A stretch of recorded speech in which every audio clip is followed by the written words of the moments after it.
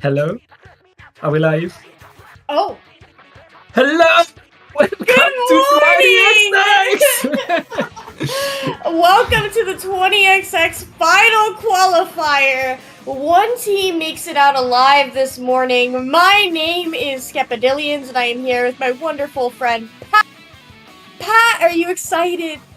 I am so excited. We have 28 teams, 28 final teams that want to get the final spot of the 20XX League. We have 7 teams already, and I bet they are watching to know who the final one will be. So many teams are coming to play today, and we're going to start with 2 incredible good teams already with Soup Showdown versus Distinkt, Skep. Yeah, I was looking at this roster. We got 2 members from Nocturne over there on Soup Showdown. You could recognize them. They're Karis and Soro. Karis, recent addition to +3. This is a group of players that plays together relatively frequently. And on the other side, we have a legacy team in Distinkt there. These players have been playing together for 2-3 years, with Rafa being the newest addition of the roster. And it's such a great kind of team to watch. Every time we see Distinkt, we see coming the role of the stringer and now a tent. They have so much difference in how they play compared to other teams, and that allows them to create the surprise get in. And it looks like already they are going forward onto Soup Showdown and getting a lot of splats. Yeah, look at this between Afro and the 10 player on Distinkt, working their way, getting a near wipe out there as Distinkt starts pushing into their elbow. And look at all of these specials that they have online. That bubble is such an excellent stalling tool to keep the members of Soup Showdown from their own elbow. Here comes the Zipcaster trying to force back the members of Distinkt, but it's not going to get any value here, Pat. That's 2 down and a dead push. Distinkt completely unfazed so far. Soup Showdown still trying to find a way to counter what Distinkt is doing, but now with Tactical they have a last shot at getting a push forward. Oh wait, no! Afro is getting in! Afro getting all the splats! Yeah! After getting all of those, as you mentioned, they have these jumps. This is going to be extremely difficult for Soup Showdown to push in here, especially into this tent shield. They're not even going to pop it. They're holding it. Those strikes don't get in. What? They hit the cat pad.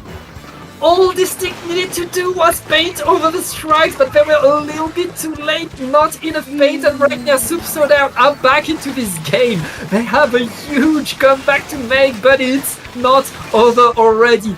I mean, that was a pretty good opening push by Distinkt.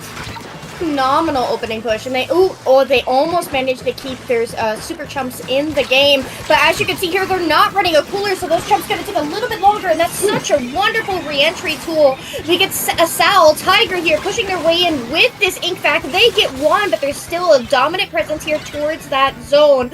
That's a vac cap for Distinkt, but they need to get a lot of paint down, and that's not something that their comp does very well. Yeah, I mean, given the lead that they have, having these vacs pretty every 20-30 seconds will allow them to recap the zone over and over and over. That's all they need to do. Soup Showdown needs to find a way not only to get the zone, but to push Distinkt away. And right now, Distinkt are holding their ground pretty well. The Zcaster is going in. Oh, wait! They got 3 down onto Distinkt. It looks like Soup Showdown is getting some momentum now. Wonderful picks out there from Soup Showdown, and they're pushing up. Look how much paint down they have down on the ground, Pat, as the members of Distinkt are dropping back into their own elbow. This is going to be a very difficult re-push for them, given that Soup Showdown does have those strikes to stall this out. Karis and Mooj at a 1v1, and we have a DC! No! I mean, we were so far into the game. I'm not sure who was host right there, but I mean, that has to feel pretty rough. Both of his teams were fighting so well. Soup Showdown was slowly getting the comeback, was pushing Distinkt back into their spawn and getting the points back. I'm not sure what's going to happen now. I am not sure either. It does look like the streamer disconnected, and we don't know if that was a lobby crash or just on our side. So just a moment while we get that set back up. Regardless, looking at Distinkt's comp, you do see that it is very off meta. That's non-traditional. Number one, not even running a cooler, but also having the bow as their anchor, Pat. That's something that you can really only see in teams that are very familiar and very comfortable with each other, have been playing for a very long time, and know exactly what each other's needs are in a match. So wonderful comp to see, and definitely not one that you see every day. Yeah, I mean, it really feels like Soup Showdown were not ready for that kind of comp at the start of the game. They didn't know what to do. Distinkt got almost the KO in the first 2 minutes, but Soup Showdown, they learned. They learned during that game, and they understood, okay, we need to zipcast to that tent, we need to zipcast to that bow before anything can happen. And really learning, finding the coordination and understanding, okay, how do we fight against a vanilla tent? Who brings a vanilla tent to a high competition game?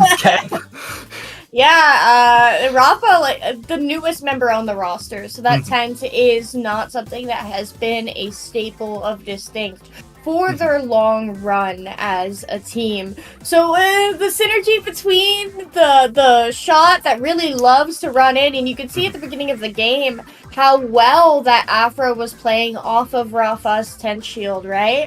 And then the roller, of course, as well. That's something that you see over and over and over alongside a tent. Wonderful pairing. Oh, now? Am I tripping? No, you're tripping. I'm pretty sure you're tripping. And we're back with the same weapons, and that means Soup Showdown, they're not surprised this time. They know what to expect, and they already learned a bit how to do against Distinkt, but Afro doesn't care. Afro already running in, getting only a trade, and it looks like the opening push is a bit better for the Soup Showdown. Right, we're seeing a little bit of the replay effect here, where you have a comp that is so wildly unpredictable. You don't see a comp like Distinkt's every day, and so that really did lend itself to their advantage in the previous match. We see Karis going in all the way behind them. This is going to force Distinkt to look in multiple directions. Unbelievably, they managed to get that pick on Karis there, backing into the zone. This is going to be a cap for Distinkt if they can get some paint down on the left side, and they do. Yep, but it's not over. Karis is getting splat after splat right now, running away with that Samper and able to punish the roller here pretty good. It looks like Soup Showdown is still in control and keeping the numbers advantage right now. All of Distinkt are still waiting for an opportunity to get in, but it looks like a Distinkt are waiting to regroup, are waiting to get in right now. And there's another Zipcaster. Oh! Yeah, a comp like Distinkt really does benefit when all of its players are alive to benefit off of each other's chip damage. They do manage to get the cap, and that roller, the bubble is going to be popped in that zone, but there's no one in front of the zone in order to be able to play off of this. Afro dropping on that left side does not get the pick on that bottom left, and we see Soup Showdown very quickly getting that cap again, flushing at the members of Distinkt. Soup Showdown starting this set incredibly bad, and now they're getting better and better and better. Karis again with the Zipcaster. Karis is always in Zipcaster. It's never stopping, and Distinkt constantly has to make do with that Zipcaster behind them, creating a fight. And right now, there's no more penalty on Soup Showdown. They're very close to getting the KO, but Distinkt are on the zone trying to bait it, and with the big bubbler, they should be able to get back in the game. Yeah, you know you're in dire straits when your roller player is having to get some paint down on the zone in order to be able to force a cap. But here we go. This is the first time the momentum has been shifting in favor of Distinkt. Moosh going to be an excellent weapon to shut down that snipe area with that bow. The pencils is down on the side of Soup Showdown. So is Karis on that sword. Afro goes down forward, but look at all this momentum, the paint that Distinkt finally has down on the ground. The Wavebreaker going to come out, as well as these strikes to force the members of Distinkt out. But if they manage to keep the paint down, this could be a lead swap here, Pat. It could be, but it's not over yet. It looks like both teams are throwing everything they can at the zone. The zone is going to stay blue, and the lead is going to swap. Distinkt with 2 minutes left are in a very good spot. There's nobody from Soup Showdown to paint the zone right now. Forget the lead swap. This is a KO in the making right now. Soup Showdown desperately trying to go at the zone. It's too late, and it's 1-0 for Distinkt.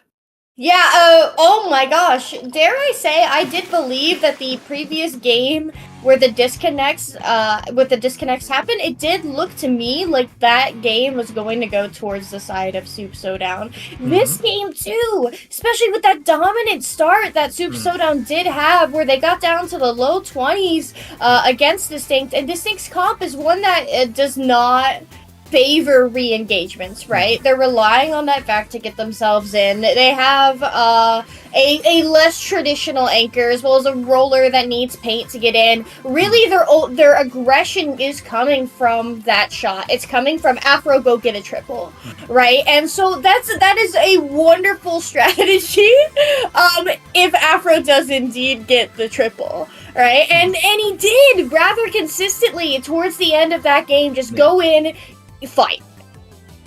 It's as if there are two distinct teams. There's the Distinkt that's struggling to just move forward, painting with the roller, can't do anything if one of their player is down because their composition is so special, so unique, and so interdependent. And then there's the Distinkt that has all the paint on the ground already, all the momentum, they have the zone, and suddenly they hold the zone for the rest of the game. And really, it's either they have all the momentum or none of it. Yeah, the custom stringer can put down a lot of paint. A lot of people see stringer and they're like, oh, it's a bow, it doesn't really paint. But really, especially with this kit, with the super chumps, it does put down quite a great deal of ink. We do see Moosh switching over to that vanilla stringer, so we are going to be seeing the Toxic Mist. That's going to be very useful in shutting down their ramp on that right side of the map. Yeah, meanwhile, Rafa switching to the Slosher is going to give them a little bit less of survival, but also a bit more fighting power. Not tripling strikes that are going to allow them to push forward to get a bit more ground, which in tower control is very important. And right now, it looks like Distinkt are getting forward, are moving in with the splats. Mood is on the tower, and Afro is already in there with the Zuka, trying to get a bit more splats. Not able to get it, but a lot of ground is taken, and the first checkpoint is down. What's genuinely impressing me here, Pat, is the pairing that we're seeing between Afro and Rafa. Those players are grouping up, they are taking their 2v1s, they are pushing in together, and they are pushing in quickly. And that did net Distinkt the opening segment of the game. Yeah, they got the opening, but now Soup Showdown is here with the answer. I feel like Distinkt kinda overcommitted to their push and are paying the price now. The first checkpoint is going to fall on the other side as well. There is nobody to contest the pencil. Rafa trying to get in with the Slosher is going to get a very nice trade that could stop the push right there. It's not over. Both teams are losing a lot of players, and nice punish at the end of the push. Okay, yeah, now is the time to get some paint down in mid, to take your time to figure out where the opponents are. We see Rafa pushing in with Sal, going to get the pick here on Bodacious Crow, working their way towards that left side. The splash on the side of Soup Showdown does have those strikes ready to go. We see Afro and Sal again in this battle. Look at these 2v1s, they're beautiful. Working their way up, Afro and Rafa together. Can they pick Karis? Karis gets two! Unbelievable! unbelievable, and that is going to be the defense there for Soup Showdown. Both teams having broken the first checkpoint, so really here's where we're going to see a significant sort of lead change. Yeah, lead change? No, Distinkt is already was in the lead. They're about to get a second checkpoint. I meant extension, yeah. Where things matter here, Pat. Yep, well, it looks like Distinkt is getting to a very, very big lead extension. They're getting to a third and final checkpoint. We're relying on carries again, but no, Zipcaster for you. All of Soup Showdown are back in defensive mode though. Tiger with the bubbler is looking to get the checkpoint. They're getting the checkpoint, Skep. Yeah. All right, this is the point of no return. We see Mooj forced to jump out of the bats, but having that 2 checkpoint advantage is huge for Distinkt. 2 minutes left in the game. You got to look at all of the stalling power that Distinkt's comp really does have. It has the suction bombs from the shot, if Afro manages to stay alive. They have the GG strikes coming out from Rafa on that slosher, and they also have that bow. We see the fight taking on that right side. It's just Tiger. Oh no. Where is that stalling power when it's just your roller in mid? Just Tiger? It's just Tiger? Well, Tiger got a triple, and now the fight is even again. Karis with a Zipcaster trying to get some attention, trying to allow the rest of the team to get in, and the tower moves forward again. The Kraken is needed right now for Soup Showdown. They need to get a lot of chaos in if they want to go forward, because Soup Showdown is 2 checkpoints behind him still, and oh well, the tower is going back in the other way, Skep. Yeah, the Distinkt is just winning their fights. That's all it is. They're going in together, they're taking their gunfights, and they're just winning. We see the Zuka going to come out that's going to try and move Bodacious Crow from that bats area, but at this point in the game, you gotta remember they've already broken that 3rd checkpoint. They really don't need to be pushing other than for special advantage and to keep the tower further away from their own checkpoints. It's just Sora left standing on the shot. The shot goes down, and we can see Rafa, up on that top left with that roller player as well. They lose the strikes, but at what point does it matter? Because you have control of the tower with 30 ticks left in the game, and the tower has to go across the entire map here for Showdown. And Afro is still behind, winning more and more fights. Having such a huge lead allows Distinkt to take more risks, to take fights, but they don't care if they lose it, and they're getting a lot of surprises onto Soup Showdown. Soup Showdown are going to need an overtime, and Karis is doing the work right now. This is how you start an overtime, Skep. Yeah, and they have that cooler coming out right now, so that's going to make things a little bit more forgiving with Soup Showdown, but we can see Distinkt has those GG strikes waiting for an opportune moment to be able to pop those. They don't have control of their bats, though, when Afro's down. There's your run-and-gun player, not going to be able to go in with those strikes. They're continuing to hold those strikes, most likely for this 3rd checkpoint. The bubble comes out, here come the strikes. There is nothing Soup Showdown can do. That is the set 2-0 for Distinkt, taking their set 1.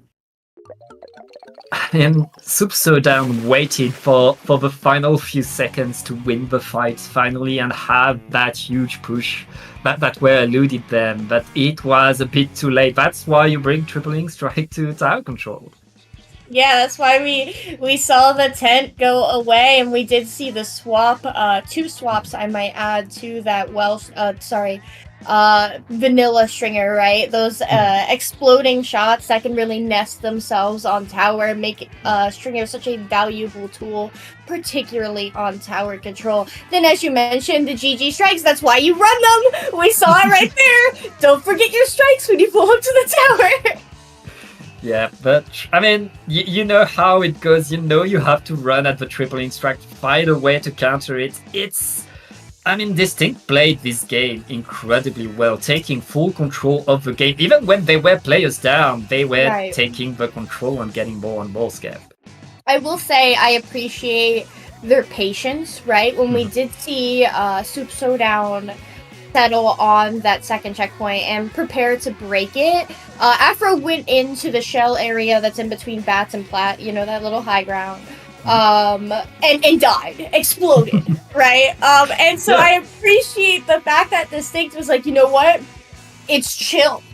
We still have the 3rd checkpoint, and they waited for Afro to respawn. Then, by the time Afro was back in the game, we saw that Tiger had the bubble, Moosh had the whale. At that point, GG. Like, what do you do? Yeah, and Tiger, perfect bubble to stop the tower, putting themselves in front of it. And also that triple, you said at some point, oh, it's just Tiger with the roller. They're gonna get a big push. And Tiger, no. That's the power of the roller. That's the power of surprise. If Distinkt doesn't have a 2 checkpoint advantage there, that's a terrible move to stay with the roller. But we believe that they could do that. They could try that, and I mean, pays off, works. Good job, good game.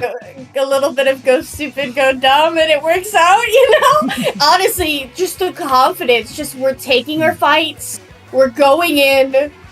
Good luck. Like you love to see players that just ball, right? And they ball together. Here's the thing. Going in really fast by yourself is feeding. Going in really fast as a unit is called winning the game. Pretty much, yes. As we say that, Skep, our next game is getting ready. We're going to take a short break so we can prepare the lobby, and we will be right back.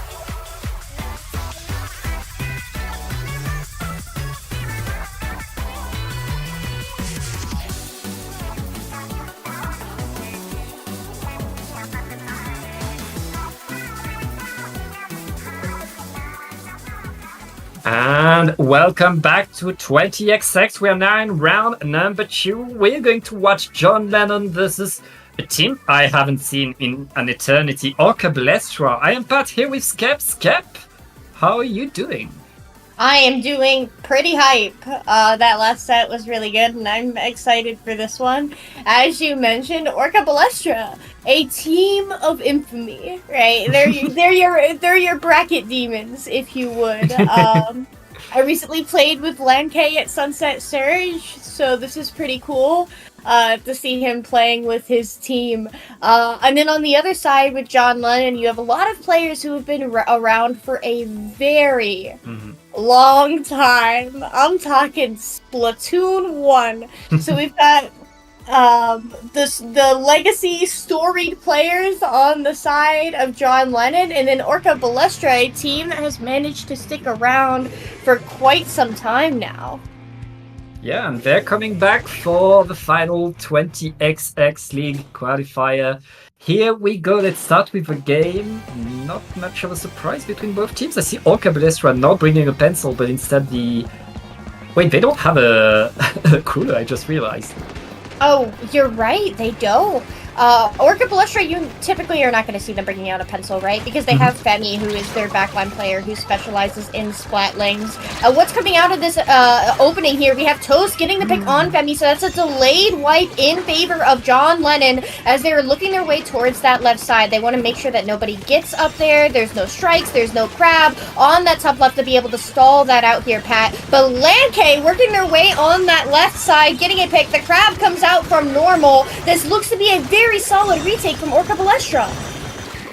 Yeah, it looks like John Lennon won't be able to get past that checkpoint. Orca Ballestra defending very strongly, and now with a crab tank, it's their turn to get on to the checkpoint there, and they have a lot of ground, they have a lot of paint ahead of them. Tacticular is deployed for John Lennon, but it looks like they're going to need a lot if they want to stop Orca Ballestra. Yeah, they managed to get that first checkpoint, but with only 2 members left standing on Orca Ballestra and those strikes being burned, John Lennon, the opportunities are shifting in their favor, right? Shy being forced the back, but especially now that the shot on Orca Ballestra is down, they have control of this left stack. We see Pika getting a pick on Lankay, working their way further left, especially they have 2 specials online, Pat. They just need to step on the tower. Lots of specials are coming. The tripling strike are going to give cover to John Lennon as well. There gets splatted. Orca Ballestra staying in control of the tower, staying in control of mid right now as Pika is trying to get in, trying to keep the fight going on. You just really don't want to be standing anywhere near these stacks while Pika is on either one of those. By the way, that was a triple there. So Shy on this tower again, taking their second opportunity at that first checkpoint. We see Lights being forced to back. There's really nowhere that they can stand safely in order to be able to defend this. The strike's coming up before we get to that second checkpoint. We see the Slosher is picked off. Normal gets another pick with the crab. It's just the Blaster standing, and that's a wipeout for Orca Ballestra, and now this time they have that crab ready to go in order to potentially snowball this push. Yeah, Orca Ballestra really letting John Lennon get that checkpoint, but able to wipe them out, able to push them away. As I said, John Lennon is already back in action, already back on the attack, but Kraken is not finding much. But Orca Ballestra still needs to move back, keep Femi alive, so that they can get back in there. It looks like John Lennon are struggling to go forward though, as the fight for mid is still going. Ooh. Yeah, Toast here on this left side, not going to be able to get the pick on Femi, who wins that Crab Blaster fight. Pika forced to jump out, so that all that momentum is going to be shifted towards that back left side for John Lennon. They are getting closer to their specials, though. We see that those strikes and the Zuka are about to be online, but they both go down. Both of your players with the specials are down, so Orca Ballestra, they're taking the tower, and they still have this Crab ready to go online. If I were to take a guess, that's coming out on that right side right now. Yep, Orca Ballestra taking the lead right now, and as you called it, the crab is activated. I mean, getting Q. Ooh, that's incredible control thanks to that crab. The strikes are just enough to stop the tower, but Orca Ballestra is still in the play, still in the fight. What a fight! God, I'm having flashbacks. It is crab meta all over again. You saw both of those crabs being on that right side as Pika tries to re-engage with this tower here. Not really able to isolate any of those fights, except look at this 2v1 between Shy and Pika trying to force Lancay out. Lancay does somehow manage to live that as they try and retake their own left stack. John Lennon here on a beautiful flank behind the members of Orca Ballestra, buying enough time for their teammates to start working their way in. Yeah, John Lennon are not stopping. They have a checkpoint behind now, and with 30 seconds left, they're going to use all their specials. Get forward, it's do or die. Now, this could be the last push of the game, Skep. Yeah, especially on Mako Marpa. We do see that it is looking favorable this time around. Those strikes are going to be used to isolate Femi on that top left side. The cooler comes out from Shy on that tower, but they get to pick on the 52. That is huge. You gotta remember that it's just the second checkpoint between John Lennon and Victory. 2 members down on the side of Orca Ballestra means that this defense is going to be that much harder. Normal with this crab on the top left, but Toast right underneath. That's a dangerous spot for a crab, but they managed to win that out. Running for the tower, but that's it!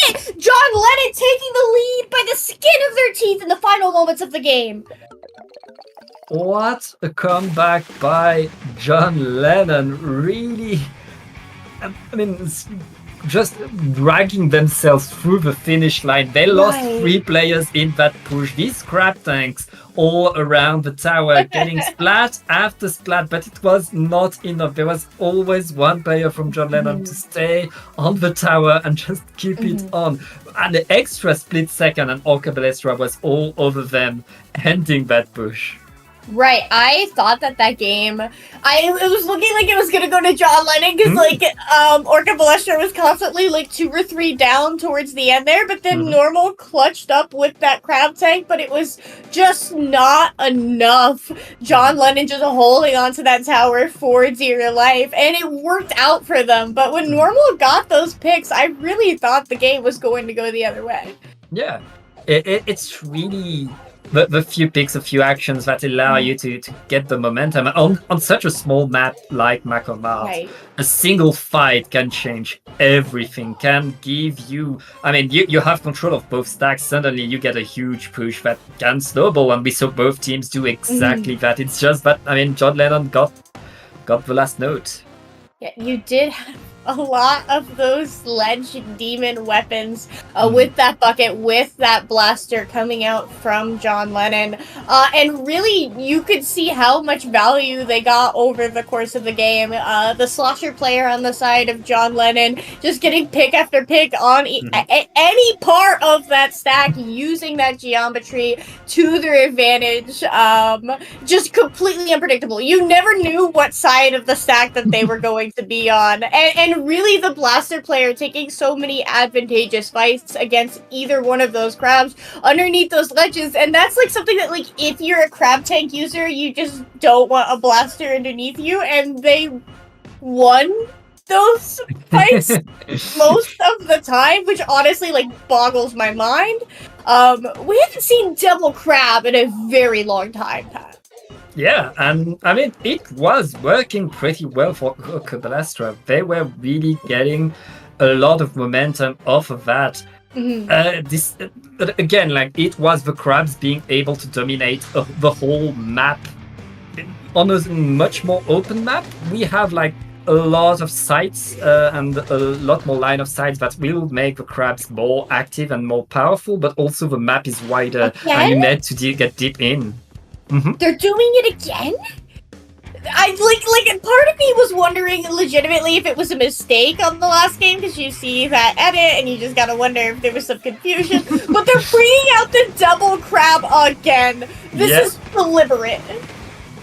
Hey, I mean, it almost worked the last time. Might as well run it, be sure Can you do it? Like right now, it looks like John Lennon are holding pretty strong, but the crab tanks are doing the job normal, just pushing everybody away and forcing John Lennon to regroup and almost lose the clan.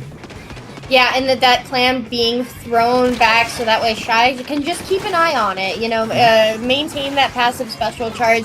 Caden does get a pick on Land K there, and that's 3 down on the side of Orca Ballestra. So now's John Lennon's opportunity to start pushing. And it's just trade for trade on their plat.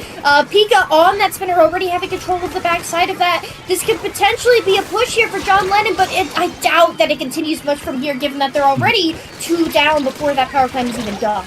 Yeah, very, very small push. Just 20 points is not what you want as an opening push. Orca Ballestra gets a little bit of breathing, gets a little bit of picks, and some paint onto the middle of the map. As I say, that John Lennon is already back in the fight and getting splat after splat after splat. They're already under the basket again. They only need the clams now, Skep. Yeah, there's and no fire currently. We do see clams being exchanged, but 1 player down on the side of John Lennon, and now that the pencil is down, you just lost all of those clams, but thankfully you still have control of their plat, right? Kanan ducking and weaving here, trying to find clams. It does look like there's a little bit of confusion as to who should be holding them as that Zuka does come out, but if you just keep the members of Orca Ballestra off the map, you just win.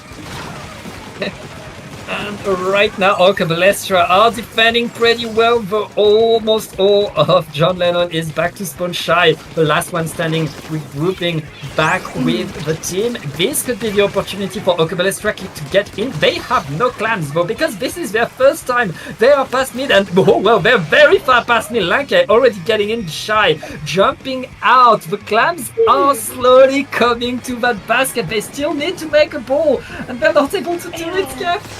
I really admire both of these teams for just taking the opposing plat. However, each time that they do end up there, right, we just see that they don't have the clams to work with.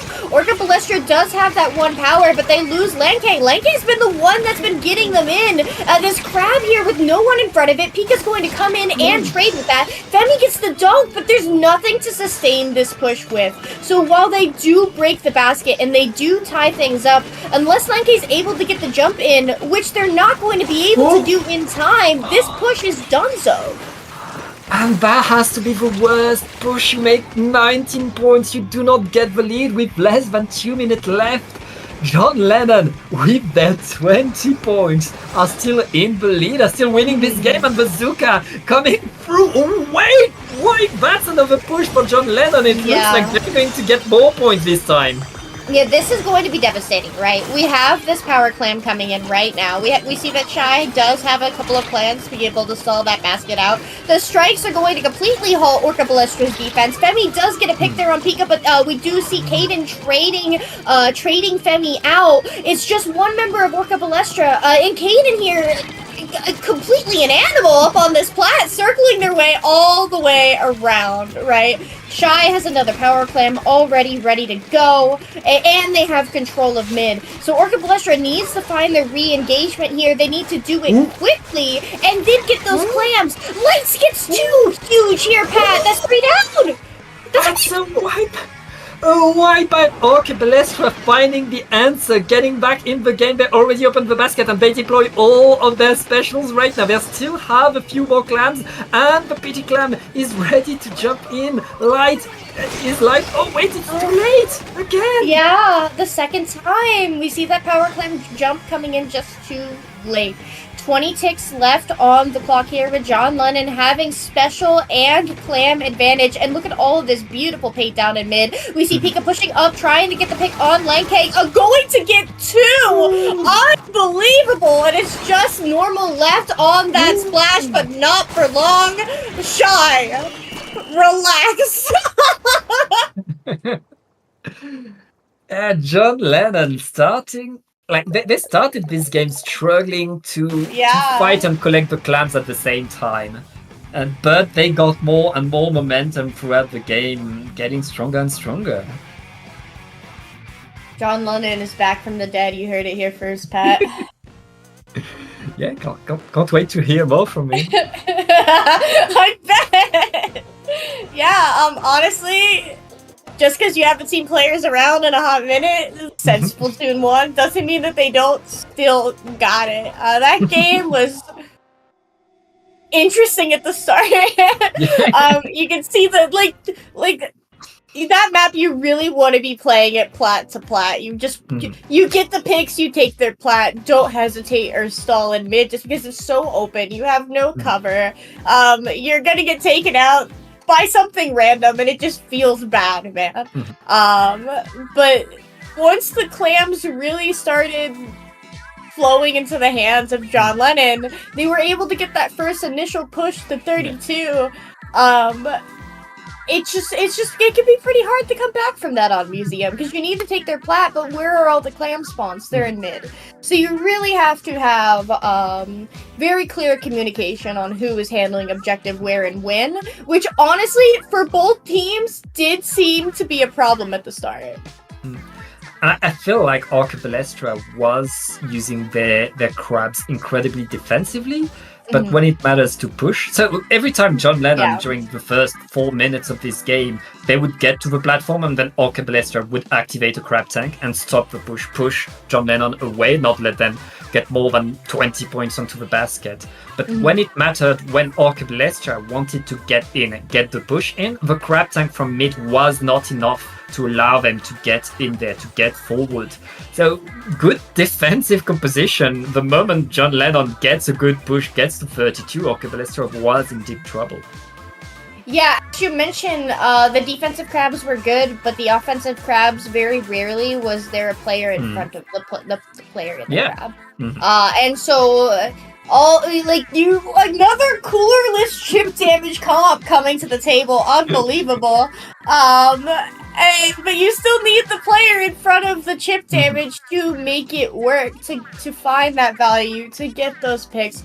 Unless your crab is confirming the kills, which we did see several times. Congrats! Like, you survived and thrived in crab meta, and I love that for you. However, hey, okay, took a break. They're coming back.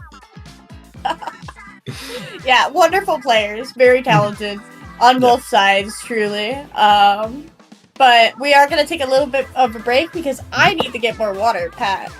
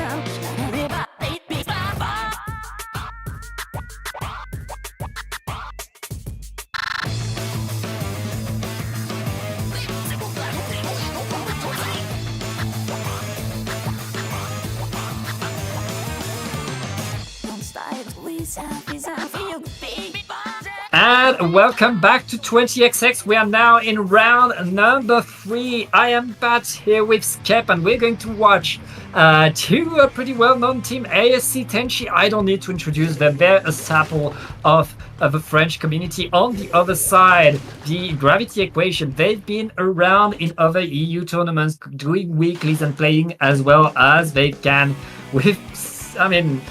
Nothing else to say about these teams. They are already playing. We're here on Splazons and Hagglefish, the classic of all classic map modes, and we see pretty classic comps between these two teams. Here we go with those strikes coming out on the zone. We see X-Battle here trying to just skirmish on this right side of the map. ASC Teni though keeping control here, Pat. Yeah, very nice control by Teni. And as I say, that the Kraken is deployed, and that Kraken is going to not get the splats they want to get, and Teni are going to regroup, get away. Lucky trying to run, trying to sneak their way out and get the splat. Unbelievable, honestly. Such a gorgeous 2v1 between both of those players. A great surprise that X-Battle was able to take out both of them, looking at those two different angles. Teni is still in control of the zone. We did see that Gravity did end up taking that lead. But Alwo here just gunning down the heavy edit player up on that left side, as we do see Fishy and X-Battle trying to work their way in from that right side of the map, potentially on a flank here too. Yeah, that's a good lead for Teni right now. Gravity needs a way in as the strikes are extending the control that Teni has. The Kraken will not find much, but thanks to the Zuka, it looks like Gravity are at least able to neutralize the zone. Neutralize is not enough, but all of Teni are still around the zone. As I say, they lost 2 players, and now they have to move back. It looks like Gravity is back in control, Skep. And they're able to potentially sit on a lockout here. Unfortunately, they lose their 96, so they lose that invincibility special as those strikes come out. Oh my gosh, I genuinely cannot believe how quickly Teni was able to recap that zone. They made it look easy. We're not at the level of the competition that we are. Typhool here trying to pay for those strikes. They are going to isolate this fight with Risu on that right side. So another stalled out fight for Gravity as these Zukas do come out, putting some pain on the zone, but not enough to be able to flip that. And right now, it looks like Gravity is back in control with a Y out. They took their fights pretty well right there, allowing themselves to get all of the map. Teni not really expecting that Kraken, not really expecting that attack, and now they have to regroup, wait for their specials before they can move forward, Skep. Yeah, Teni pops that cooler. They have these strikes as well. Those strikes are coming out. So we should be seeing the members of Teni diving, but nobody pushes up with those strikes. And because of that, we do see that Gravity maintains control of the zone. They are down 2 players, but that's a lead swap. So honestly, even though we do see that recap here, I do think that Tenchi could have prevented that lead from switching over to the side of Gravity. Game is game, dropping in a very risky 2v1 position. Alwo cleaning that fight up. We see Risu does pop those whales. X battle on that left side. Alwo not able to clean up the fight, but this Kraken comes out. It's enough to stall the zone. Gravity recaps as well, maintaining that lead just before Tenchi would have pulled that off. Tenchi, again, just a few seconds away from the lead. That's a bit rough for them, especially since they lost 2 players again. They're struggling to get out of their spawn. The strikes are going to come on the zone, but simply on the zone, they're not going to do much right now. Gravity is still in control. Tenchi still struggling to get in as the clock is ticking. Skep? Yeah, and here come these strikes. Do we see anyone drop with it this time? No, still no. So Tenchi's not going to be able to cap. They go 3 down. It's just poor Raze there on the pencil. And that's it. That's GG's for Gravity. That is game number 1. Gravity takes that control and had just a better game around the objective, controlling the base of the game, being able to push Tenchi away. Tenchi not really able to take back what they had lost in that game. Honestly, we kind of flew into this a little bit here, Pat. We both were out of our chairs. Which is a little unexpected. But yeah, we were talking a little bit of smack before we got up out of our chairs about how we expected this set to go. You, the EU commentator, was like, Tenchi clears. They're that team with the dumb name is about to get clapped, and you know me, my NA goats are out here. And I was like, no, my money is on the people with the funny name. However, I do want to flame Risu for a moment, bro. With the what is it, the rate at which metals lose electrons, IGN, and now the gravitational force equation, bro said, hold up. I said, IGN... I'm sending you hate mail. This is hate mail from the caster. And he sends me an Oppenheimer gif of Oppenheimer putting his hat on, you know, walking away from the press. With the caption, another day, another upset caster. Well, it's not over yet, especially Skep, since we are now in best of 5 territory. We'll see more of these games. There's plenty of opportunities for Tenchi to get back in there. We're going to be back to tower control macro map, which we saw earlier. Yeah, that was only a set ago, Pat. Between John Lennon and Orca Ballestra, we did see John Lennon take that game 2-0, the set, rather. And really it came down to a large difference in the amount of AoE that both teams were bringing out. We did see Pika on that slosher, and we also saw Kaden on the range blaster. So just on Makomart in particular, we saw the impact of that AoE, and so I would expect both of these teams to be bringing out a lot of AoE as well, especially on the side of ASC Teni. I did write down in my notes that they have a slosher and a blaster player, which does mirror the comp that we saw last set. And as you were talking about in the previous game, ASC Teni move as one incredibly fast. They've been playing at high level Splatoon for what it feels like decades now. They've always been here. They've always been together playing. And that experience pays off, especially on a small map like Mark, where a single fight, you have to play off of it incredibly fast. And they come without a backline this time. Both teams, no backline. We're going to see a fight. Yeah, and look, we do see the Asan there. Game is Asan. I know that now because of that tri-slosher Nouveau. Painting that right side, trying to get an early cooler. Not something you often see from a tri-slosher, but by the time that cooler does come out, we see that Asan is the only one left standing, running down Typhlo, does get that pick. And while they're at it, they don't manage to crush the opposing cooler. Asan does go down, but the first player cooled, the first player out. Yep, and we're still in the fight right now. Both teams still around that tower, getting trade after trade. Game is going to go down. It's another trade, Skep. It's not stopping. The tower stays around the checkpoint, but it's not moving enough. It looks like Tenchi are defending pretty strong right now. Yeah, and this whale comes out as Gravity does get to that first checkpoint, and we see Lucky popping those strikes. That's going to force the members of Gravity to back here. Bounce pops that Kraken. Wonderful invulnerability special that it is, but there are two players of ASC Tenchi just sitting on their own snipe. I don't see how Gravity is going to attempt to move them here.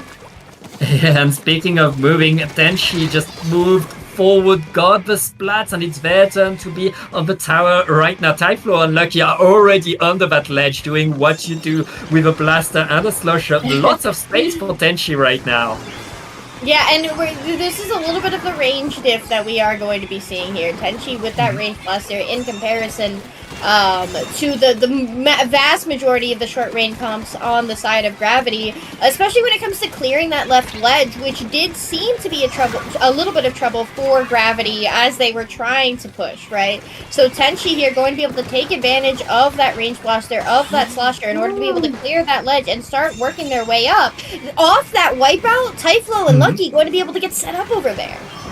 Yeah, they're already in position, but the Kraken is activated by that 96. Is going to get the pick onto Lucky right now. Tenchi still, they have that checkpoint, but they don't have much more to play off of yet. They still have a numbers advantage and a tactical over. So this push is not over as Gravity is still trying to defend, and it looks like the tower is going to move back to the mid. Yeah, and we see that Gravity does clean up Owlo on that right side of the map. X-Battle working their way forward, probably going to try and go for a flank here. Ooh, this could be huge, but there's no one up on snipe. We see Lucky knows that Owlo's there, opts to ignore them for the moment. Owl drops, gets the pick, 2 down on the side of Tenchi. X-Battle clears up the range buster, that's a wipeout! In terms of clearing that ledge, you don't need to clear that ledge if all of your opponents are dead, Pat. And with such a good wipeout, no specials for Tenchi, it looked like Gravity are going to get the checkpoint and the lead. They're not done. They're still trying to get a bit more bounce with the Kraken. Gets Lucky. This is huge, but no, it looks like the rest of Tenchi are back in control of the tower. That's a lead swap, but that's such a small lead. There's 2 minutes left, and the next team to really grab the tower and do anything with it will get the lead back. Yeah, if they manage to push correctly, right? And we see that Gravity does go 1 down. Tenchi has these strikes. Those strikes are going to be used to force the members of Gravity in order to move, so they can't mount a defense here. Tenchi takes the lead. Bounce goes down on this stack. We see Owl going in for the flank, gets another pick. Oh my gosh, scrap for scrap here. Risu there going down near the tower. Tenchi still in complete control of the objective. Bounce pops that Kraken on the tower. Gets 1. Can they find 2? They don't. This Kraken's going to expire, but Lucky's on that right side alone. Beth, get you. Alright. That trade does a lot. It looks like both teams are back into mid, back into fighting for mid, and with 1 minute left now, it's on Gravity to get the tower again. It looks like they have that control, they have that tower, they just need to find a way in. Typhlo is called out in a 1v2 for the stack. He's not going to get much. The strikes are coming in, are going to slow things down, but all of Gravity is simply waiting, ready to keep pushing. Yeah, honestly, I thought those strikes were a little bit too early. Because now we are a delayed 3 down with no GG special on the side of Tenchi. We do see X-Battle on that tower having to contend with the range. Lucky comes in, gets 1, gets 2. Bounces on that tower, knowing that they just have to stall this setup jumps. We see Risu's on the tower as well. They are 8 ticks away from lead here, Pat, with 10 seconds left in this game. 3, 2, 1. That's a lead change, barely. Gravity takes that. Now is their time to get their act together, get their specials, and figure out how they defend here, Pat. As we barrel towards overtime, Lucky on this left side, Risu on preparing for that left drop. We see the Wavebreaker comes out, so no members of Tenchi can sit there and stand for a defense, right? Oh my gosh! Here come the strikes. Strikes by what? Just what a comeback! I mean, we saw 2 lead swaps in overtime, pretty much. Yeah. I lost all my brain cells there for a moment. Unbelievable. Tenshi walking away with that W, tying up our set 1-1. It feels like both teams waited for the last second to get their actual push. Right. We didn't get anyone get to the second checkpoint. It was simply fighting for mid, fighting over and over. And the fact that neither team had a backline meant that it was always risky, that always anything could happen. Tenshi getting the craziest comeback after the crazy comeback that Gravity got.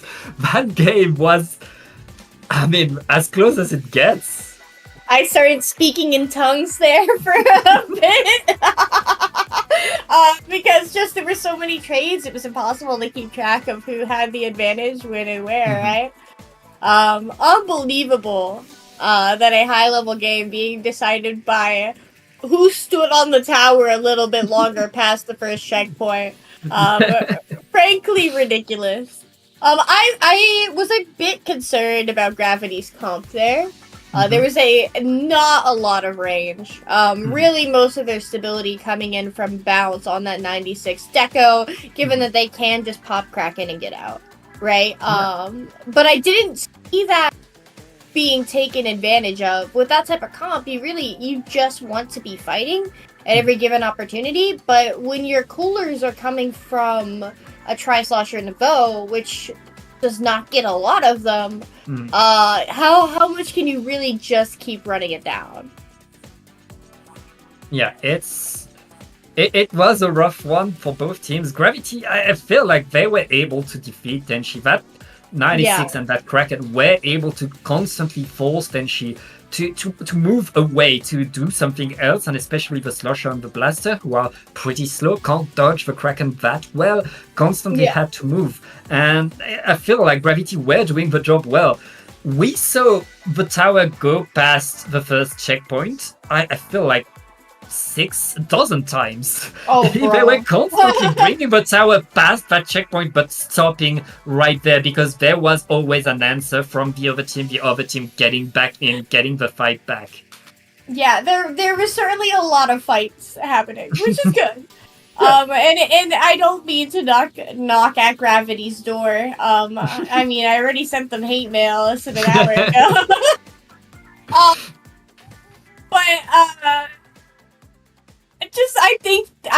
Okay, this is my NA patriotism coming out right now, okay? My NA goats are out there fighting for their lives. And right now, I'm just like, your comp. Like, what are you doing? Where is the rage? Like, you're stressing me out. It's okay, yeah, well, we'll get it together.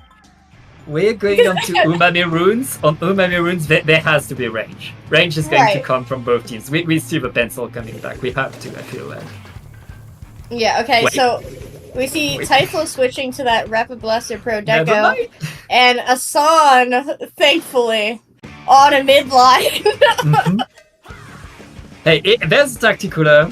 That's a bit more tactical than what a Tri-Slosher can give you. I feel like that's a decent comp. Oh, wait, Tenshi opening incredibly strong, Skev.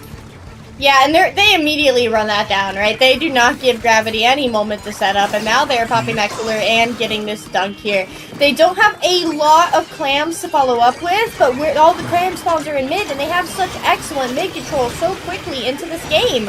Bounce pops this Kraken, going to try and force them to move, but they're just going to keep on dunking those clams here. 2 members down on the side of Tenshi. We see Raze and Owlo in that right side of the zone.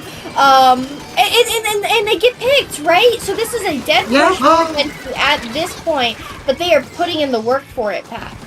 And 44 before the first minute is over. Has to feel pretty good for Tenshi, but here comes the answer by Gravity. Already getting a few picks onto Tenshi, getting 3 picks and bounce with a Kraken is chasing. That's a delayed wipe skip, and right now it's Gravity's turn to open the basket. San gets that dunk. They're halfway to a cooler, and now this is where we're going to see the advantage from that heavy edit come in, right? Anybody that runs at them and tries to clear basket is just going to get shredded. Gravity going to be giving another jump in here, but they don't have any clams. Yes, they do! They stall! They pull lead, Pat, and they're so close to another Zuka. If X Battle manages here, they don't. But we do see Asan is already underneath their own basket preparing for a defense. And that's the power of the Kitty Clam. Your next push will be bigger. As I say that, it's the next push for ASC Teni. We are going back and forth pretty fast between these teams, and Teni already are back to the basket. Yeah? Really impressed with how quickly both teams are covering ground. ASC Teni one clam away from lead here, and there's a clam directly underneath that basket. Owlo knows where it is, but it does go down. Regardless, Teni does manage to dunk something and pulls that lead here. It doesn't look to me like this is going to be continuing any further. The basket does close, but now Gravity's got to focus on clearing their court here. Yeah, not really bad, but I mean, Teni still has a lot of a strong position Typhlo with the Rapid Blaster Pro. That blaster can keep a lot of opponents at bay. It's pretty much a backline with a mid line at the same time. And again, the Kraken allowing Gravity to get back in the game to get a few more splats, and we're back on the attack, back under the basket. Yeah, and we do see X Battle is going to jump in order to dunk that clam here. They do go out because of that. Risu up on this top left, trying to take these fights, but that's a wipeout in favor of Teni. Here we go, covering the map so quickly, Pat. And immediately, we're going to see Typhlo here, preparing to open that basket. With two super clams, oh wait, on the third, that's KO! What? Holy smokes, Pat. What the heck? So first of all, we did see mid. Mid did not exist in this map. What is mid, bro? Yeah, you're right. It was just basket to basket to basket every time. Now, see, Squids and Octos. Let me tell you something. This is how museums should be played. Just like that. Do the exact same thing. Man! Unbelievable. Then put your clams, get back. Just how quickly those clams were spawning, frankly. The fact that they knew where all those spawns were, clearly, in order to be able to grab them as they're swimming and covering across mid, right? Unbelievable. Genuinely from both teams, that was frankly ridiculous how quickly baskets were opened after pushes ended. What? I mean, it's really showing how at this level, at this high level of play, what makes a good team is how fast you can move as a team, how you can play objective at the same time that you're fighting. There was constantly a push going, and each team was perfectly recognizing, oh, it's their turn to push, we need to defend, we need to go back, we need to prepare the counter push as fast as we can. Right, and it was... Never back down, never what. It was giving just like Wii Ball. You know, just go. With no hesitation. And you don't see that lack of indecisiveness in a lot of teams. So to see it again with two teams coming head to head, genuinely a beautiful thing. It was a heart-stopping match. And each clan came into play. You really saw the power of the Pity Clam can have. In Gravity's first push, they got the lead thanks to that Pity Clam. And in Teni's last push, I mean, without that Pity Clam, they probably don't keep the basket open, and they let Gravity get another one. So that Pity Clam really sealed the deal, allowed them to just run away with it. But that means now that Skep, ASC Teni is one game away from winners semifinals. Yeah. Let's go! And let's go! It's not over. I don't care that possible. This is a Dapple stream. Let's go, my NA goats! The only thing I'm rooting for is a good game right here, and these two teams are due to give it to us. Right now, we see no more blaster for Tenchi. It's zones. They want to bring the splash. They want the extra paint. And yeah, let's see how they do. Yeah, frankly, this is a re-emerging weapon that Splash Neo in the hands of Typhlo, I believe. We do see that Gravity is the first team to cap the zone, and it's just the pencil left standing. So they're going to be forced to back. Owl, unbelievably, I don't even know how they got here. Comes in, gets a pick, the strikes come out. We see that Owl is continuing to push that right side, but 2 members down on the side of Tenchi as they do cap the zone. This is a very quick Riku here. From Gravity, if they paint. Guys! Yep, and right now it looks like Tenchi are getting back the control. It's just the Kraken left standing for Gravity. Bounce is going to have to move away as the strikes are coming, and Tenchi are getting themselves a lot of ground. If they're able to put their pencil in position and hold that side, they could get a lot of points right there. As I say, that Gravity is already back in there. The Gao gets punished, but the rest of the team is still trying to get in. I genuinely, from the bottom of my heart, thought that Risu just ran the pencil down and got that pick. We do see that Tenchi does work their way into a little bit of a crossfire situation in the opposing court. Bounce has that Kraken that's going to come out as those strikes do, right? Using that Kraken to do their best to help their teammates break their way into their own snipe, but it's not enough. We are getting dangerously close to set point here, Pat, with 20 ticks left in the game, and Tenchi in control of Gravity. Snipe 2 members down on Gravity. Nezuka comes out. They cap! What a cap, what a save by Gravity, able to stay in this game. They still need to clean up, but all of Tenchi are around the zone. The counter cap is going to come. Penalty has been applied, but X-Battle needs to stay around, needs to dodge and dodge. What a dodge! Yeah, but that buys the remaining members of Gravity enough time to get in. We see Bounce gets a pick on that right side. Risu does go down as well, though. So realistically, Tenchi's still in pretty good control. We see Bounce taking the fight with the pencil here, but there's no one there to help them win that fight. Gravity neutralizes the zone. It's not going to be enough. They're 2 down. They cap. Sometimes you just need the cap, Pat. That sweet, sweet penalty can keep you alive just a little bit longer. That penalty is everything, but it's not enough. Gravity needs to get the zone back, and they're doing exactly what they need to do. Painting it again, and now trying to push as Tenchi throws the strikes. Try to keep the field even, trying to keep the fight in, but Gravity are going in, and with the Kraken, they're trying to push things away. Yeah, and frankly, this is Gravity's first real opportunity to be able to push up here, but we see that they're focused on cleaning up that fight behind them. Good. We also see that Gravity, with Risu there, is starting to threaten ASC Tenchi's snipe, right? They get that pick. That's a splash down. You realistically, the pencil needs to go. You need that pencil down at every opportunity, because as long as they're alive, they're giving their coolers to the Slosher and then the Neo Splash, and they get to go in, take risks, get strikes, and it's just so much paint for Gravity to deal with. Here we go, another situation.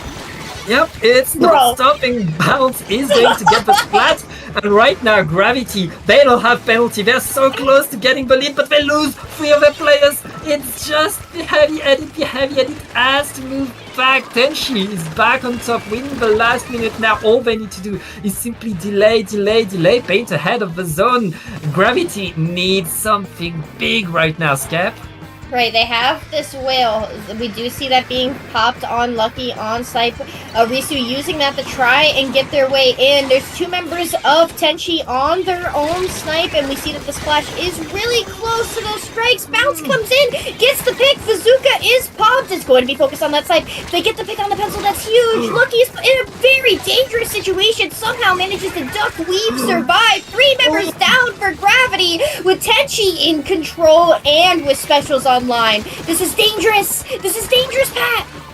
This is incredibly dangerous. X-Battle is going back into spawn. The rest of Gravity is back on the attack. They need to win this team fight, and they need to win him strong so that they can get some control right now.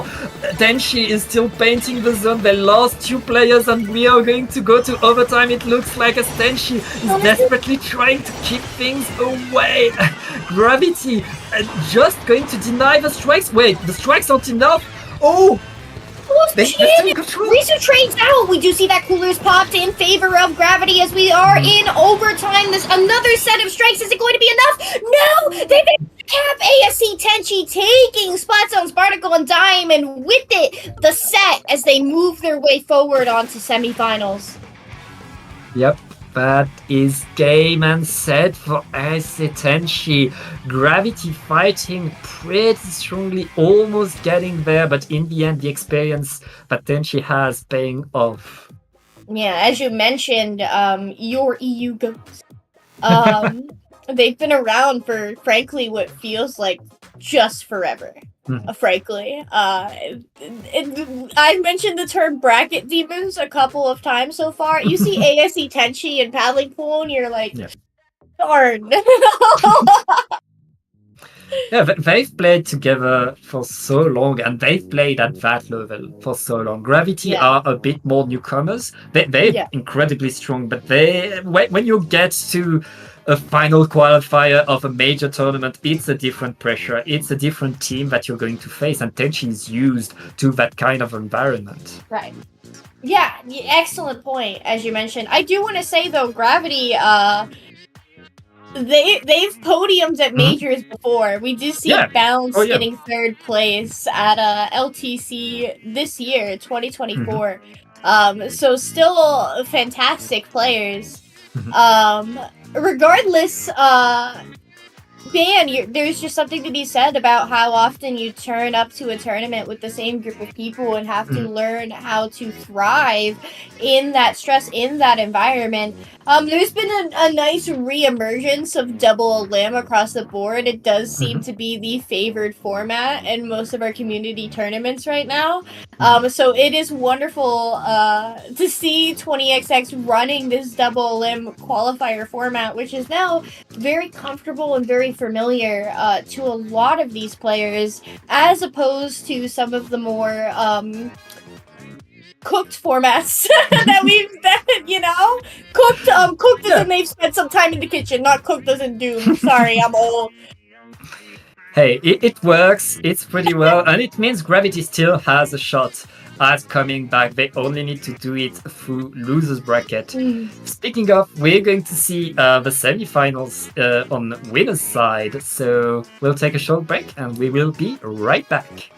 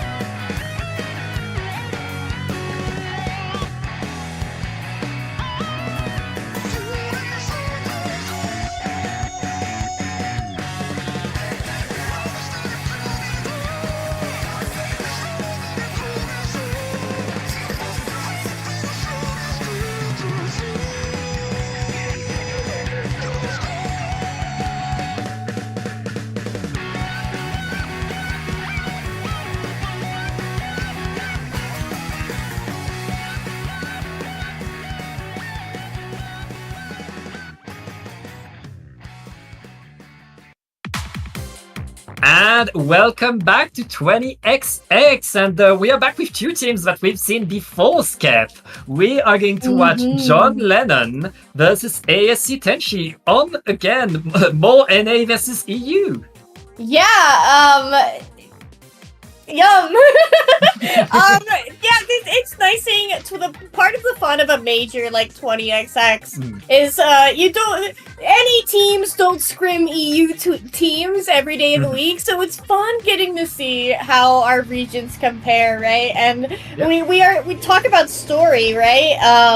ASC Teni, a team that has been around frankly forever, and then we have our NA players that have been around forever, and we're once again we're seeing Splat Zones, Barnacle, and Dime here in semifinals. It's now counter pick, so we're starting off on zones. Let's see how this plays out, Pat. And it plays out pretty well for Teni right now. I mean, they're hot with this map. They didn't change map, so they're ready to play it, and it pays off. Pika is behind them, and that's the last thing you want, is to have Pika with a bucket behind you. Pika is called out, though, and Teni stays in control right there. Yeah, and we can see that those strikes are going to force the members of John Lennon, frankly, into a corner. Alwo running in, popping the whale. That whale's going to do a lot of chip damage. It's such a claustrophobic area of the map. And as those players are grouped up, John Lennon does have specials here to go. And this is a map where specials for retake are absolutely pivotal. Toast gets the pick on Lucky, starting to look forward. The strikes come out. 2 members down on Teni, and this does look to be, frankly, a rather clean retake from John Lennon, not dropping a player in that exchange.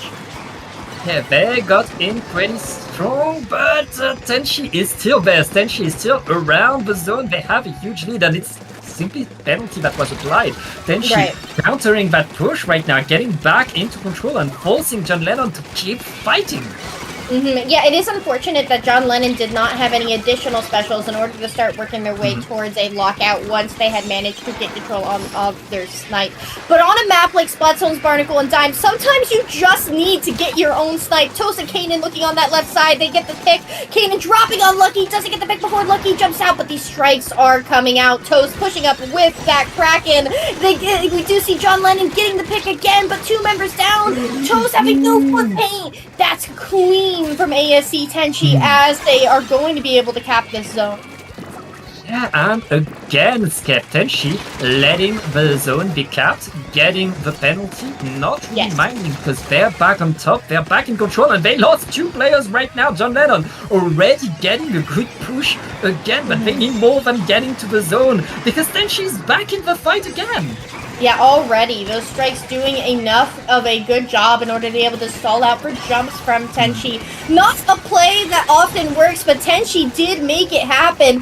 3 members down on the side of John Lennon as ASC Teni is in dominant control of the zone. Toast, the furthest forward, does get rushed down. We can see how quickly Teni is going to pivot here to deal with the members of John Lennon as they are coming out of spawn. The strikes here to delay the inevitable. ASC Teni knocking out game 1.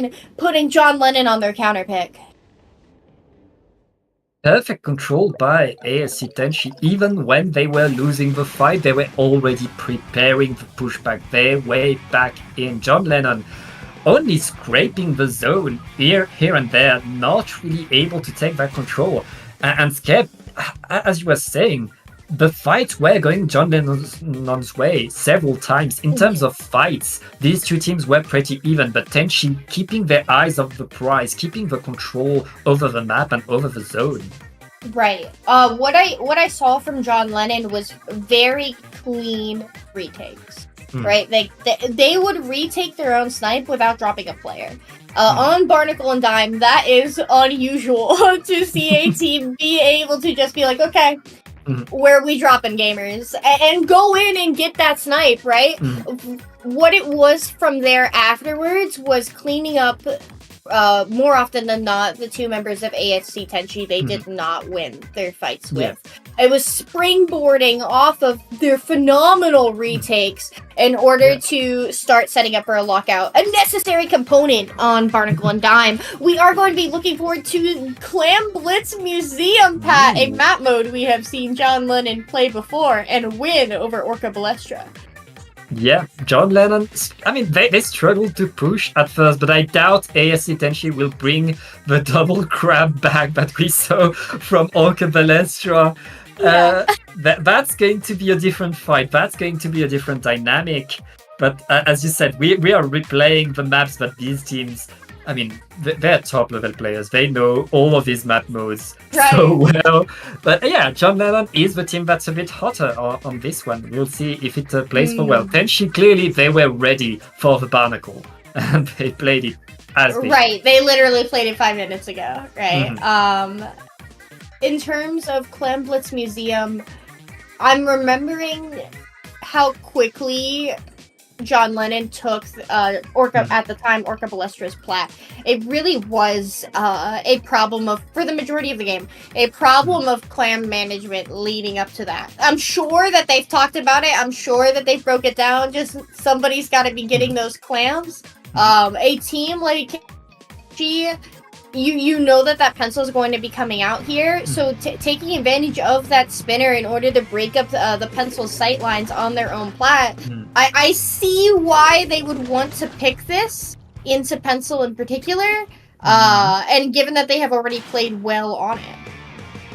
Yeah, and Teni bring back the no pencil comp with Tyflow on the Rapid Pro deco. Alwo unlucky, already getting into a flunk, getting into a fight, and wow! Scam. Yeah, that's not the entry that I was expecting, frankly. And bringing out, as you mentioned, the Rapid Pro Deco is ASC Teni does dunk one power clam. They have a successive power clam. That one does go in.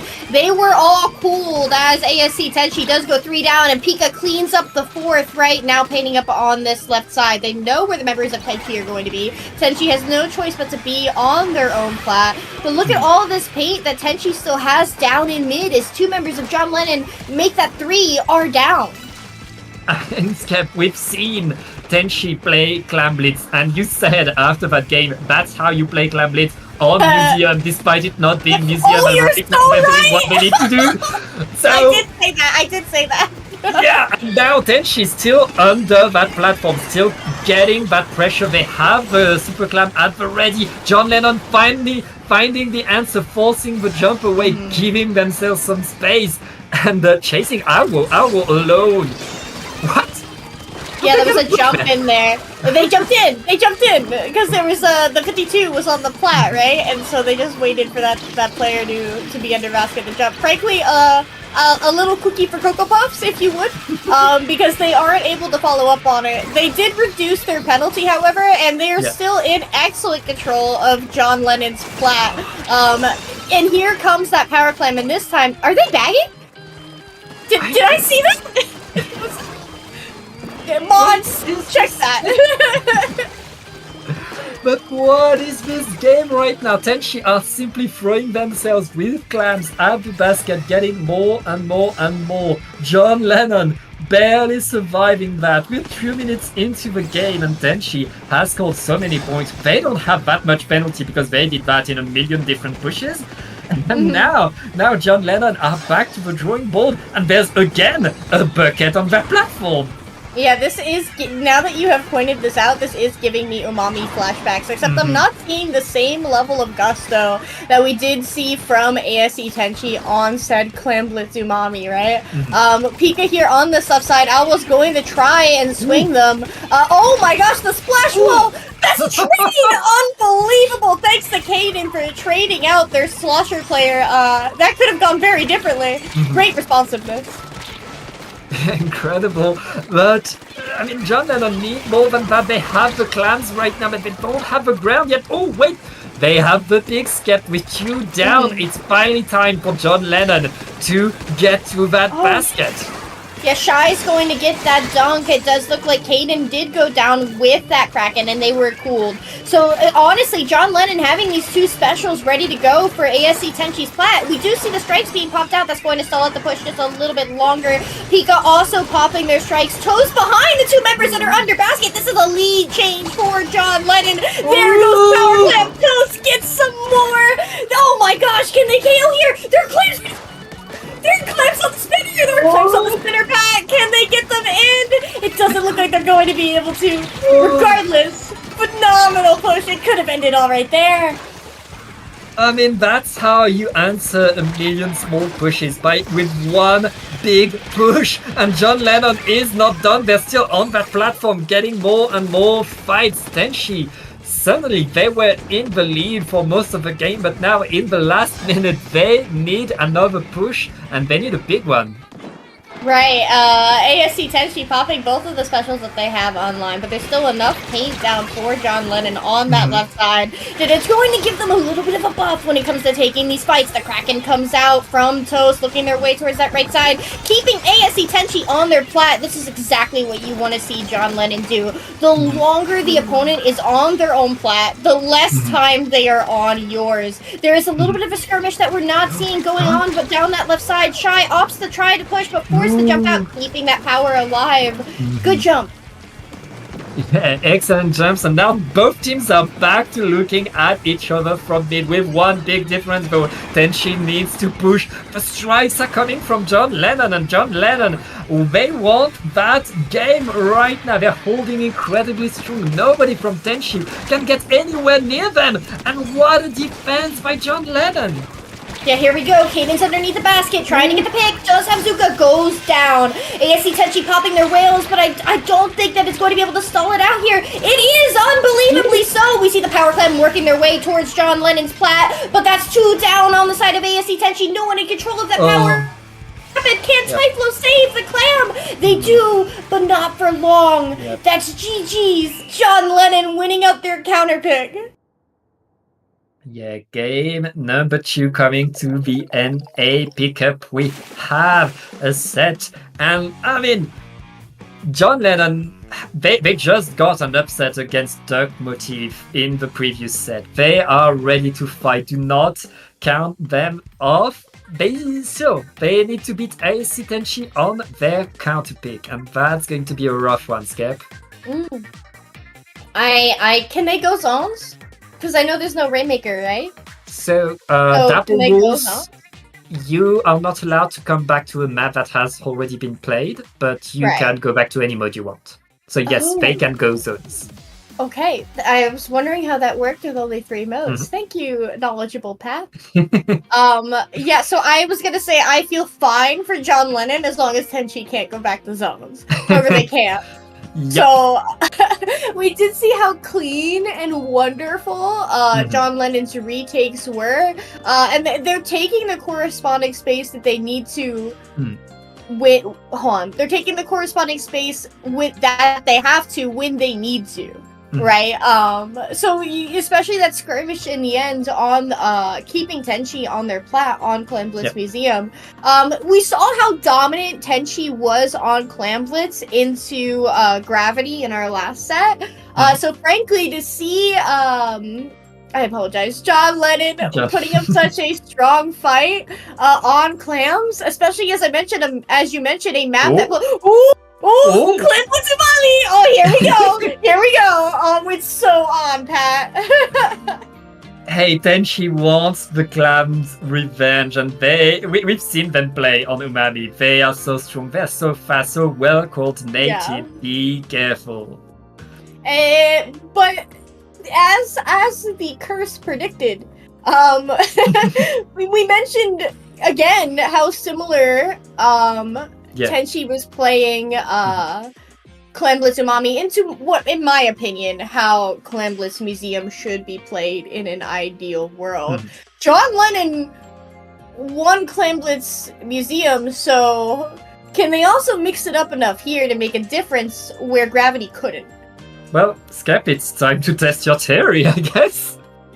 We will know in about 5 minutes whether that's the good strat or not. I mean, it is a good strat. The question is, can they pull it off? Is it the best strat? Or can it be properly executed, right? Splatoon is a complicated game. Very complicated indeed. Tenchi, we've seen them play so well. They're going to bring back the same comp, no backline, and that rapid blaster on the side of John Lennon. Yes. Yeah, this is different. compared to ASC Teni didn't have the zap last time that they played on this map. Oh. If I recall correctly, I could be losing brain cells. But regardless, I think I'm losing brain cells.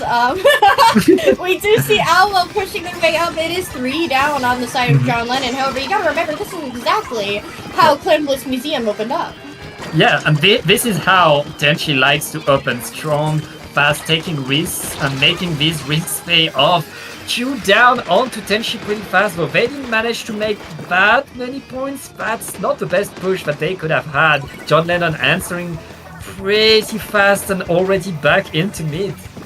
Yeah, and we'll see if this is a situation where it's death by 1,000 cuts, or if John Lennon is able to come back with a very large push. We do see Shy grabbing that power clam, so possibly trying to prepare themselves for something, or just simply deny special advantage, right?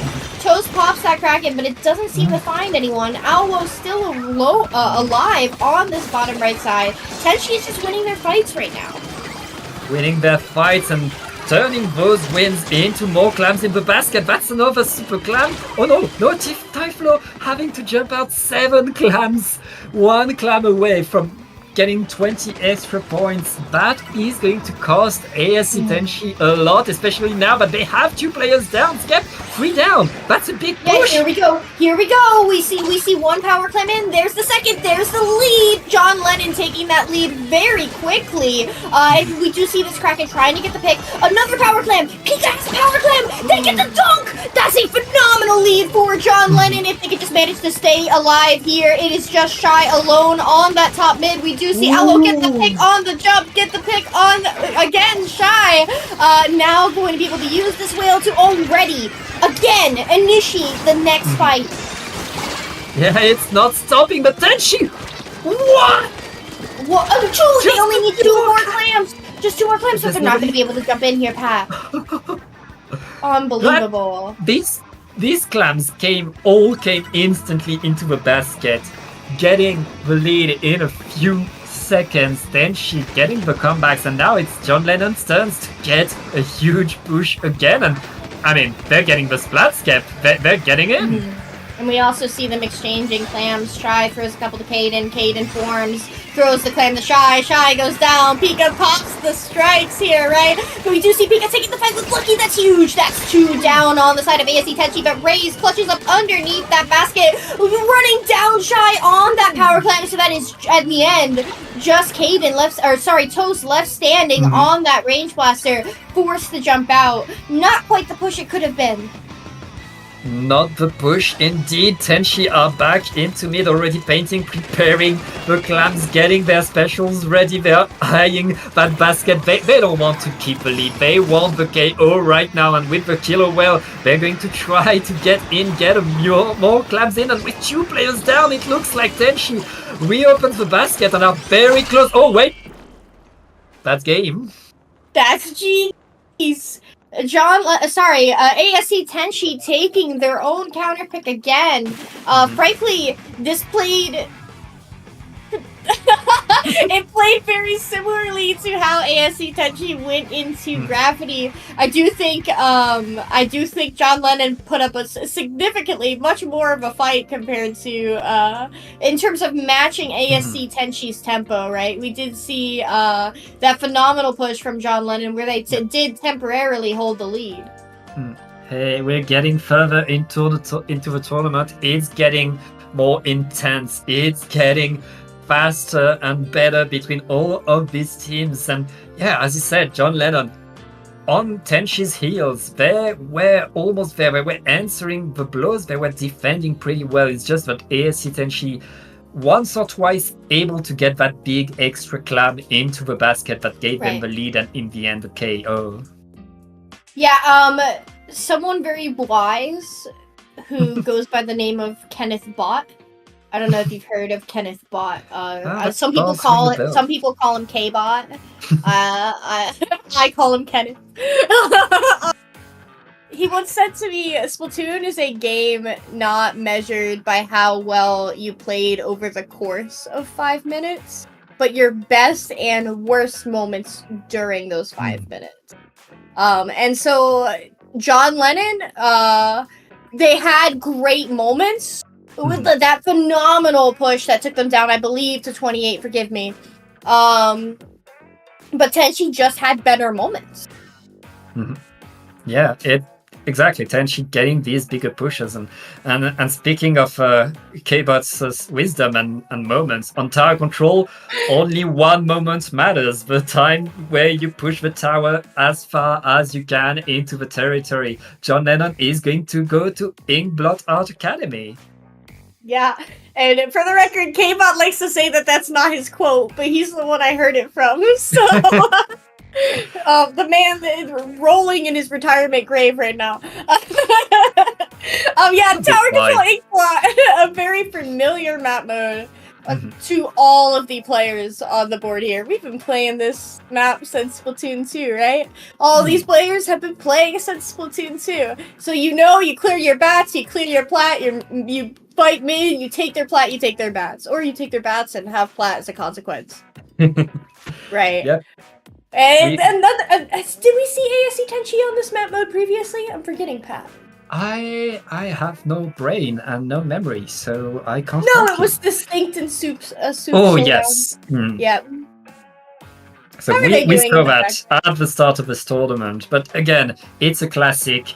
We know that these teams are going to go strong. Honestly, counter-picking tower control against ASC Teni, they have a bucket, they have a blaster.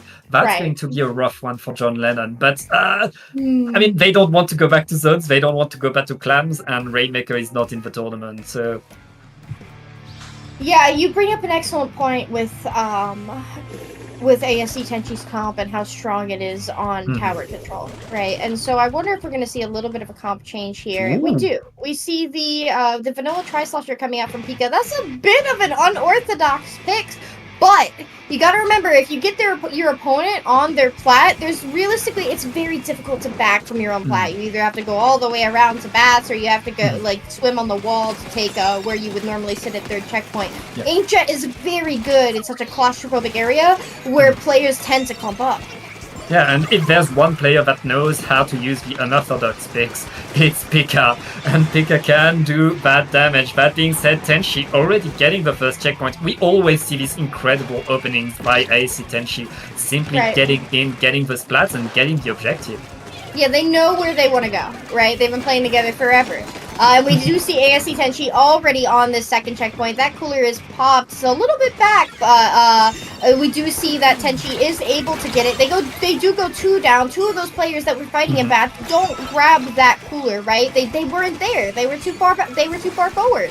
And so John Lennon really going to be able to take advantage of those respawn timers to use this Inkjet and start pushing and working their way up. And right now it looks like John Lennon are winning fight after fight. They only need to put one player onto the tower and they should be able to get at least to that first checkpoint. And with the Zuka for continuation, it looks like John Lennon has very good momentum. They only need to get one player onto the bats there. Caden trying to get in, has to make do with the defense by Teni though. And with 3 down, it's just the Kraken. It looks like Teni is going to bring the tower back into mid. Yeah, and they're also winning their subsequent fights here. 2 members down on the side of John Lennon does mean that Teni can start looking forward. They know that those other members are going to be coming out of spawn. We see that outrightly Shy in a very assertive position up on that top left side, going to be able to get a pick. They get the pick on Bazooka as well. Fantastic defense there from Shy. Regardless, however, the pencil continuing the tower continuing to move forward. 4 now. Toast comes in and tap it. And we already see Pika preparing for the next fight. Denying that checkpoint a bit longer is so important for John Lennon. Now that they get 3 down onto Teni, this is the opportunity to get in. They only have to do with Typhlow. With the blaster, Typhlow right there is going to get picked. John Lennon gets an attack, and they're not that far behind Teni in terms of points. They're in the same checkpoints, Kev. Right, yeah, we are check for check on tower control influx. This is match and set point for ASC Teni, right? We do see, I believe that is the Slusher player on that right side. They do get those picks. 2 members down on the side of John Lennon as this Inkjet does come out. The strikes on the tower as well. If Pika gets the pick on the Zap, this is huge. The Zap jumps out regardless, though. You know that you have control of mid. Shy on that tower, and now is their opportunity to look forward, Pat. Yep, and they go forward with the Kraken and Bazooka. That's going to be control of the bats for John Lennon. That's how you get that checkpoint. That's how you get the lead. And with a stagger onto Tenchi, it looks like John Lennon are trying to win that game, trying to get the game number 5. They get the lead, and they get much more than that. Yeah. But with ASC Teni have their own bats, they're going to be able to put a lot of pressure. Pika knows exactly where they're going to be. Pops this Inkjet, forcing the Zap in order to back. We are, I no doubt, going to see John Lennon break this 3rd checkpoint, and this is where game snowball. Shy on that tower, using that cooler as defense, and we can see Tenchi not able to clear that tower. What a phenomenal comeback from John Lennon, and frankly, a game we did see Tenchi just, again, winning their fights more often than not. Yeah, really. What a game. I feel like Tenchi was in control, but as you said, as the wise K-bot gave us the wisdom, 1 moment is all it takes. And that was the best moment for John Lennon, the worst moment for ASC Teni in that final push that gave them the KO. Honestly, there was a moment. Okay. Pika went down in bats, right? Yeah. And then we saw Shy on the tower.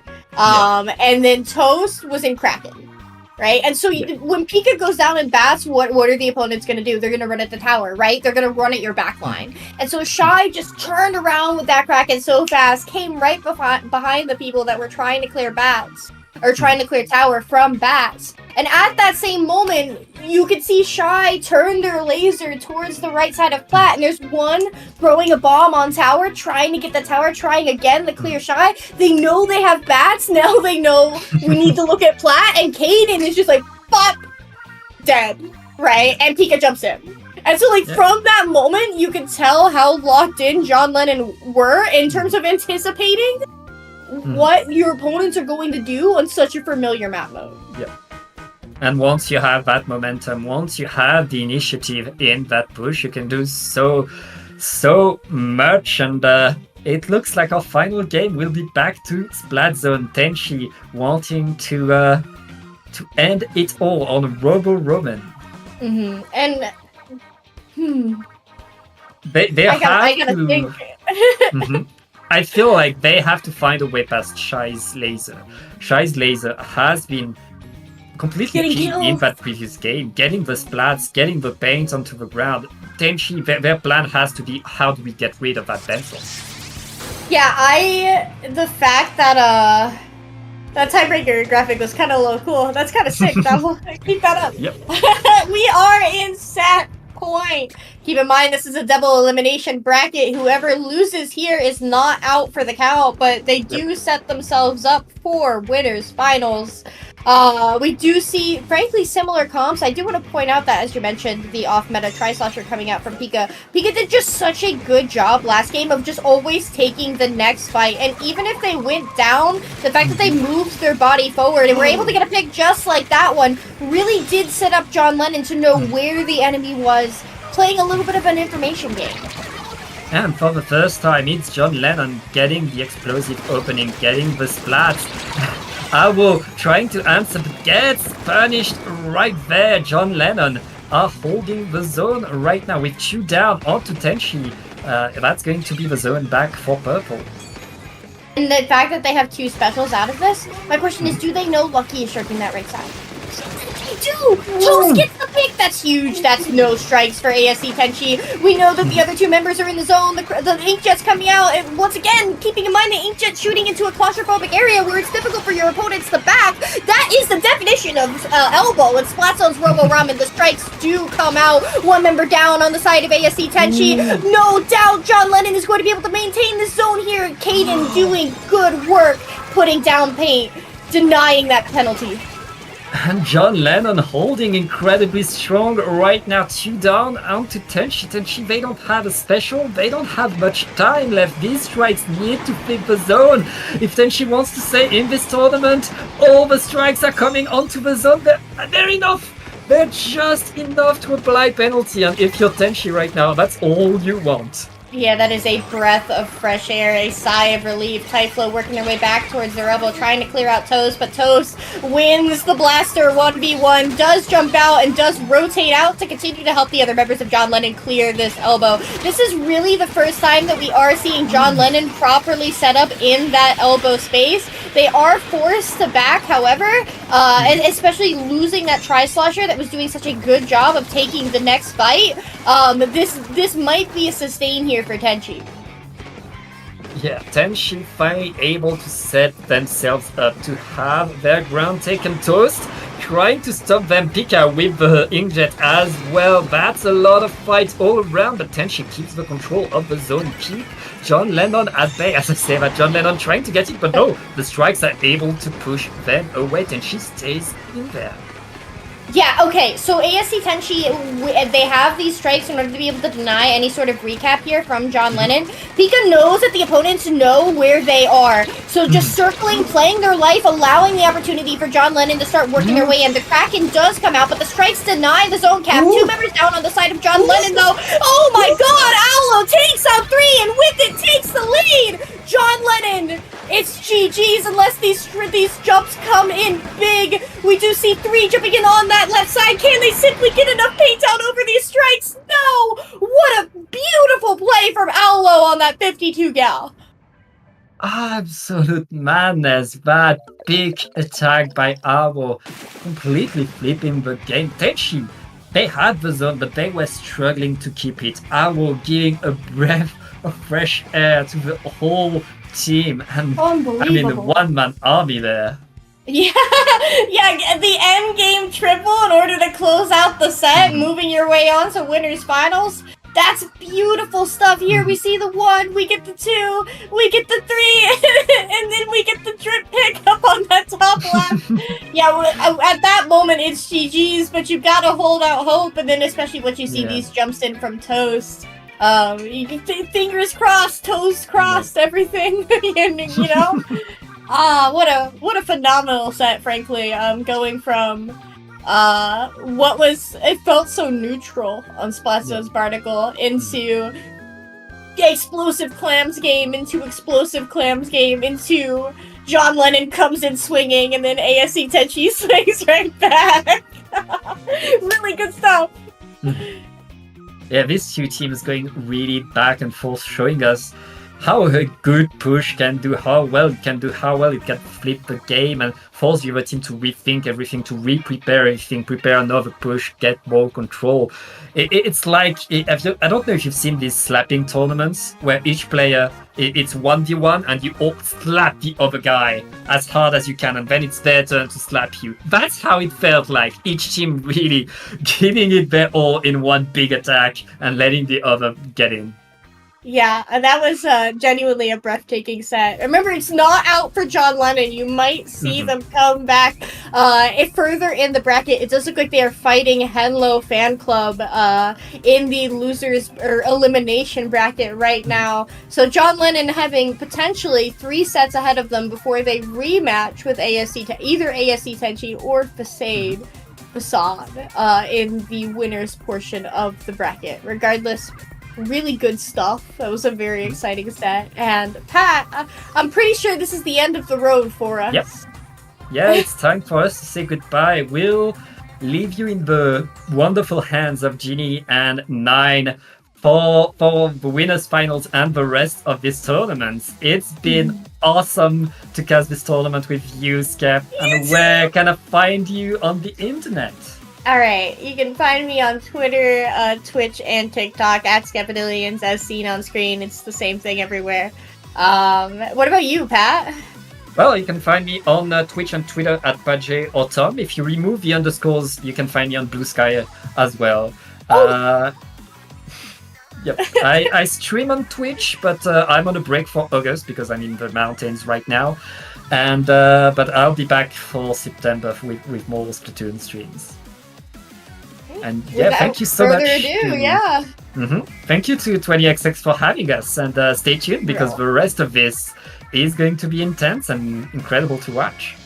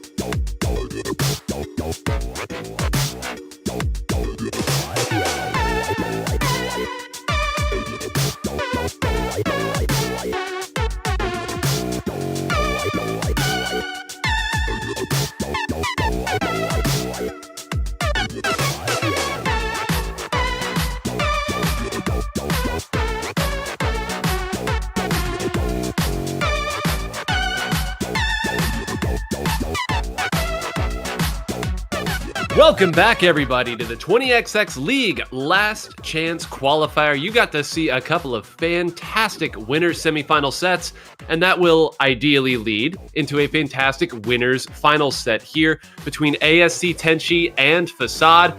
Folks, we know that you've been with us for the long haul of this tournament, but the best is yet to come. My name is Ninehole Grains, and it's a 20XX cast. There's only one person who could be in the booth with me here. Genie, my friend, how you been? Doing great, Nine. I've had a absolute blast being able to keep up with these teams in the past 2 qualifiers and this one as well. We've had insane games, insane action, and there's only one spot remaining. I am so ready for these teams to be fighting it out. Because normally, in the last 2 qualifiers, if you made it to winners finals, you're in. That's it. Both these teams had made it in, and it was just for seeding. But now, this one actually holds a lot more weight behind it than all the other qualifiers that came before it. Absolutely. It is best of 5 at this point, but it's double elimination. You all at home probably know the winner of this set will have to lose 2 sets in grand finals to cough up this wonderful chance to join the league. Winning, you're in. Loss, you're tossed. Folks, the teams are in the lobby right now. We don't even have to act like we're stalling for you this time. We're going to jump right on in. Genie, this should be a blast. And this map mode combination that we're seeing right off the rip here has treated us to some great games over the course of a couple different Splatoon games. Oh, for sure. It looked a little different back in Splatoon 1, but there were still legendary moments. And we might not have any dynamos or e-leaders, and a lot of weapons and specials have changed, but there are still amazing games that happen on this map. And I'm looking forward to a good one here. Facade ran their way through our top seed to get this far, so they are certainly cooking with gas today. Swizz already diving right in there. The shooter, okay, 3 already down. Genie, holy cow, look at this trio of frontliners already moving back to attack Raze. A carbon roller right below your drop, not how you want this to start. Sure, go ahead and jump on out here.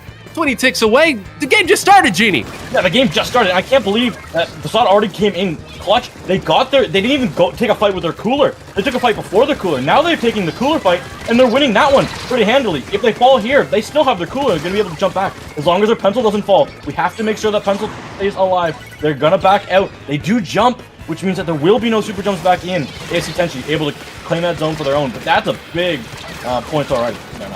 Big points already, and not really a lot of stability to be found here for ACS Teni in the middle of the map. You can see they're already being fought from range and from up close. Typhlo did get in, and maybe a bit haphazard of a jump there is going to lead to a wipeout. I'm not sure that they really needed to go for that.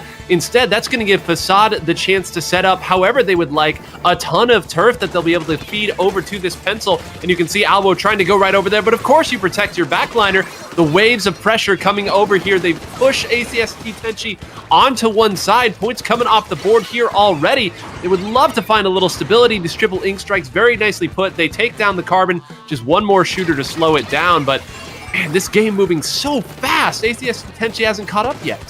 No, they actually have an opportunity here now. It's going to be close. They have to get some good specials online. I see those strikes are really close, and this will be tight. We do lose Happy on the side, though. That is a carbon gone. I don't believe they have cooler up, so that will take a lot of time. So I would not be shocked here, Nine, to see this lead swap over, and that's a shot going down off the side. These individual players going down left and right. Not good. Not good, and I think they were just getting a little caught off on their own here. Again, this comp that they have doesn't have a ton of range, so it makes it a little more difficult to push their way back in. Now they have to run right in. That's the carbon going down again.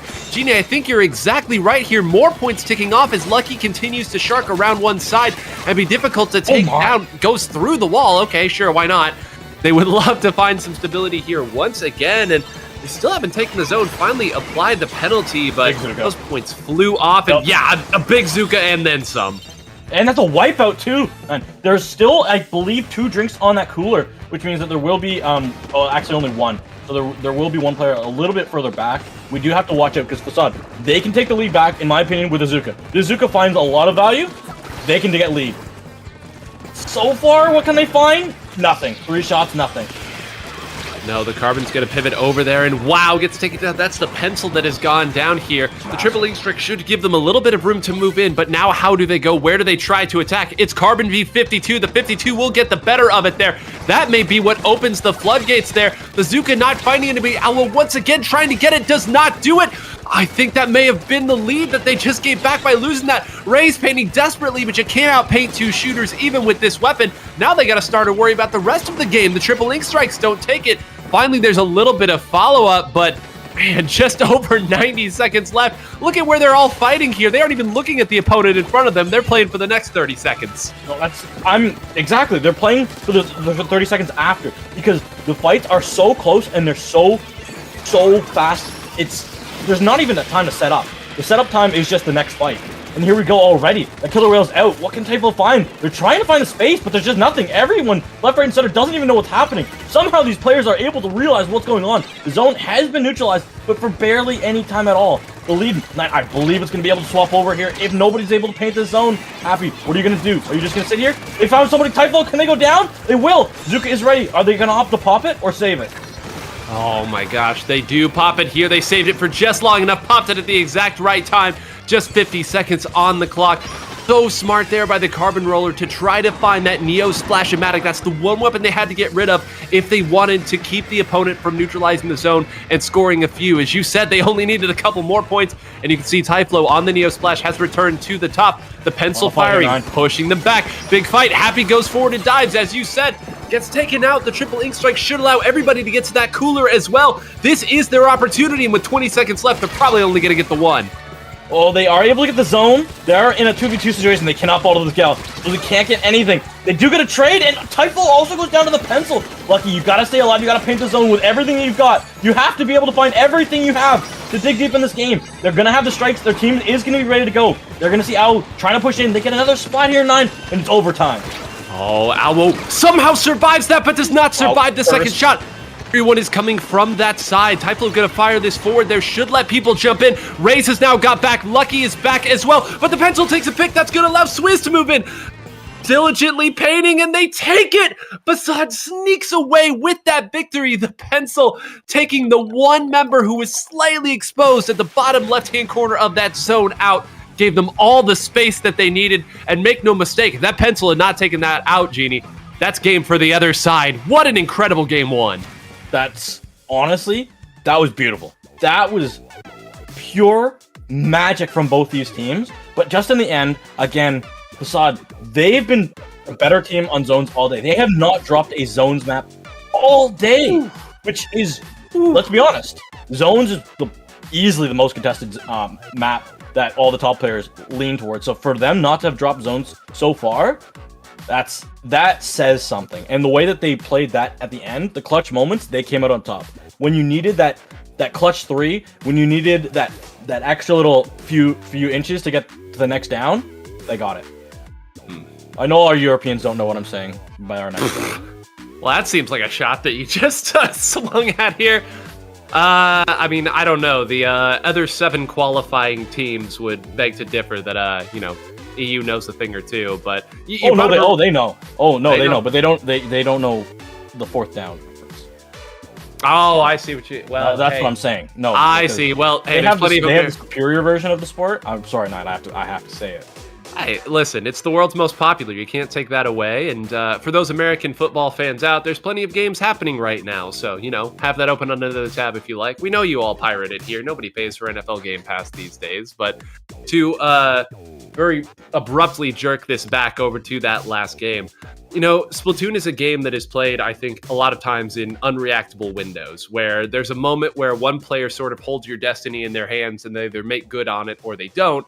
And sometimes you get away with it, sometimes you don't. And when the triple ink strikes came out to force the members of Facade over onto that one side, they were going to have to fight through 2 members to get back to that zone, and I thought that was it. But when your pencil has the right angle on that side to take that player out, and then you can pivot your attack over to that side. That's that one decision that you get to make, that some games will be the right decision and some games will be the wrong decision. So incredible stuff, showcasing what this game looks like at a high level. And now we're going back to, well, I mean, we certainly talked Facade up on our Splat Zones maps. Here's a Clam Blitz map that ASC Teni has looked darn near unbeatable on. Clam Blitz, Umami Ruins. Yeah, Clam Blitz, Umami Ruins, they, honestly, both of these teams played in the winners semifinal, this exact map. One won it, one lost it. So, in theory, it's a good counterpick, because Facade lost it last time they played it, and ASC Teni won it last time they played on it.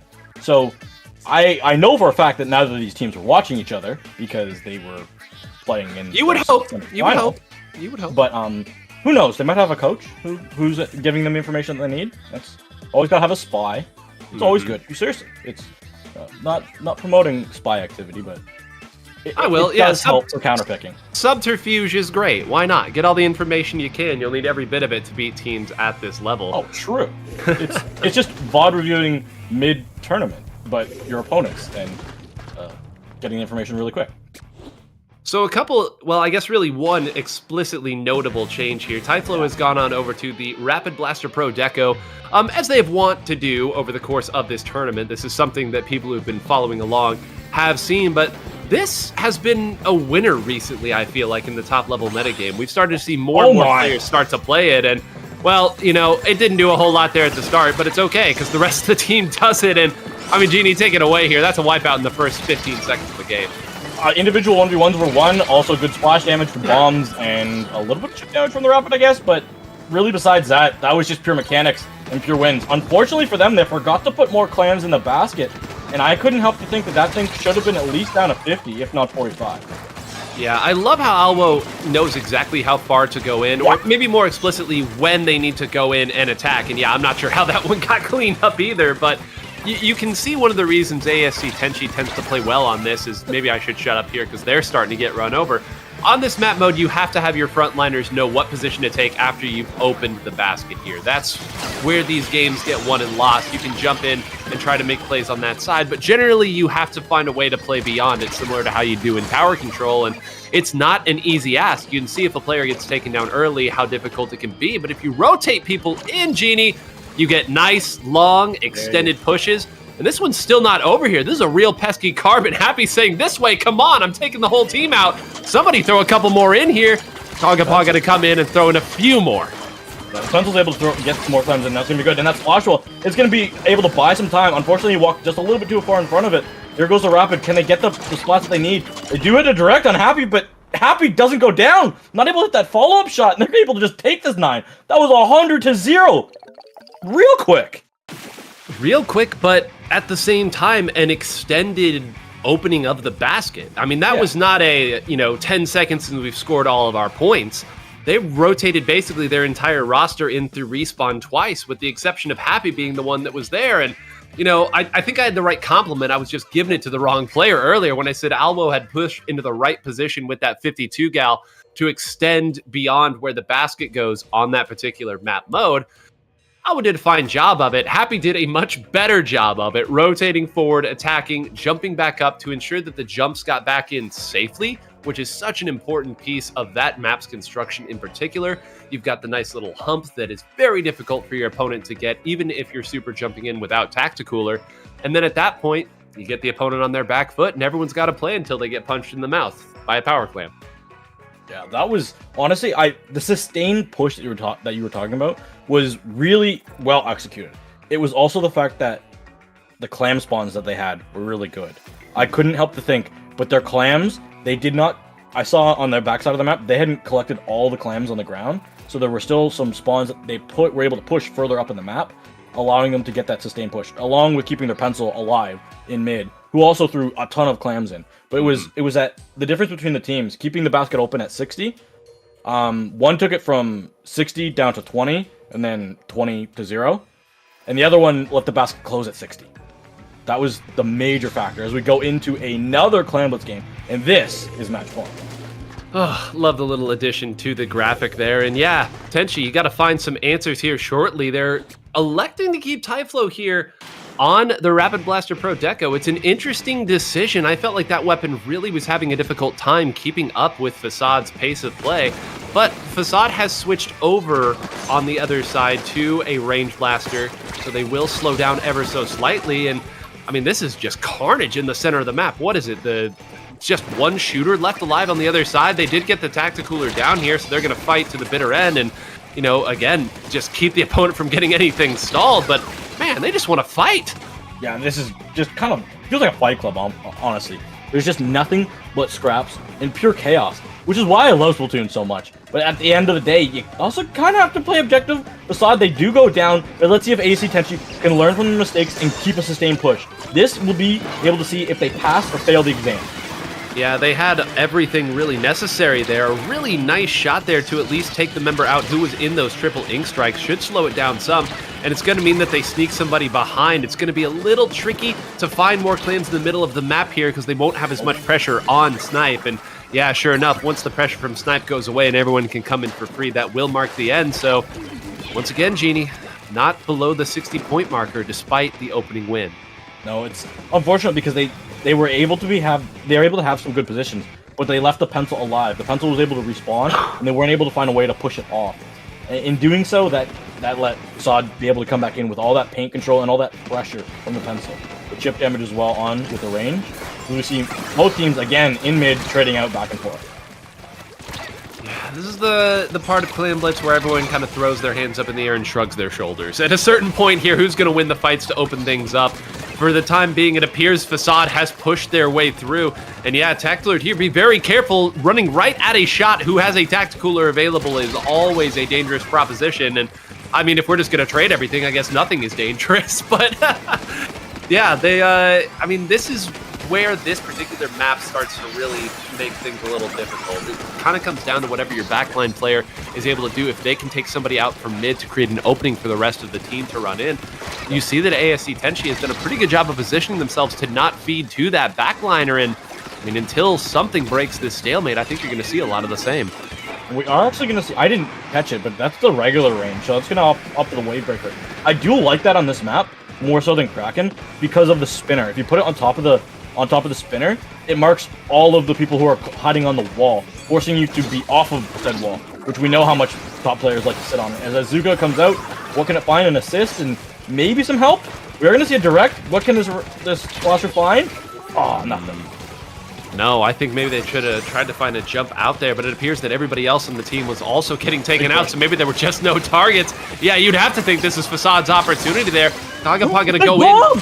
They got two, though? They got two power claims in there? I didn't even see where the second one was coming from. That's gonna be lead. This other one jumps it, aims straight up, toss it.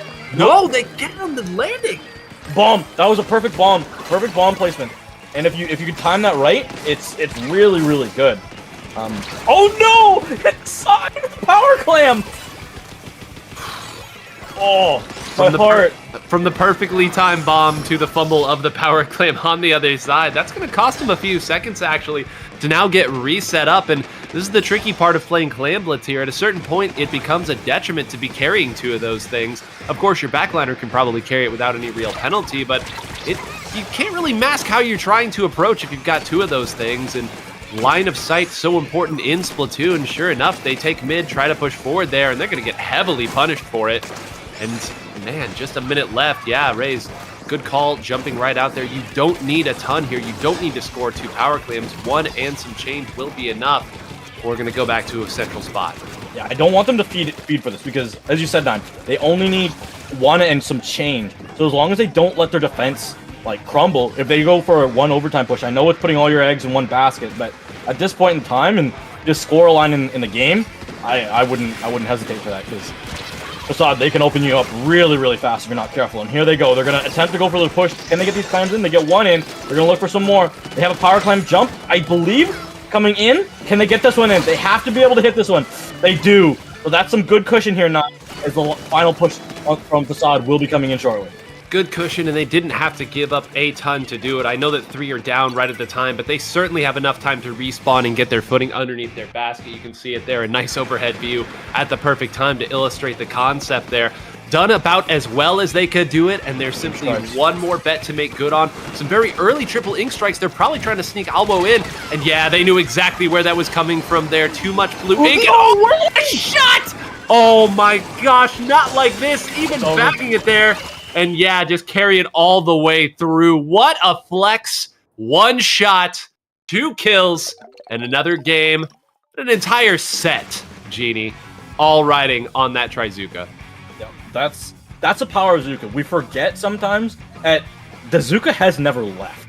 There's a reason why we cried and cried and cried for many months about Zuka. Yep. And we forgot because we've lived with it for so long, but it still can just tear you apart like that. It's so disgusting and it's so strong, yet it's so magical at the same time. If you need a hero, call him the Zuka. Yeah, a low-risk hero with explosive hitboxes that really doesn't even need to hit what it's shooting at to get what it wants there. Don't mind me. A nice little, do a lot of damage without taking any damage approach. But a congratulations now to Facade. 1 set away now from punching their ticket and being the 8th team to make it into the 20XX League. They'll now relax for a little bit after taking that 3-0 and wait to see who they will see on the other side of Grand Finals. But in the meantime, Genie, the Henlo fan club got a 2-0 victory over John Lennon. John Lennon was kind of a darling. They made a big run all the way up through and took ASC Teni to a Game 5 in one of our winter semi-sets. But they now will bow out. And the Henlo fan club now that has made a heck of a run here, beating Simply Paradise 2-0, Tempest 2-0, now John Lennon 2-0. We know that they will be on playing against the winner of Type Shi versus whoever they are playing. And that will be the winner of Duck Motif and Orca Ballestra. So we might have a minute, folks, before we can give you some games. Yeah, I believe I do see the cast lock on the Type Shi match. So we are just waiting for one more best of 3, which is in their game 3. So we will be taking a quick break to set up that lobby, so we can have a break before we bring you back to back to back to back, maybe even back if we have a reset sets. So while we have a chance, take a break, get a snack, because we got a lot of action coming up. You do not want to miss that.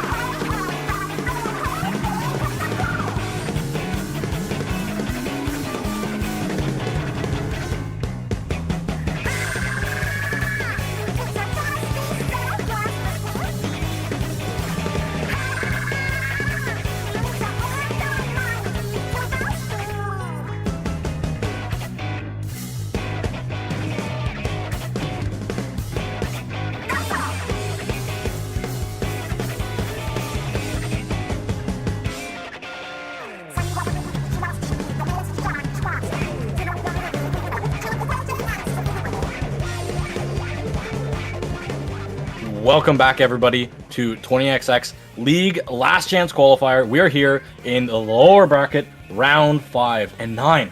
I'm amazed to tell the people this, but we are having a battle in losers round 5, not semis, not finals, between the first seed and the second seed. Man, you don't get this too often, and even more seldom is it a best of 3. No room for mistakes on this one, and we were chatting a little bit about anime, football, and other things in our little break there. We were talking about how there's not really that many places from a map mode selection that you can run away from. This is intentionally a very lean set. So, nowhere to run, nowhere to hide. You can't really make any mistakes in a best of 3. These teams are going to need to be sharp from the start. They'll do it here at Barnacle and Dime Zones. A real winner in some of the post-patch era changes that have been made, and of course, both sides going to play with the pencil and the Neo Splash. But a couple things outside of that, we got an ink brush on the field, folks. Yep, it's Trizzy. Honestly, I do have to say, one of the best ink brush players I've ever had the chance to play alongside with. They are an amazing brush player. And I said, Trizzy, you're going to go places with this brush. And they stuck with it for years. I'm talking like, this is 2020, pandemic kind of gameplay. Yeah, Trizzy did. I mean, I will say, Kara's such a good squeezer player, though. So like, we can talk about all the weapons we want, and we could not get very far without talking about this. A lot of people would consider the squeezer to be the strongest weapon in the game. Period. We just don't see it a lot over here. It's a high skill cap, and I mean, hey, tendonitis is a thing too. But if you can pilot that thing at a high level, there's really not a whole lot of answers that you can have from a map mode selection. It's got everything that you'd like, and it's continuing to punish from a distance. And this is where, I don't care how good of an ink brush player you are, that weapon's going to have a very difficult time being effectual on this side. Everyone's bunched up at the top. This game might end before it even gets started. Yeah, pencil's gone. A nice shot by their own pencil. But once again, they're going to run into this weapon. Just 15 ticks left. Can they get back to the zone to neutralize it in time? They do. Just barely. It's a whole new ball game. Yeah, that's honestly, exactly. Great statement there, Nine, again. Because this is exactly what Duck Motif needed. He needed to find a way in. That's going to be the cooler gone before it gets launched as well. Oh, the range with a massive splat. That is a big, big, big loss. Yeah, that changes the entire dynamic of the game here, because now you're going to have to milk, what, another like 6 or 7 seconds in order to get through? That's more time that the opponent has to build counter specials there. A very distant Trizuka used to try to find somebody, not able to close anybody out, though somebody else did move forward and take out that blaster. Now, Trizzy tried to get behind, wisely picked out before any real chaos could be made. We're going to trade some specials and some turf on the zone, but it is going to be Type Shi moving in and taking another nice crack at the zone, a hefty penalty as well. Killer Whales are just doing so much work on this flat map. Most people, they're just getting tagged little by little with chip damage, but because you're running into your teammates, it can cause a lot more, and the range blaster can go in and get spots like this. Oh, that's a really weak pencil too. Closes it out. Butcher. Oh, the most apt name I have ever seen for what that weapon just did. That was beautiful. I believe, Nine, that was not even the direct that was able to get the pencil. It was the combo of damage into the direct with the splash damage off of the sprinkler. Hey, I don't care how you get to 100. It's just, do you get to 100? And speaking of numbers, counting down here already, Trizzy has an opportunity to get way behind and make things really difficult. They've identified where they're coming from here, but you still got to close the deal. Takes a couple hits out. Now moving back, finding an attack on another one, not able to close out all of them. But all that while, more time ticks off. Vexen moves in. And just like that, they had it all set up and mere points away from stealing the lead. It's so cruel the way that Type Shi can move in. That's the work that the 52 can do.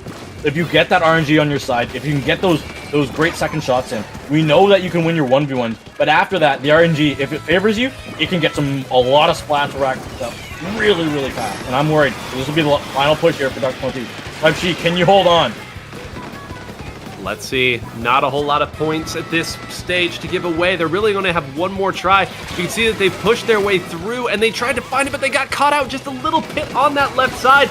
Now you can dive. All you can do is turf diligently working. You don't even have time to use your specials here because everybody is up. Turfing the center of the map, and DM Duck Motif will take the victory at the very end. A nice back and forth here for our game one of, again, this best of 3 set. But you could, I don't want to say that it was a compositional difference here, but when you watch that map, you can see why this Neo Splash Squeezer plus Pencil core has been dominant in these last few months of the game. It really just has answers for everything on Splat Zones. Yeah, that was.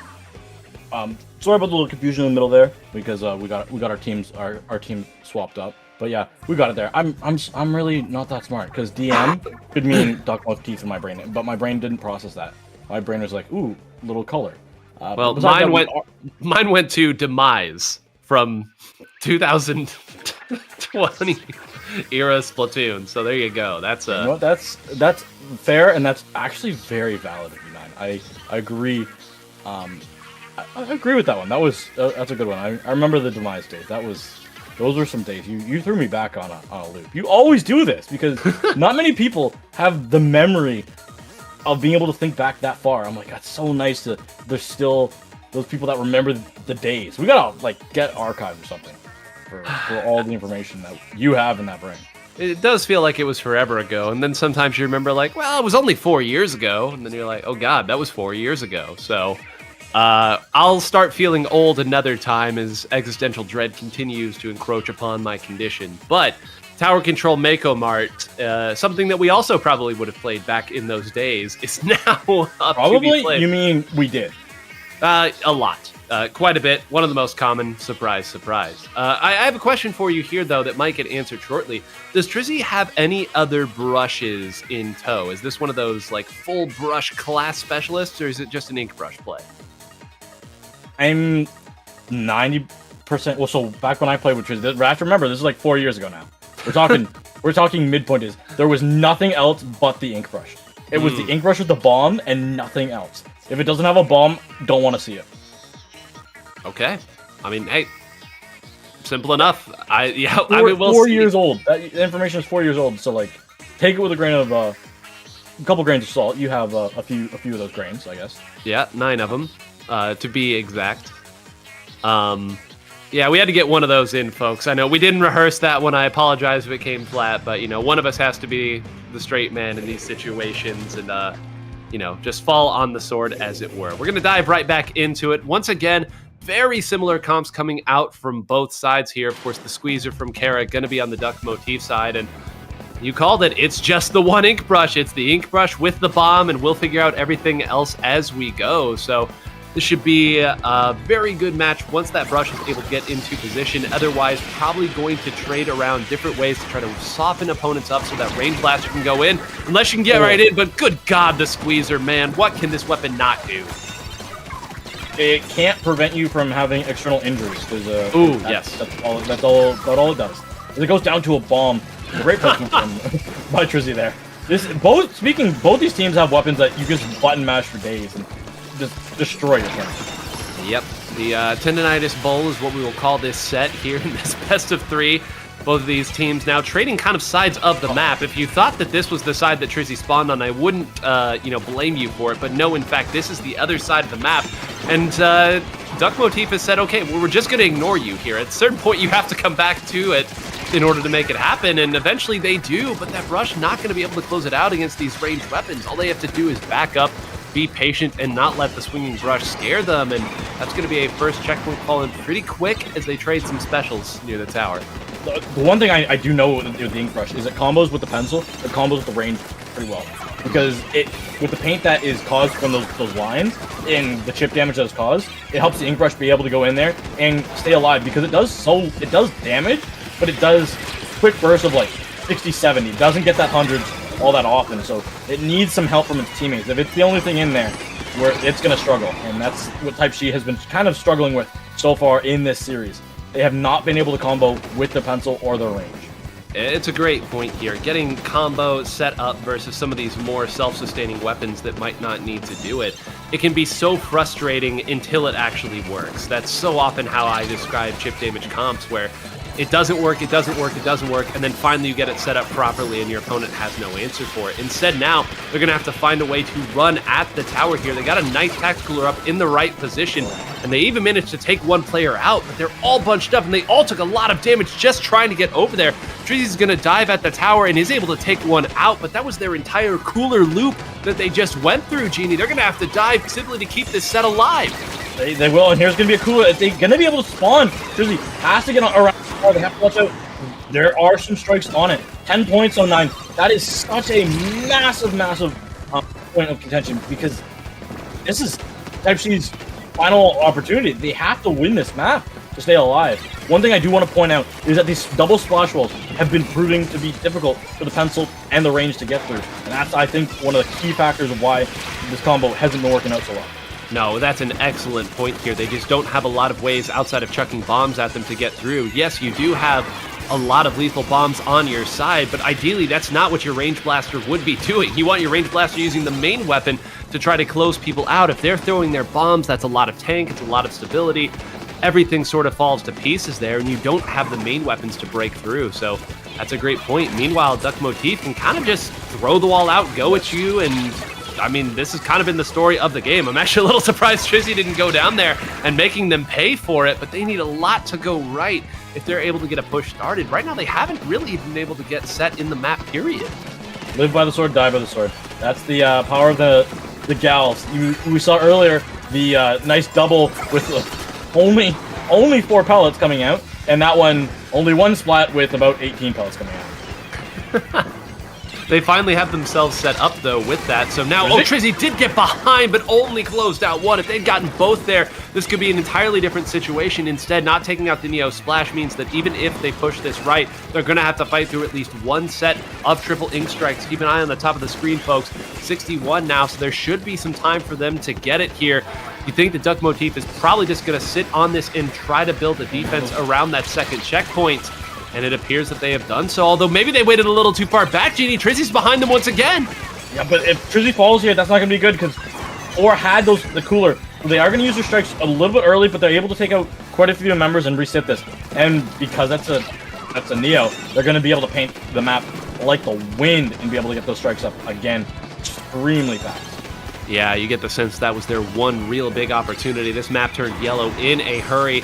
Trizzy trying to push up, but you would want this on the right side of the map instead of the left side. Instead, over here, they get a little bit separated. They are able to close one out, so Trizzy should be able to get back behind them in time to have something to say about this. Move around, they got somebody else up there, need to close out this pick, they do! And now look how far they've moved it here. Vexen has an opportunity to fire at this. Oh my gosh, one went down there, one stuck through. They actually got somebody up on it there. Vexen fights through 2, through 3, and that should be it here. Simply step onto the tower, and Duck Motif made it interesting.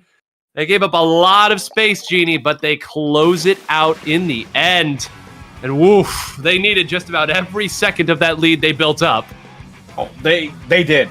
They really, really did. They did have the strikes, but the beautiful thing was that the counter strikes came out so that neither team could stand on the tower. Yes, one team had a GG special, but the other team had the perfect way to counter it. As long as you send one person who's going to fall on the tower, so the tower doesn't automatically start backing itself up, that's all they really needed to do. It did cost one member, but it allowed them to stay alive just a little bit longer. Unfortunately, they got so panicked, everyone just kind of collapsed in, and the final members of Duck Motif were able to take out the members of Type C, but that Duck Motif, their set was beautiful. That I noticed throughout the games, Nine, as we were talking, and I brought it up in the middle, is that those double walls, I really noticed that every time they put them up, there really weren't all that many bombs that were coming at them. Because the range blaster, they just can't throw bombs at the tower. Yeah, I mean, like I said, kind of as a follow-up to that, you want your range blaster to be using its main weapon. You want your brush to be back behind, creating chaos, not running straight at the tower, or not the tower, at the walls and throwing bombs at it there. So it really just kind of does leave your pencil as the one who's trying to chip down these walls. And, well, typically if a 52 gal is running at a pencil, the last thing the pencil's doing is firing forward. They are running away, trying desperately to get away from the weapon that is chasing after them, and very often that does not work out so well. But, I mean, let's continue talking about this, because we're going to follow Duck Motif as they continue to move up this bracket. They are playing what I would call the 2024 meta from a weapon standpoint here, and certainly this map list favors it, but it's the pencil, it's the Neo Splash, it's the Squeezer, plus splat weapon, kill weapon, whatever you want to call it here. It's a weapon that's moving forward and fighting. A lot of times that would be a slosher. You can maybe make a range blaster work with it here. But this has been the meta that things have sort of stabilized around right now. Partially because, as you noted, the Neo Splash, I think you said, paints like the wind, which, might be underselling it a little bit with the way that weapon can work.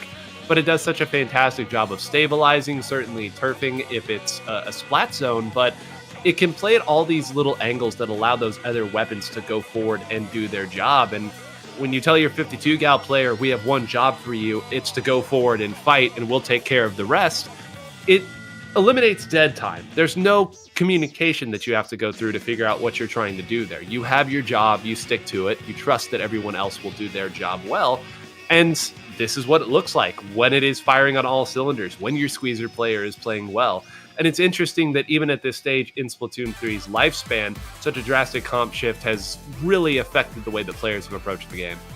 Yeah, it's such a interesting way to really dissect the game. I love how you think about it, man. It's adding so many more elements to it that most of the viewers just don't understand. And you bring it in such a good way, Nine. I love how you can do it. It's almost like you can do worlds. Oh, or have. Love this shirt. So comfortable. But well, thank you. I would like to talk about the teams that we do have. Yes. Dogmotif, they are still here. They are going to be going up against Henlo Fan Club. Henlo Fan Club. It's gonna be. I'm gonna say it. It's gonna be a weird stat. If they've lost a game, they've lost a series, and haven't won a game in said series. But if they've won a game, they haven't lost a game in said series. So just saying, they swept all their series, either been swept or done the sweeping. And the team that they lost to, Basad. This is a team that's in loser's bracket for a reason, because they went up against the best team in the tournament right now. But they want to crack at them again. They don't want to go down in a 3-0 fashion. So I'm a little bit more scared for Duck Motif here against Henlo Fan Club, because this team is a good team, and when they do come out and play in some tournaments, they do a lot of damage a lot of times. Yeah, a lot of familiar names at this stage in the bracket here, and Henlo Fan Club, veterans of the weekly scene, of a lot of these other big majors that run through as well. This is not, I guess you could say this is sort of a combination of a couple different squads here, which is why it's Henlo Fan Club here that does feature Henlo running at you. This is as you noted, a best of 5 here, and at this point the teams are certainly warm, you would hope at this point. Maybe in an earlier set they weren't quite firing on all cylinders, which is why both these teams are in losers bracket, but this should be interesting here. And depending on what comp gets brought out here against it, there is a type of comp that has emerged in response to the penciled Neo Splash comps. I hope that we see it. I'll give you a hint, it involves a wiper. So I want to see a wiper here coming out, and I think there's a decent chance we'll see that, at least one of them. I would agree. And going off of the rosters, I do see Len, which would mean that we're going to most definitely have some type of blaster. Not on this side, but on this side. Yep. Oh, and that's definitely Len. Len always has the same outfit, same glasses, same, which he actually has IRL, which is amazing. Hey, when your Inkling can look like you, it makes it that much easier to identify.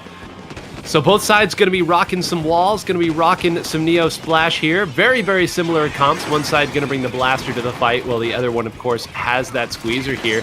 The interesting thing to note here, this is a map where your blaster can really make the opponent pay if they get set up and move forward here. Don't even need no setup, does Len. Yeah, this is going to be a painful landing here. But Big Bubbler on this map, this is, I think, one of Big Bubbler's strongest maps. You can use it as a pivot point to come out of zone on the left side. And if you get at your opponent's side, you can put it in the middle of the map, sit right below them, and really make things difficult. They threw all of their specials there, not able to close anything out. They're still trying to find their footing in their own side. I'm just gonna stop you right there, Nike, because you're explaining how Bubbler is gonna be useful on this map. I hate to tell you, but Len is most likely not. I guarantee you we're gonna have a reset of this game. Ooh, did Inklings fly? Hey yo! I saw Inkling levitate. That sent me. I'm not gonna lie. Because normally somebody just goes poof, but they went to the stratosphere. They went to the stratosphere and, like, just 10 different bullets hitting at the exact same time to close it out. So just to read this by the letter of the law here, because we always wonder, what are DC rules? A team is limited to 1 disconnect per day. Replays are allowed if the timer hasn't passed the 3-minute mark and if the objective hasn't been pushed past 50 by the non-DCing teams. If the host disconnects, a DC replay is given and a new host must be selected. I don't believe that was our problem there, so we will ignore that. Those are 5 topics of points, and I believe all 5 of them, as long as the only one that I could see being a problem is if they've already used a DC replay already. But I know teams don't report them, so that rule, I have to call them out. Nobody reports them until you're on stream, and then the TOs can see that you have to use a DC replay. Well, to throw incredible compliments up to the tournament staff here, almost every game that these teams have played today has been on some stream, because there are 2 streams, or were 2 streams, past tense, thanks to the raid from IPL, by the way, bringing everybody here to this final stream. But we would hope that if one of these teams had to use it there is indisputable evidence. But it appears we're going back to zones, hagglefish, so one way or another, we're running that one back. Yeah, for sure. And let's run back to the comments that I was making before Inklings decided to fly. The Blaster. Big Bubbler on this map 9 is amazing. It's very good. But I don't remember how many times Len uses special in a game. If it's 2 or 3, it's because Len had it and had a cooler. Not because Len painted to get it. It's just, if Len gets it, Len gets it. That's just meaning that Len's probably gotten 8 in a row, and then that's when the special comes out to refill the ink tank. Yep, that's all it is. Just put it down, refill the ink tank, and keep on running here. A pretty similar opening here. Last time Synapse did go down on this bottom side as well to try to force people back, and it appears that they're going to have a very similar opening here. Len ran forward last time. I think Duck Motif has backed up a little bit to try to prevent that from happening, but all the while they gave up so much space, the other members were able to dive through, and because they're coolered here, I don't think there's going to be a huge opening for either side. One has now gone down. Len is already back and fighting forward here. This is the most 2024 opening I think I've seen for a Splat Zones game. What a first 45 seconds. Bubbler! What? My goodness, Bubbler got used! And it kind of got used on the side of zone because Len wanted to refill there. Yep.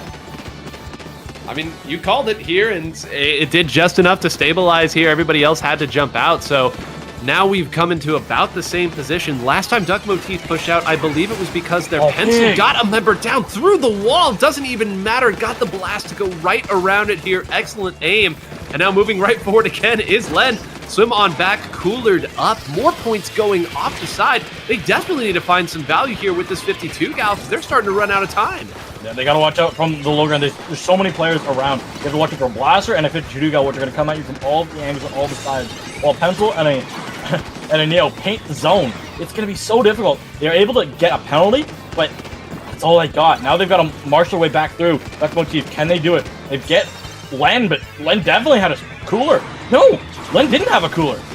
No, that was like the right spot that you would want your cooler at the wrong time. It got thrown out as 2 members were running forward, so you had to back up immediately, which meant that if you were trying to swim up there, it meant you were actually swimming right into where the opponent was firing from. That just happens sometimes, the way that these games go, but they had enough of I think it was maybe their triple ink strikes, but they had enough presence to make sure that nobody could go up their ramp and really make things difficult. That's a big reason why they were able to stabilize, but stabilizing is nice. Capping the zone would be even nicer. They need to put a penalty on, and they do. Now they can rest a little bit easy here, move forward, and really try to push the pace. And I'm trying to look for space to go forward, like opting to stay back. Smart, because that would have been just easily feeding. That's gonna be. Oh my goodness! How did those 2 come up with those splats? They should both be dead. They should both be respawning right now instead. Now they've got the big bubbler in the one spot that I was talking about earlier here. Look at all these angles. Beautiful. Like 3 in a row. Give us a quad on stream. You see him. Oh, no, waiting. It's the over. patience. The patience. Oh, that was beautiful though. Anyway, the team just went so big there. The Zuka has to find something, and that's more than something. Do they have enough time though? Oh, there's somebody behind. I got 2. Oh my goodness. If the cooler was down 9, the game would have been over for Henlo Fan Club. They would have won it. But the cooler was not down, so the 2 that went down to the Zuka were not able to respawn fast enough. That was so tight. Woulda, coulda, shoulda there. Len dives down to the right, then immediately jumps left, then immediately jumps from left back to middle here. Reshuffle the deck, make it difficult for the opponent to see where you're coming from. And look at how they crash through there. Oh, I love you overhead, showing exactly how tricky that push was simply by moving where your primary attacker was from. Fake pressure on every side. Get people looking left, get people looking right, and then dive right in the middle. Those bomb placements at the end there, they were so good. We are going to see, like, I'll go down on the side of signups. They tried to go in, couldn't find anything. This is going to be tight. If you lose two of your front liners, it's going to be dangerous. They did. This is going to be a Zuka out. Who else can they find? And the main painter. They are also going to go down. The pencil has to back off. And this last minute is going to be pivotal for both these teams in this series. You don't want that counter picks to go to the other side. No, not at all. They took Len down there on the left side of the screen there. It took 3 people diving down there to make sure that that jump didn't come out. But they're in a decent position right now. It doesn't appear that they have any specials. Meanwhile, Henlo Fan Club has 2. Can they keep this through these specials here? No, they can't even. I wanted them to keep it neutral. They flatly lost the cap there. They've taken a couple out, which is nice, and they've got the cooler loot back in their favor. So maybe it was worth it there, sacrificing a little bit of time to get a more favorable board, but 20 seconds left. They're going to Zuka. this one the distance, and yeah, they have more specials this time to work with.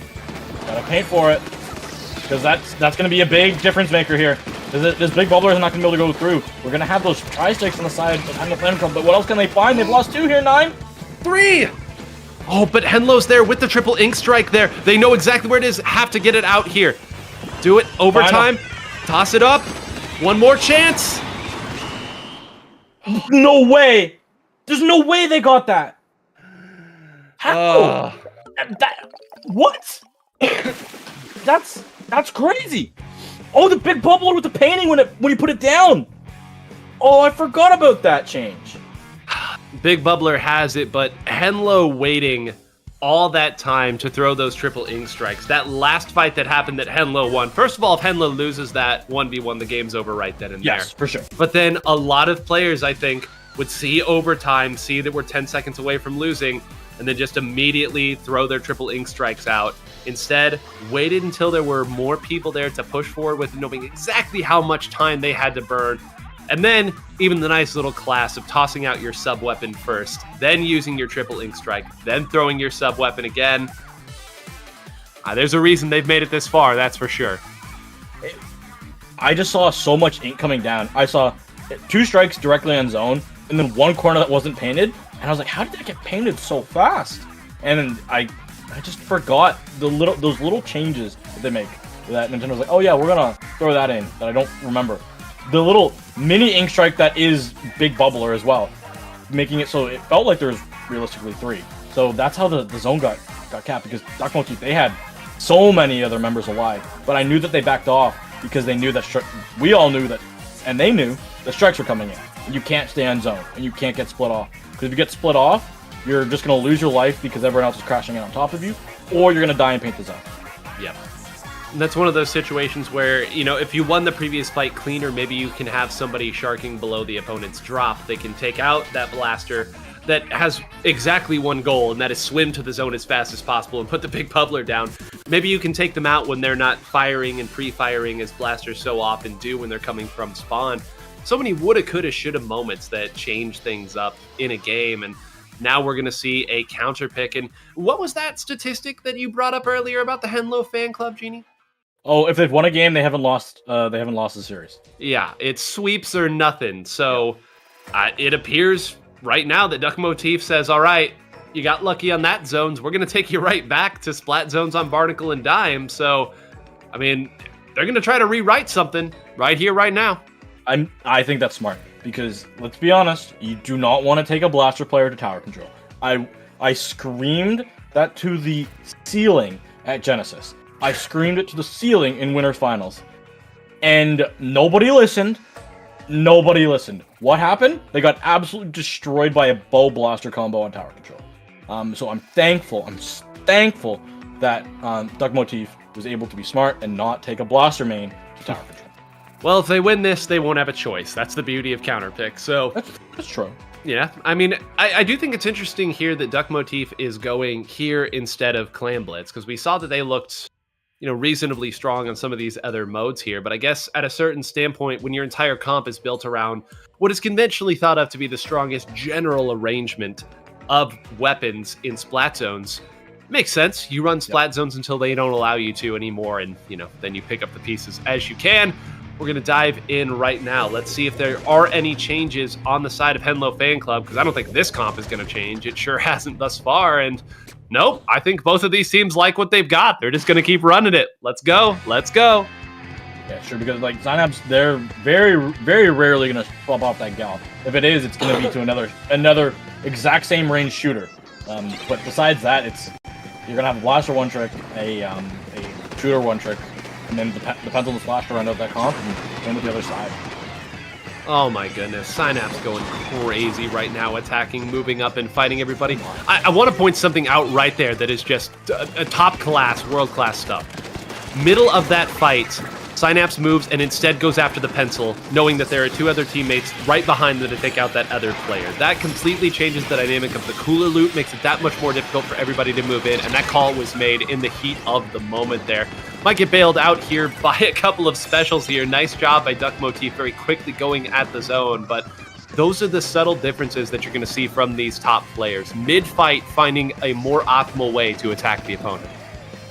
That is a tight spot that we're looking at here, Nine, because both teams have strikes. One could be used aggressively, depending on the zone, and the other one could be used defensively. We'll see what's going to happen. One is going to go out defensively. What can it find? And it doesn't shred the bubbler. Lennon's able to get two inside that bubbler.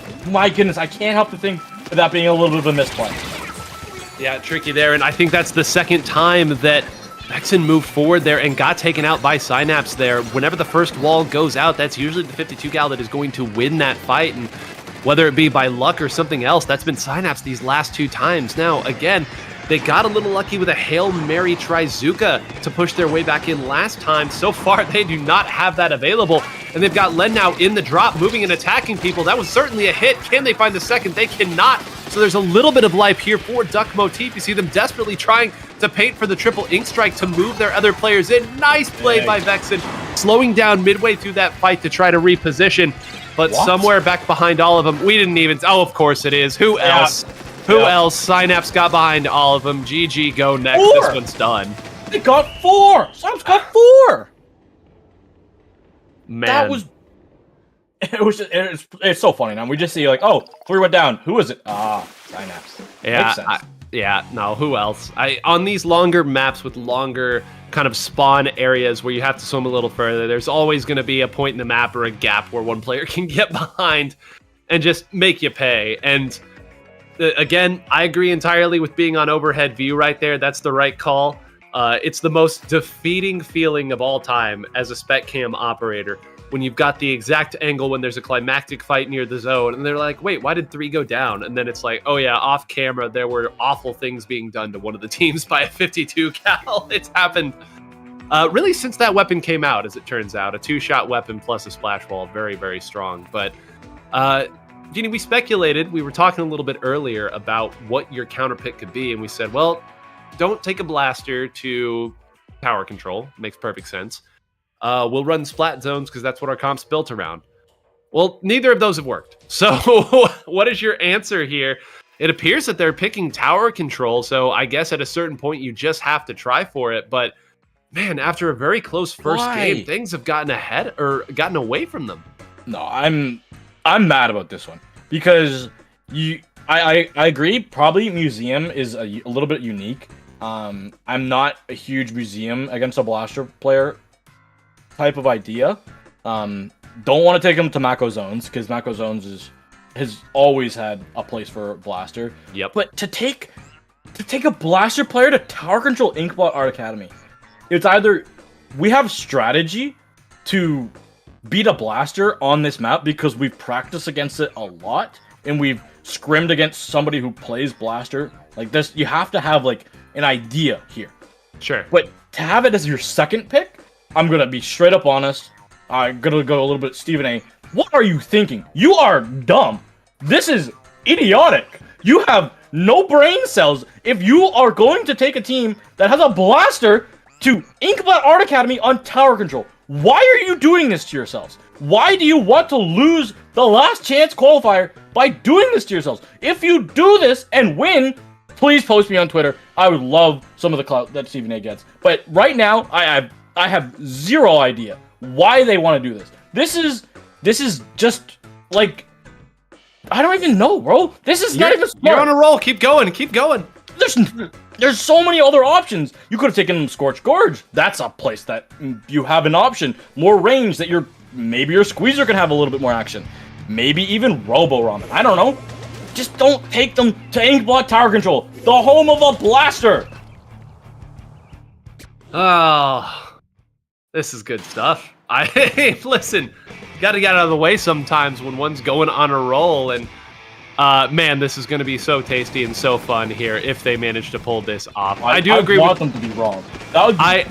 It would be epic. It would be epic. I do agree with your general sentiment that you started that all off with, which is that if nothing else, you know that you're comfortable on Inkblot Art Academy Tower Control because everybody at this level of the game is. You played it so many times. But the recipe, very, very simple for the members of Henlo Fan Club. Your blaster can poke up different sides. You want to swing Synapse around on the other side of the map to make things difficult. You have your strikes ride the tower, and your pencil does what pencils do. I mean, it's a simple and replicable formula, and that's the big deal. They're starting to get a little bit better about diving after that big bubbler, but if you can't take out the member in there, it's kind of a moot point. They're going to use some specials to try to close this out, but that's a checkpoint already gone. They've stabilized some, so that's good, but I'm telling you, man, it is a replicable formula for Henlo Fan Club. Duck Motif's going to have to be a little bit more creative about how they move forward. It was a free checkpoint because Len was on the plat. Len was on the plat, 3 people looked at Len got shut down. The problem is that there was a checkpoint for free, and on, yeah, that right there. I'm spelling it out. Let's see. Duck Motif proved me wrong. Leap. Well, I mean, first things first here, the big bubbler's down, so you know that that's not a spot that you can go here, but Len immediately shifted over to the other side. Now Synapse is up against it here. Right now, they're even making it difficult to find areas to paint to build up their specials here, which is, again, very, very nice play in the heat of the moment here, not trading too much paint with your opponent to give them that resource. Instead, they're simply taking the more direct route of taking out all of the opponents, which is a very nice play, and a wipe out there. Following through here. I can see your face, even though I can't see your face right now, man. There's some arms crossed. There's a head shake here. Yep. It's reaching that point of the game, that point of the set. This is your last chance qualified. 11 points. This is devastating. Duck Motif, they have to not only win this game, but they've got to win a lot more. It's going to be dangerous. They have to find. I'm going to say it. It's a miracle. They have to find a miracle. Because the problem is, with Henlo Fan Club, it's not just a blaster. This isn't Division 14 where you have a blaster smurfing here. This is the top level. This is to make it into the first platoon league in I don't know how many months, bro. Please prove me wrong.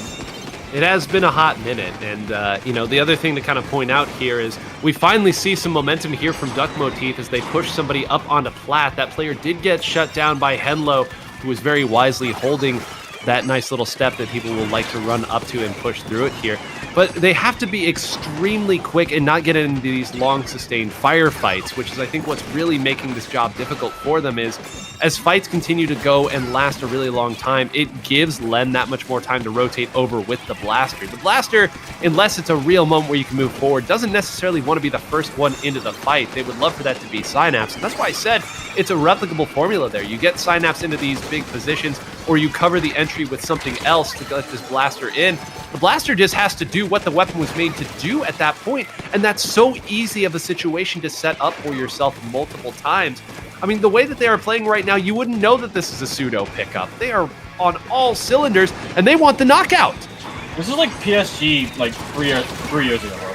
It's like, wow. Oh, well, we're going to sub Mbappe out, and it's like, oh, great, Messi's coming off the bench. GG. And it's like, oh, Neymar's over there as well. Great. This is we're doomed. It feels like just a cakewalk right now. It's Duck Motif. They are fighting back. They are a really good team, but it's like Henlo Fan Club. They're feeding, but not feeding enough that they're rolling. They're just almost like they're padding the stats, even though we can't see them. Well, again, it's, they know what the best angles for them to attack are. And yeah, that's another wipeout. And, we can't even say specifically which player it was at that point because it could have been a couple of them. But, you get the wall set up. 2 or 3 people have to fire at the wall. Then the pencil moves forwards. Then you throw triple ink strike where that wall is because they're fighting a couple of people. And, even in a quick game like Splatoon, if you have a game plan that's replicable and you make good on it with good execution skills and some tight shots, you're going to find yourself in good positions more often than not. Now they simply throw some bombs at the tower. You can see them sitting on 2 specials right now. Right now, at this point, it's just going to be how many more can Len get before this ends. Get 1. This is it, folks. Tries to get another fighting around, and that is going to be it. The Henlo fan club continues on a statistical anomaly, I thought originally, but apparently it's true. They either sweep or they lose, and this wasn't a loss, that's for sure. They played amazing. And honestly, Duck Motif, they played really well in the first 2 games. But I don't know. They kind of got beat in the second game. The first game they did solid, but I can't say anything about third game, bro. They lost at map select. It wasn't even weapon select, it was map select. Yeah. It's a tough situation to be. I mean, clearly you could see they were similar caliber teams in that first game. The second game, this happens so often in bracketology where something works well game 1. So you go back to something similar in game 2, and then game 2 gets away from you. And then you kind of work into your head, okay, well, I guess we can't go to something similar for game 3 because they figured us out. And whether or not that's true, not essential to this conversation. It forces you to switch to something that maybe isn't actually as strong for your team because you feel like you don't have a choice. It's difficult to go back to splat zones a third time, right? Even though it might be in a vacuum your best overall chance at victory. And if they had found a way to win that first game, this is an entirely different set. But alas, that's not the timeline that we're living in. Nope. Henlo fan club, man, they have just absolutely run through this hard. They want that rematch. They want the salty run back. Everybody at this point wants the run back against Facade. Yes, I want it. I kind of want it too, because that would be very, very entertaining. As we do have our next match getting set up, we can outline the teams that will be playing in it. We got Henlo fan club, and then they'll be going up against ASC Teni. This is our losers finals match. So the winner of this will be heading their way to win the finals to get that redemption against Facade. I'm interested because now we're starting out here on Zones Macomart, and both these teams can do well on this map. This is I feel like a fairly okay, but it leans to being of the 6 maps that we have for spot zones, which we have some time, so we'll cover those, being Mahi Mahi Resort, Macomart, Robo Ramen, Barnacle and Dime, Hagglefish Market, and Umami Ruins are our zones maps. I have to say that if I was a Blaster player, and I have played my fair share of Blaster in the years, not the vanilla, but Luna and Range. Sure. Macomart is preferred amongst the Power Blasters. Of the 4 Power Blasters, yes, I count you S Blaster as a Power Blaster. This is one of the zones maps that those weapons have had success on in the past. Yeah, it's a good point. And for all of you wondering at home, like, man, why do these two keep talking about blasters? Are they both Blastermans or something? And that might also be somewhat That true. is very true, Nine. We both have an unholy amount of time on Luna Blaster and Splatoon 1. Yeah, see, that's the problem. Mine wasn't even in Splatoon 1. You would have thought that I would have played it when it was really good, but instead I chose to play it in Splatoon 2 when... Same! Top 500 with that thing!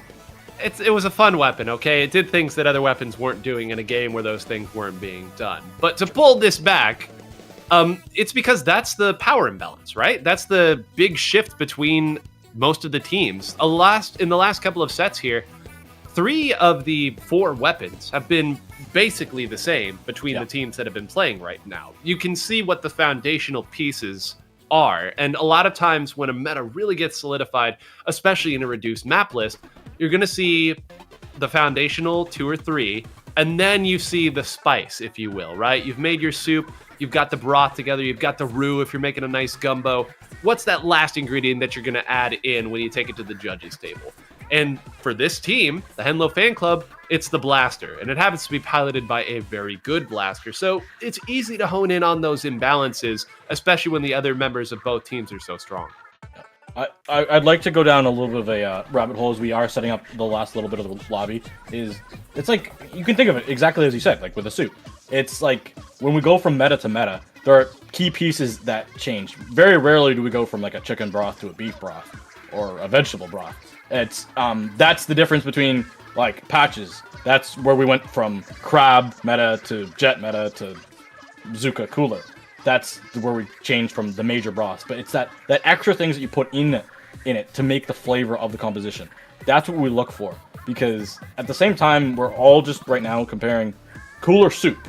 And if you're playing pencil, it's yes.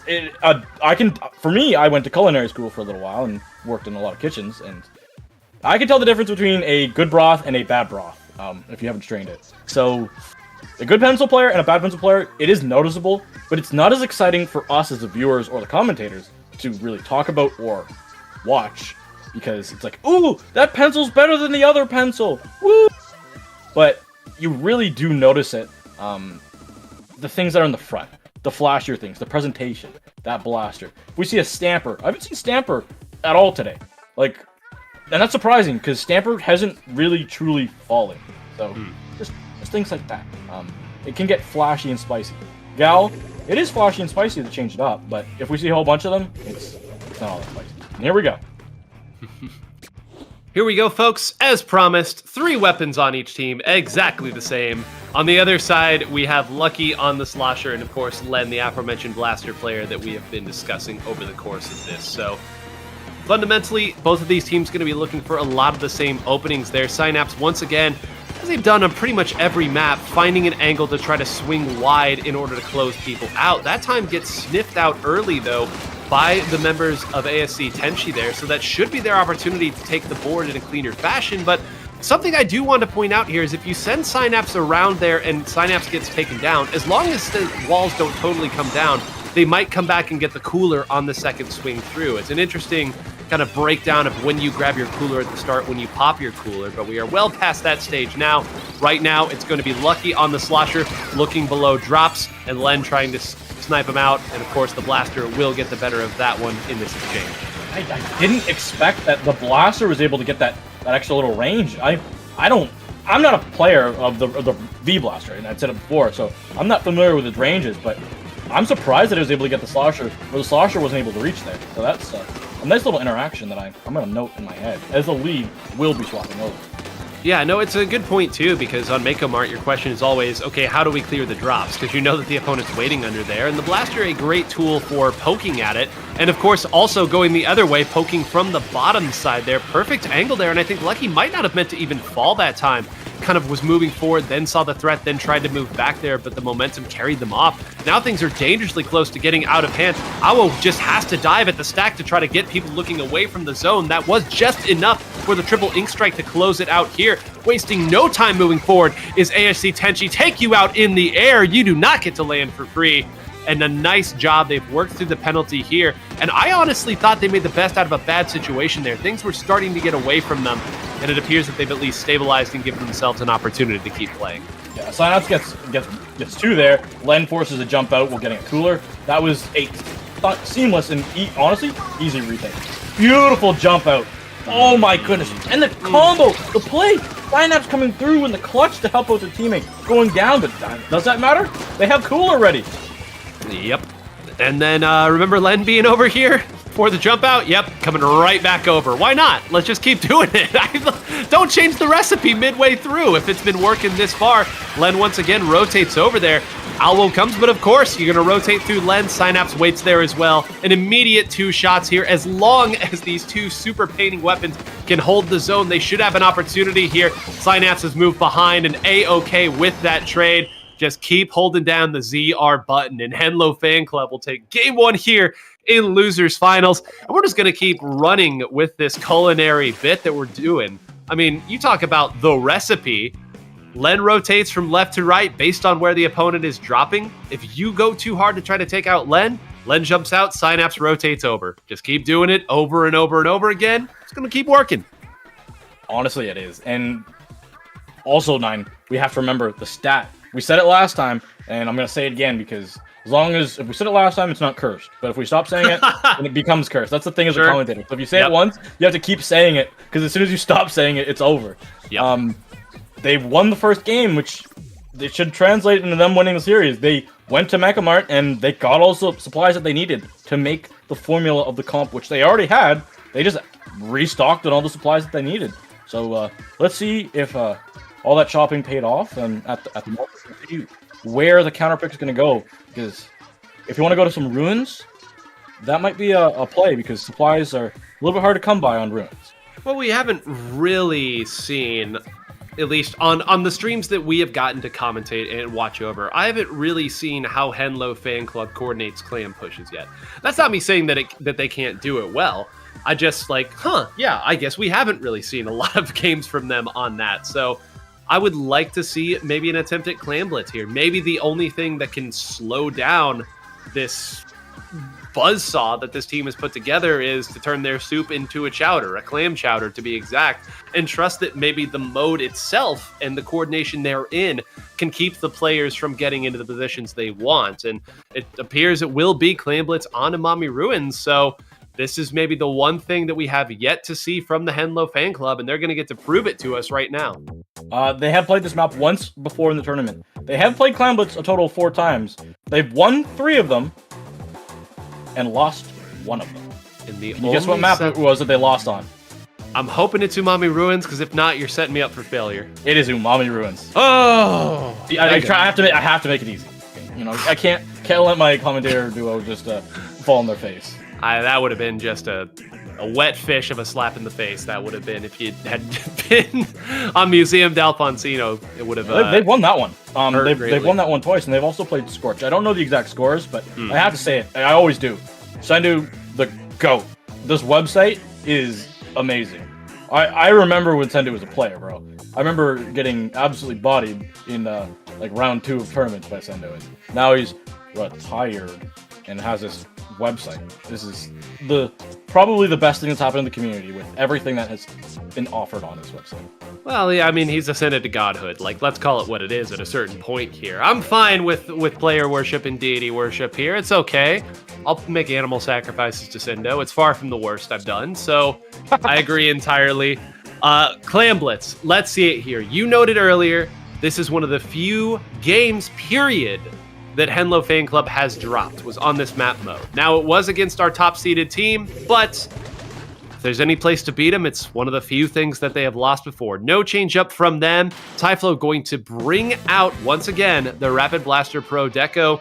I said before that when going gets tough with this weapon, it can be hard to keep stable. Once you're in an attacking position, it's very, very strong. That's what it's best at, punishing and poking and slowing down the opponent. They took one member out. They should be able to play at that point at this stage in the game, but it appears with both of their frontliners down, they have to rotate out, and now we'll see if they can hit their shots with an opponent with a full head of steam. Yeah, it's going to be difficult. They have lost a lot of their members, and this is going to be a jump that's going to be punished and camped easily. This should be... I thought the splash roll was in the way. Sure, we'll call that one as it is. The clams, I gotta say, 9, this looks like solo queue. Why is there no power clam? Finally there is, but I mean, you know, I said earlier, like, what's their clam coordination like? If that was splat zones, they would be spawn camping and squid bagging as they do so right now. Instead, they had to turn around, and that's the one thing that you can't do at this level of Splatoon. So despite a dominating position where they had 4 members, or at least 3 members, under their opponent's basket, 1 power clam, nothing more, and now they're the ones fighting out of their spawn. So, hey, sometimes you need the mode to throw you a bone here, and so far it's done at least a decent job for ASC Teni as they try to solve the mystery of how they can push in against this team. The only sport that I've seen that you can turn your back on your opponent and you don't get punished is tag, because like you're supposed to be running away from it. But besides tag, turning your back is a death sentence. There's no good time that's gonna help you. Did you see these trades, these bombs, these plays, everything that's going on? it somehow, by some way, always comes out in favor of Henlo Fan Club. I don't know what they ate this morning, but I want that. Yeah, I don't know what deity of fortune Alwo pissed off over the course of this set, but every time that wall comes in, that was actually a perfect wall, trapped a member there, and then of course one member from way off was already throwing a bomb in that direction, and there the wall just flatly doesn't work here. Okay, Alwo, you have a hole in your wall. I am sorry here. You are making the right play, and things are simply not working out for you. Everything coming up, Henlo Fan Club for the time being, and they even got the big bubbler down at the best possible spot to have it here. They're even going to be able to jump to it now, that feature that we don't get to see from this enough. So I would expect the pressure to keep continuing as they've got some people up here on the bump, and this is just getting ugly in a hurry, Genie. I do have to say that Pencil being able to move back and stay alive, I really prefer that, opposed to staying in the fight and trying to get some more clams in. Normally I'd be like, oh, you're at 12, just try and run in there. But to get the jumps in for their teammates and able to hold mid, because look at this mid control that they didn't fully give up without the investment of specials. That's 2 specials to get mid control, which would have just gone for free if the Pencil had just off that. Yeah, no, it's well said, and again, that completely changes the dynamic of it. Owl also died in wall again in that little scuffle there that happened there, so do have to point that out here as the misfortune continues. And move forward there, and actually was able to take a member out. The Pencil had backed up far enough to take them out here. They should be able to score both of these power clams. You can see that Lucky is up on the bump as well, so they'll swim forward and sure enough, get that one. Desperately needs to close out Len. Another member is there to do it. This is tight. It is, but because they took so long to take out Len, they weren't able to throw their triple ink strike. That one little avenue gave them enough time to swim through it on the other side. The tightest of margins, folks. You can see how different that looks if those triple ink strikes are able to come out earlier. Instead, they come out a little late, they get taken down, and all the advantage they have built for themselves, they're going to have to earn a second time. Yeah, and they're getting spots. Oh, this is Whoa. massive. 9. That is 3 down. The Pencil is running for the hills. They do not have their cooler online. And 50%, which, let's be honest, it's Pencil. It's kind of close. That's going to be a blaster gun. So you should be able to have something. Please, get the clam. No, not both teams turning their backs on their opponent to get these clams together. This is big. Now Ray's going to be the one that swims back through here. I like the position here that Typhlo is taking there. They're coolered out. You got to move forward there and help the team out just a couple more hits. You know that somebody's respawning to get more of these clams. Keep that basket open. You're probably not going to get another chance to open it. They do get taken out. They get wiped out. Coming up ever so short. Now all the resources for Henlo Fan Club to just try to open this basket and outright win the game. 2 power clams will do it for them. But they might opt to just hold mid, throw bombs, and let the opponent try to push into them right here. ASC Teni with one more opportunity. 2 power clams will steal the game for them. But there's a lot of work to be done before that. They haven't even built up their own power clam yet.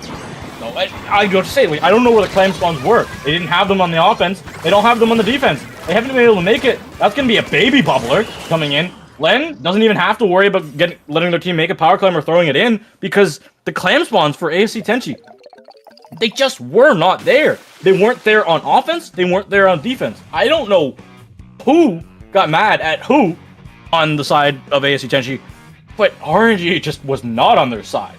They were not told to win today. No, not told to win. And, you know, it's a really good note there. And, you know, it's rare that we actually get to see the clam spawns and working around that, knowing which areas of the map to defend matters so much there at the end. Because so often with 30 seconds left in the game, a push fails. We as commentators like, all right, there's one more chance here for them. And then, you know, about 5 seconds later, you and I were both like, all right, they've got 6 power clams and, or sorry, not 6 power clams, 6 regular clams, no pity clam because they used it in the last push.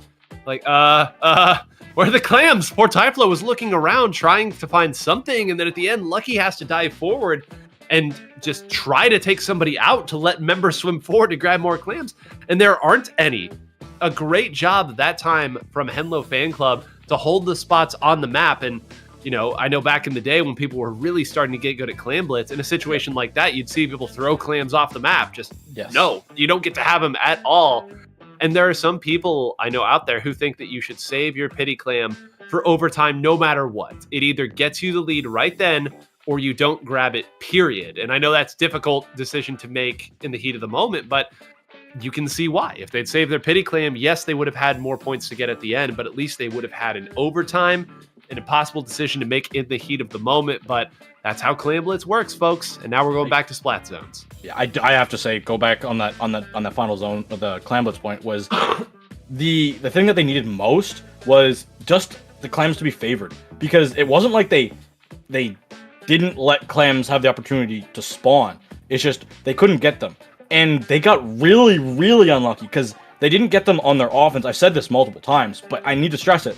They got so unlucky. I wish I could know the odds, but they didn't get any of the clam spawns on offense, and then they didn't get any of the extra clam spawns on defense.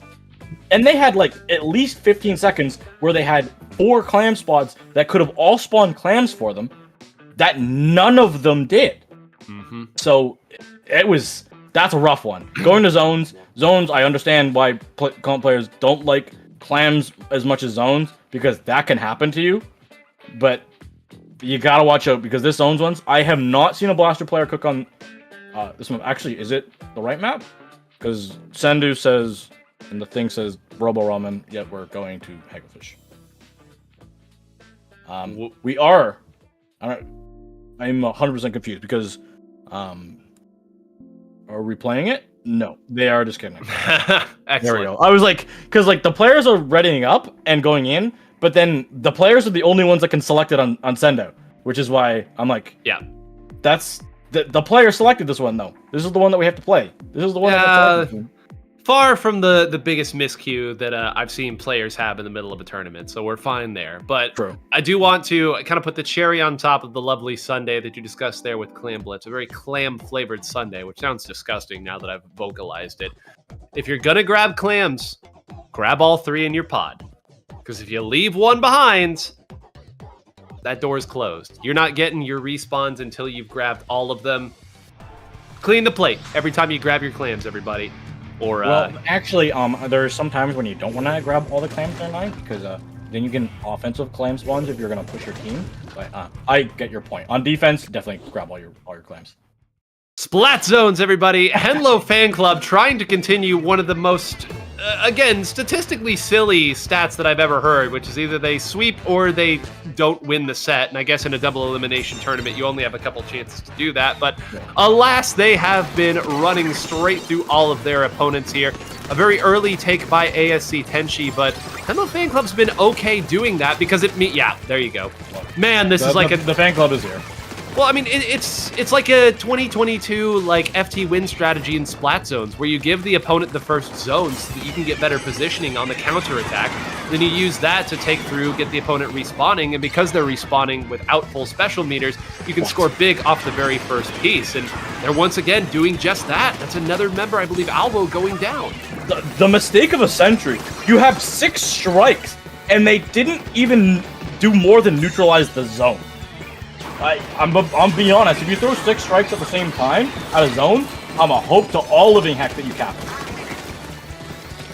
Well, I mean, they capped it in a move forward, but they pushed right into 3 members who also happen to be coolered at that time. So right now, when ASC Teni tries to put their foot on the gas, tries to move forward there, the timing is just not working out for them in some of these situations. Yes, you should move forward and put pressure on the opponent when the time comes for it, but sometimes you just lose track of their opponent's respawns and all of them are shooting at you as you're moving forward here. It's so difficult to keep track in the tact cooler meta of when they're respawning, and once again, they have not found their footing. Back in our day, 9, it was so easy to keep track of the respawns. You just look at the sky. That's all you have to do. Look at the sky. Funnel in. Here we go. The zone, it's going to be starting to tick down. They're able to hold on to it as well. This is insane. Henlo Fan Club, they have an opportunity here to close out the series in the set and book your ticket to finals. They're going to look for it. The strikes are out from ASC Teni. They're going to try and get the zone, and they do. Luckily, they're able to get it, 9. I don't know how without taking out the painting weapon.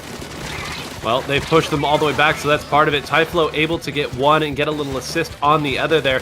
Lucky, I don't think, was able to find anybody, and that means, yeah, you're going to have a hard time getting anything else off. A slight miscue there, not able to close anything out, and Synapse not giving them any room for error. Look at the positioning of those triple ink strikes. Look at how they were timed so that they all painted it around the same time as well. Lovely done. Force everybody in. Everybody gets to move up, and now you have control of the zone. You have control of the map. You are so close to getting the rematch you've been fighting this entire time for. Nice little shark there. You see in the Gal matchup, Al was able to come out on top of that one. Strikes are coming out defensively from the fan club. Their penalty so low here, 9. This is dangerous territory if you're Tenchi team. This is going to be at least one spot that they find, and both frontliners being down is going to be good. That's going to push the fan club definitely deeper and further back on the front. Zalvo tactical there, it doesn't appear so. That wasn't an immediate respawn, so maybe that's a situation where your ink tank is almost empty and you simply try to move forward with what little life you have left. But again, well, actually, no. Now I'm starting to see the logic here, because every time that they haven't closed out Henlo, they've been perfectly placing those triple ink strikes. So I guess the logic goes here. Every time you take zone, you have to move forward and take out Henlo. Otherwise, you are going to lose the zone before you can start scoring some big points. Now they've taken out Henlo at the start of a push. Awo moving forward, not able to get the wall down in order to take anybody out. Now they're still scoring points. They've got a triple ink strike, but they would have loved to take out that one big stronghold. Instead, they're going to get pushed back, all the painters back for both teams, and Henlo Fan Club will once again wrestle the zone away. Yeah, but Len's gonna go down here, not able to find anybody. Tenchi, ASC Tenchi, they're able to find something, some type of space, some type of opportunity, and that's gonna be a big trade. Both frontliners are gone, meaning they should be able to cap the zone. They do have it. They are gonna have to watch out. The bubbler is back online, but let's just kind of go down in the middle of the zone, try and stay alive. Len, can they hit the shot? No, they can't. It's gonna be Typho getting 1, getting 2. Can they get 3? No, Synapse is there, ready to go. The Gal fight is on. Synapse opting to back off. Under a minute left here, 9, and this is a tight game. That could be the fight that changes this all. Synapse taking that out. Synapse was on like 10 HP at the end of all that scuffle. Big strikes. They continue to hold the zone. All 4 members up on both sides. Keep an eye on the Neo splashes. Where are they moving from? Where are they turfing? Here come the strikes, turfing through. They lose it. They almost get it back. Nobody's going down. And finally, 2 members of ASC Tenchi go down. And they're going to once again have to figure out how to push through. Len not able to close that out. Alwo finally gets the wall to go down and takes 1 member out because they were able to survive. They should have ink strikes, and they do. Down they come. Can they get zoned? They do, just in time for overtime. Keep painting it. They don't. It was just a pencil. Who's alive on the other side? Who was painting zone? It was a sprinkler and a pencil versus 2, and the pencil comes out on top. Oh my goodness, fights going every which way there at the end. I tell you folks, when 8 members are up at the end of a zones game that is approaching overtime, there's just no telling what madness we are going to see at the end of it all. ASC Tenchi continues their run of 3-0 or 2-0, 20 or 30, doesn't matter. They are running through everybody right now, and they have brought it all the way back to the vaunted rematch. Yeah, the fan club, they get their chance here. They get their chance against Facade. I am so ready for this, 9. This I wish I was I watched the first time that these 2 teams played, because that would have been an electric set for one side, because going down 0-3 into the losers bracket and then not having dropped a game since then.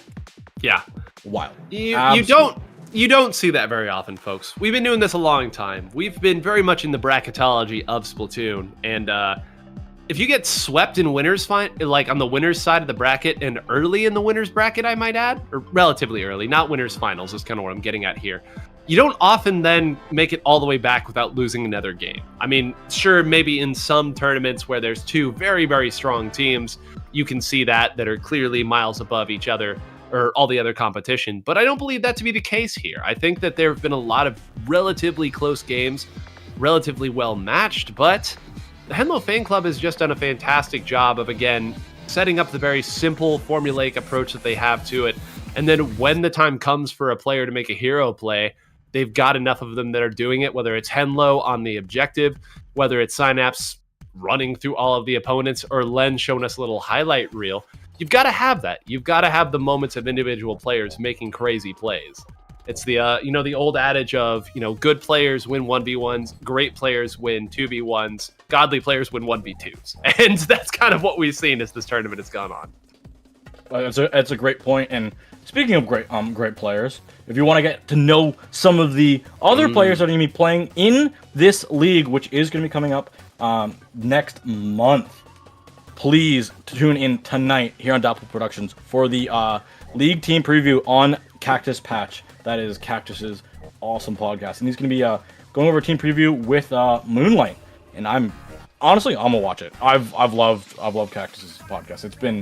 It's been such a great thing for us to have here on Dapple Productions. So make sure to check that out. 7 p.m. Eastern time. That would be for 1 a.m. tomorrow for you guys over in normal Europe time. Normal Europe time. Because like all the British like to say that their time is the best one, but it's not actually. Well, all right. It's coming from somebody who spends all of his hours with two British dudes. At like every time I hop on a game, I have to go through those two. Not an option. Fair enough. My Midwestern American self, wholly uncultured on European affairs. So I will take your word for it. Yeah. So they're adamant that their time, because it's like we started the time.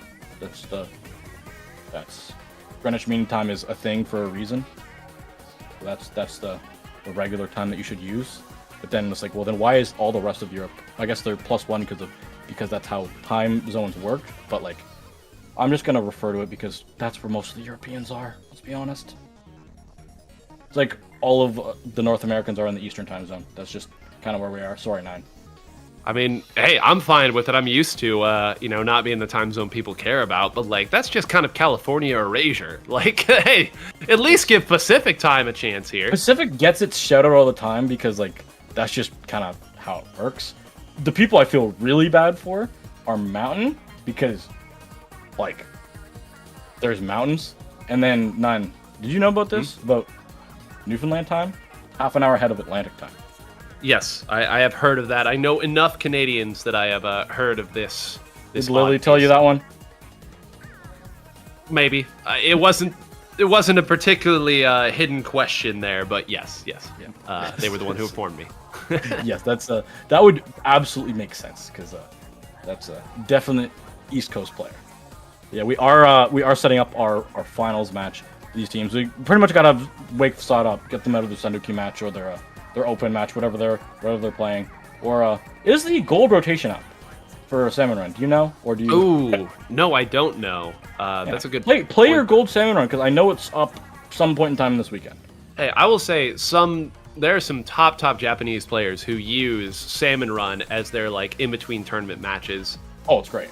Yeah, well, I mean, at the very least, you know that executionally you're going to need to be sharp, and you can close out of it without any real penalty compared to, if you hop into X rank or something like that. Of course, if you need to get back into your match in Salmon Run, it's whatever. Just leave. It's your Salmon Run ranking. You'll get it back in like 2 games. So especially if you have all 4 of your teammates who are playing in the tournament playing the Salmon Run, it's like, oh, we got our match. Everyone hop off the map. Yep. So easy. Beautiful. It's perfect. And you're always getting chunks and money. But here we are, people. Grand finals time. You waited for it. Here it is. The rematch. Now, the interesting part, again, the imbalance here between these two teams. There's a couple here, but the big notable one is there's Zuka's on one side, and only one side here in this matchup. And that's going to be coming out from the splatter shot here from Facade. So that could be a real opportunity that allows them to push their way back in positions that some of these other teams that haven't run a triple or a Trizuka can make it work. Instead, now you still do have to contend with the big pressure that comes forward here anytime you have a coolered shot. Very quickly cleaning that one up. Len once again moving forward, trying to fight at it. But for the first time, we are finally seeing the Henlo Fan Club be slowed down by an opponent there. Very strong, took 2 out in an awkward position there. Facade proving that no amount of break is going to slow them. It's a skill matchup. It's harder for Len, though, because Happy versus Len, the range blaster versus the regular blaster. The blaster that has more range, if you hit your shot, you get the shot. It's easy to say, especially in a game which has so much movement, especially with Cooler, how fast you can go. It's so hard. The advantage, you can most likely go into the range advantage. And that's something that, oh my goodness, as just Swizzy goes in, gets 2.5. Let's say that. It's just a matchup that we haven't been able to see yet. The blaster being challenged by another blast. Well, and I think another really important difference here to note, and actually maybe we'll talk about it at the end of this game, because that might not be too long right now. The game, it certainly looks like it is. Synapse is going to try to dive in to make a play happen on that side. 2-1. All they do is make us wonder for a little moment. Facade looking dominant in that first game. And now, to make the point that I was about to make, Genie, I will say the one thing that we haven't seen the members of... oh gosh, it's the one in the matchup, Henlo Fan Club. The one thing that we haven't seen them have to fight through is 2 aggro shooters, right? Sure. Earlier, they had to fight through a squeezer and a 52 gal, which is, difficult in its own way, but it doesn't quite play at the same pace a lot of times as you'll see somebody play with a shot, because everyone loves going forward and fighting with the shot. So there are openings now that Facade is able to take advantage of in Henlo Fan Club's play that other teams weren't able to do. Some of those rotations that we talked about with Len poking, retreating back, and then as people dive on top, getting Synapse, or Synapse making these big swings as Henlo stabilizes, that gets tighter when the opponent is running 2 shooters. It gets even more difficult to take advantage of if they're coolered up. So that's the answer that they're going to need to find over the course of this game. And now the stat that we discussed this entire time is starting to work against them, Genie. Yes. They have to win a series where they lost a game in, which they haven't done yet. They've either won 2-0 or lost 0-3. That's been what's gone on, and it's to Facade. I will have to mention, as we are going to be going into our Spot Zone's Mahi Mahi Resort game, is as much as I was going to say, oh, you're a blaster team, you should take them to tower control because your blaster gameplay has been so good on tower control. That is out the window because they have a counter blaster on the other side. Those advantages, that's a matchup. That's the matchup that I haven't seen in a while. Regular blaster versus range blaster. I'm thinking back in the history of Splatoon, I don't remember the last time that I've talked about range versus regular, because it's either been Luna versus range or Rapid versus range. That's it. It's true. It's an interesting matchup, one that we're exploring right in front of us here, in front of our very eyes. Swizzy gets taken down almost immediately there. Henlo took a really interesting position there with that Neo Splash-O-Matic there that I think kind of slowed down where that attack was coming from there. Simply painting over their feet can sometimes make it difficult. They're going to force everybody out right here. Can they get any further in? Swizzy fighting everybody and gets 2.5 or 1.5 there. Now going for the second one with Synapse. And again now, when you have 2 attack-to-cooler shooters, it plays at a different pace than some of these other things. If you're playing against an opposing team that has one of their shooters dedicated to painting, you have a little bit more time. Now you don't, and it makes it that much more difficult. And yeah, Zuka's coming in, making things difficult. It's also Swizzy and Synapse. That matchup has actually been very fair and balanced so far. Going a little bit more in the favor of the team that is winning, Facade, so Swizzy's case, but like, we haven't seen Synapse challenged yet on the gal. We've seen a lot of good gals, but haven't seen one yet that really forced Synapse to have to play at a better play style, or a stronger step up to the plate. Well, I mean, there you go right there. Taking basically a special and a half and then allowing Len to move in there. That should really make this better in terms of how they're pushing forward and attacking. Again, getting one through here. Where's zone? Why is the zone not ticked away? Oh, they had their own. Swizzy was on the right side of the map, making things difficult for the 2 painting weapons. That was the piece of the puzzle that we were missing there on that time. I was going to say, great job pushing forward in the fashion that they did. Now suddenly the points starting to come away on the other side. Turfing up, look out, there should be a Trizuka online here, firing at that side, kind of split between 2 different targets and wasn't able to take anybody out. Len got to the zone there basically for free, Genie, and yeah, they're going to take the zone off of that.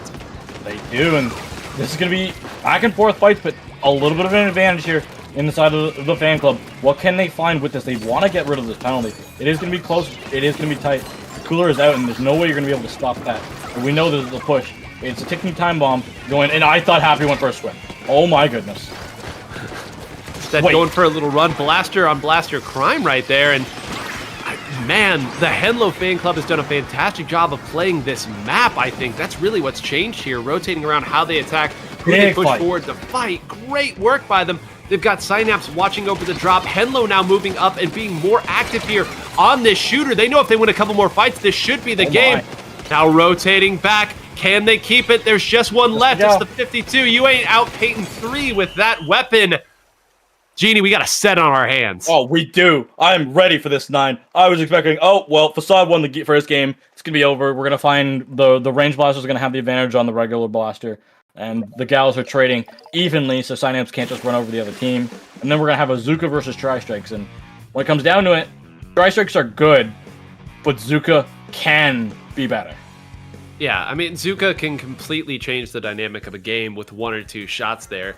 The triple ink strike, you kind of know what you're getting. You generally know where it's going to be thrown. You're playing for what comes after it, but there is no substitute in the game of Splatoon for immediacy and an immediate threat and an immediate right back to spawn, no matter where you are in your cooler loop, no matter where you are on the map from that Trizuka can absolutely wrestle it away. But I think, and it's hard to draw too much of a conclusion off of just one game, as we have 7 people in our lobby. All right, that will get rectified here shortly, I would hope.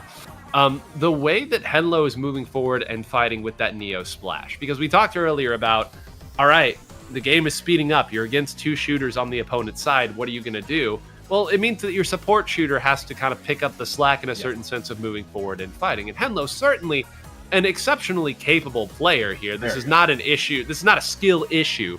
It's a decision-making thing, and it's, trade a little stability for moving up and fighting and making this a little bit more fair for my people up front. So, you talk about a mid-set change-up. That's hopefully what that last bit was.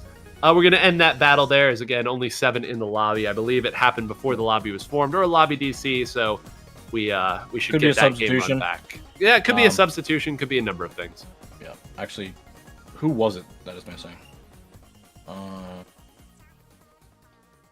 Henlo. It was Henlo. Yep. Yeah, no, actually, they don't have a sub, so definitely was not a substitute. Yep. Henlo's back in the lobby, so just hopefully a trick of the LAN adapter is what we'll call that one, because they've now loaded back in. I don't expect any big weapon changes, and back with your regularly scheduled games. Yeah, here we go. This is going to be a really exciting Clam Blitz match, because the blasters, I'll speak until, I can't speak anymore, because I just love blasters. I don't get to see them enough, and it's nice to see them. But the spinner control, it's going to be up to whoever's blaster can really control, control it. Can not even just get the splats, but stay alive on it. Because even if you're staying alive over by spinner, you're a threat. You can't be on the wall. You can't be around the wall. You can't peek over the wall. You're just going to get taken out. And Swizzy runs in there headlong and goes down. Yeah, try to make a play, and I understand it. Sometimes you have to go try to take a fight if you sense that the game is moving away from you there. Henlo very lucky to be escaping there. One more shot and that would have done it. Instead, they're just going to go right forward there, showing absolutely no respect to Facade. There were 4 members of Facade up there, and Henlo said, well, if you're going to give me space, I guess I'll take it. You give me space, I'll pick up the pace. Now Len is right underneath here. That's the perfect spot for that. Yeah. They dive right down at it, but you know that the blaster player knows that you're going to try to dive at the bubbler, pre-firing where you're landing there, closing it down. They're rotating specials here. Henlo Fan Club has hit another gear in this one. Dude, and that's going to be a trade. That's A-okay. The clams are still coming in. Who else is going to be able to have some? It's just going to be Henlo, who's alive, opting to back off, opting to stay alive, opting to keep mid. And I said it before in a previous set. That is smart, because that's going to be mid control that has to be claimed with a special, not just by walking forward. And because of how early in the fight early in the game that fight happened as well, it's going to be kind of an awkward spot from the specials there as the blaster somehow trade. Len, I don't know how you got that direct to go that far. My blaster doesn't shoot that far, but that's why I'm out here and not out there.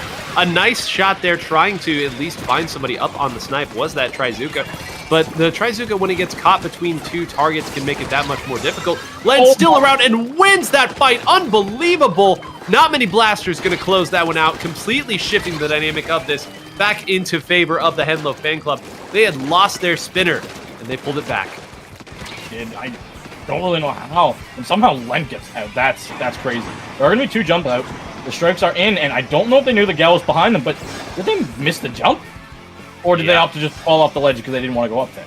I mean, nobody was firing that way. I think that would have been the perfect opportunity, and I think it was the perfect timing to try to do it. Everybody was looking that other side, and there was a big bubbler there. Certainly avenues, but one small slip up, one small change.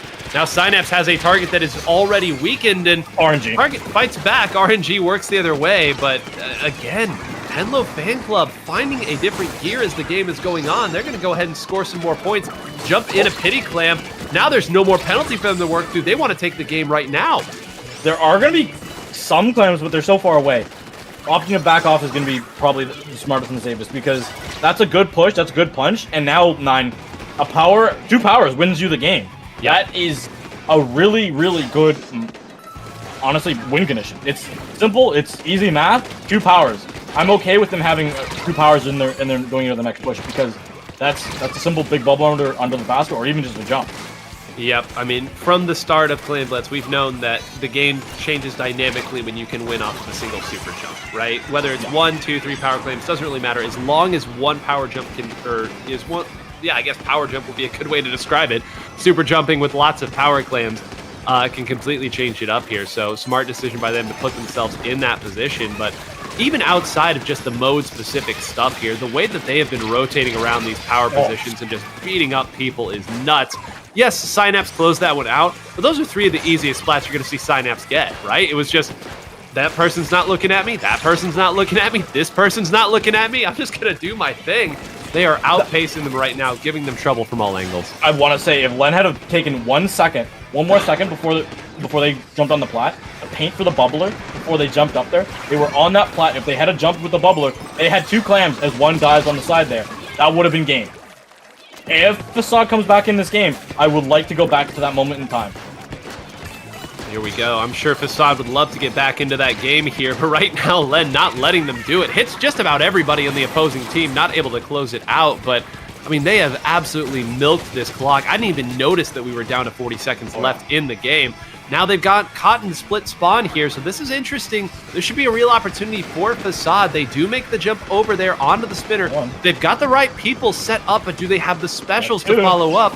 They do, and they didn't even need their specials to get those 2. Now, where are your clams? Can you rotate fast enough and keep people alive? No, then shoots around the corner. Oh my goodness, that completely changes this. Now, can they even build another one? They do have, it appears, their own pity clam, so they'll be able to hold on to this and send it into overtime, but you have to think that was their best chance. That was, because now they don't have their Zuka. They used their Zuka in that last push. And so, realistically, you're not going to be close enough to get it, and your gal is gone, you're going to have a wave breaker, but I'm going to be honest, wave breaker is not the special I want if I'm needing to make an overtime push.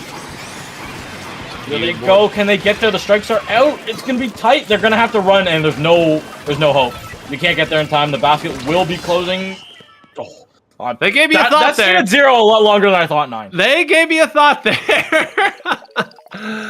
Oh, wow. Listen, at the end of that last game, we said Henlo Fan Club, they figured something out. They were moving differently. They were taking their fights differently. Whether it was Henlo getting a little bit more active, you know, there's lots of individual moments that we can point to, but in that first game, it felt like they were not playing at the same speed as Facade. The second game, the third game, went the other way almost instantly. It's crazy how quickly they've adapted and played this out. Now they're 1 game away from sending this to a second set, and I guess for Facade, I mean, they haven't changed their comp a ton. It's really been Carbon Roller some maps, Range Blaster on other maps. You've got time to figure it out, but they're taking it to tower control, Mako Mart. So, I mean, your Carbon Roller is crazy strong here. We know that, but it's also tower control, so you think about Blaster. It's so hard because Carbon is actually good here, and so is Range. Mm-hmm. But I'm going to be honest, if I'm the regular Blaster into a Carbon matchup, the Carbon kind of gets bullied. It's so much harder because you change the right now. The skill has to go into Len's favor, not Happy's favor. Len has to outskill Happy more than Happy has to outskill Len.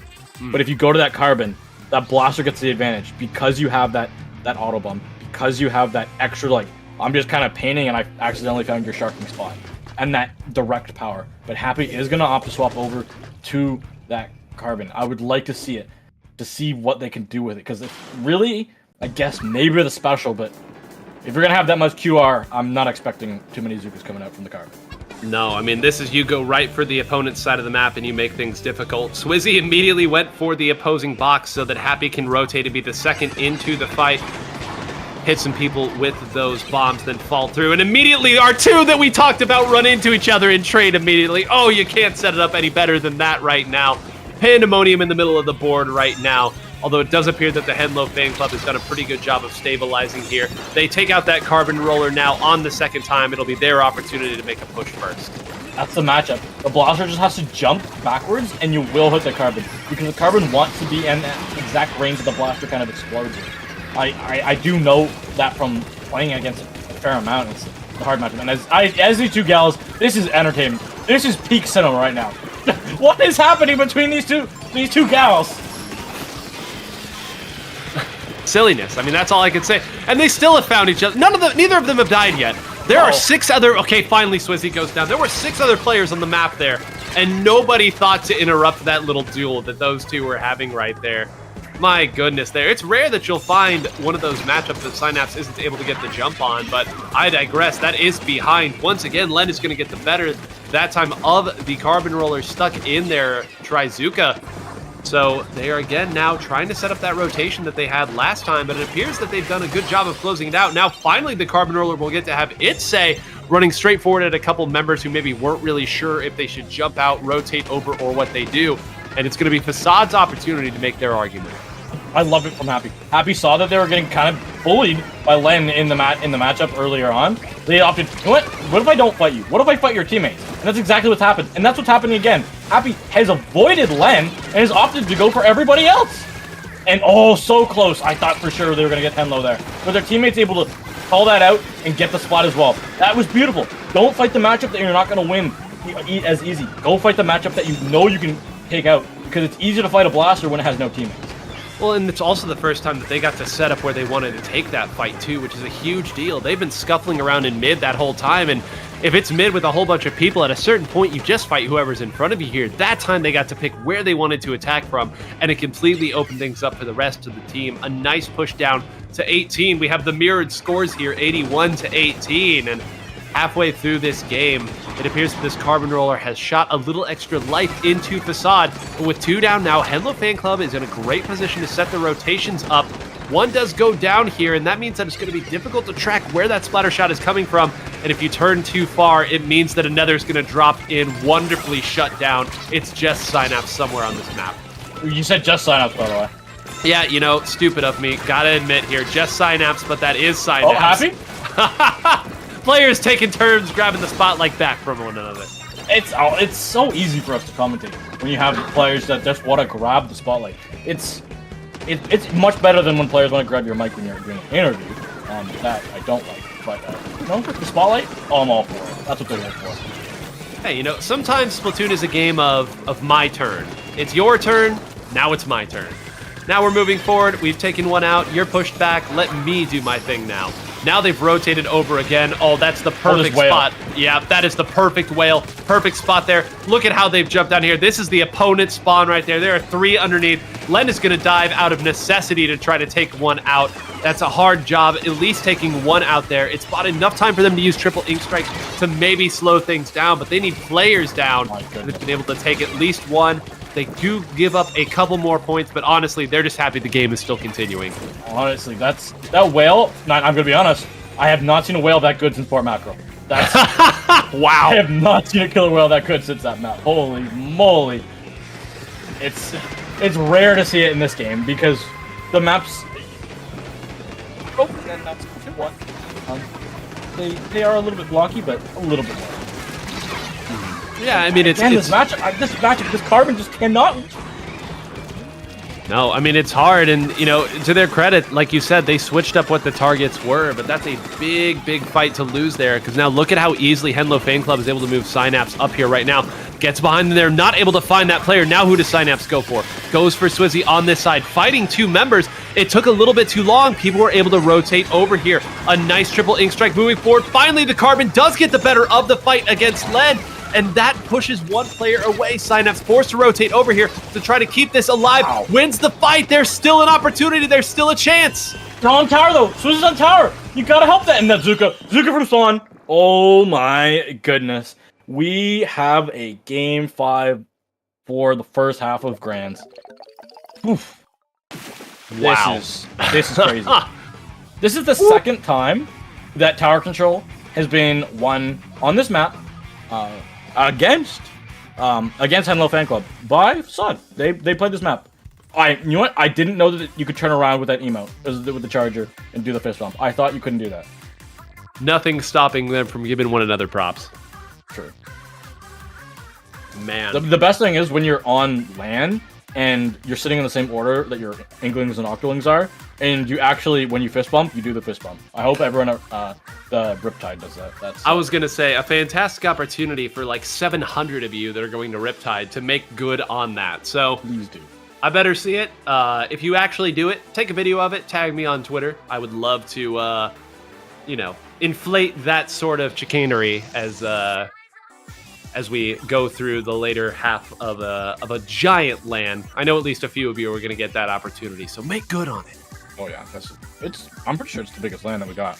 Oh yeah, I mean it's at what point does saying the biggest LAN start to lose its luster after you do it 3 times in a row? The answer is never, but it is wild to me that LANs continue to get bigger as more and more time goes on. I remember back in the old days, we were just happy to get like 40 people. I mean, if you could put together 10 teams, you were pumped about it. I remember 127 of us cramming ourselves into Balance Patch in Boston in 2017, and we're like, this is crazy. Look what Splatoon 2 has to offer. Just coming off of Splatoon 1. This is wild. And now I'm like hearing the numbers that are coming out for the venue at Riptide, and I'm honestly amazed. I'm starstruck. But we do have a key match.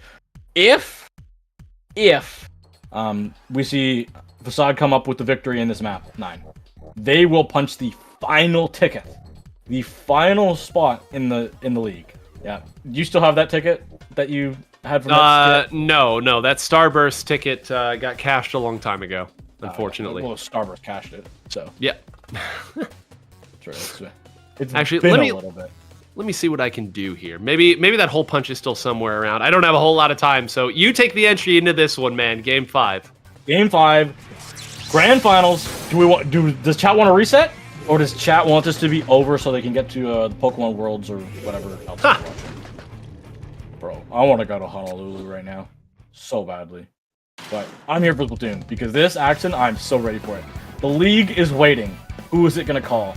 Is it gonna call for a little bit later, or is it gonna call for Facade? The opening of the zone here, 9, a little bit slow. I'm surprised because most of the time, both these teams are just run at each other, and Happy's gone.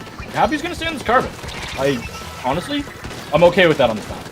Yeah, I'm okay with it also in the sense that you were starting to get outpaced. You switched over that, and suddenly they were in control that entire last game. If for no other reason than the vibe feels good when you're playing it, I get that choice, but it does offer some difficulties on this map that it was able to take advantage of more so in Mako Mart. Now you start to run into sort of the same problem that you had with our Ink Brush way when we started our cast.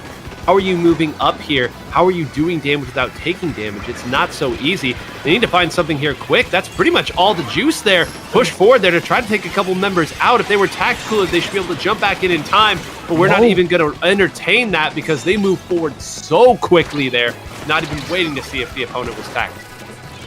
I did see that there's 3 drinks left on that stand. That's honestly, if you're watching in the game, you have to pay attention to that. You'll know how many people took a drink by how many drinks are on the cooler. It's such a small thing that not many people tend to look at because it's like, oh, they pop tactical, they're gonna have quick respawns. We probably maybe shouldn't fight or not go in so heavy. But it's only as active as many drinks are gone. It's true. Man, this is the 3rd or 4th time I've seen Happy drop down to try to take one member out and then get taken out. I know you've got quick respawn, but at a certain point, you're starting to trade your life here for seconds here. Time is your most important currency at this stage in the game. And there's no more penalty left. They try to work in after that. Nobody found with the Hail Mary shots. So now they have to try to fight their way forward with a couple other specials and their main weapons. Look at this. They're once again shuffling their way back. Almost no yellow on that zone, and nobody got taken out. Here they go, diving forward, desperately needing to find some players. painters. Can they get their painter up the zone? The pencil is there, but you're not going to outpaint a Neo Splash unless you get some help. They did just barely. They got the last player that they needed to hold it in there. And once again, they've at least given themselves another opportunity, but make no mistake about it, they have been absolutely rocked this game. I would like to see Happy's KD at the end of this. I wish I could. I wish there was a way. Because it just doesn't... Oh, that's going to be played out. Yep. This has to be played out. Because the opponent is already past 50. That is... And we're also past the 3-minute mark. There's a lot of things that have gone on.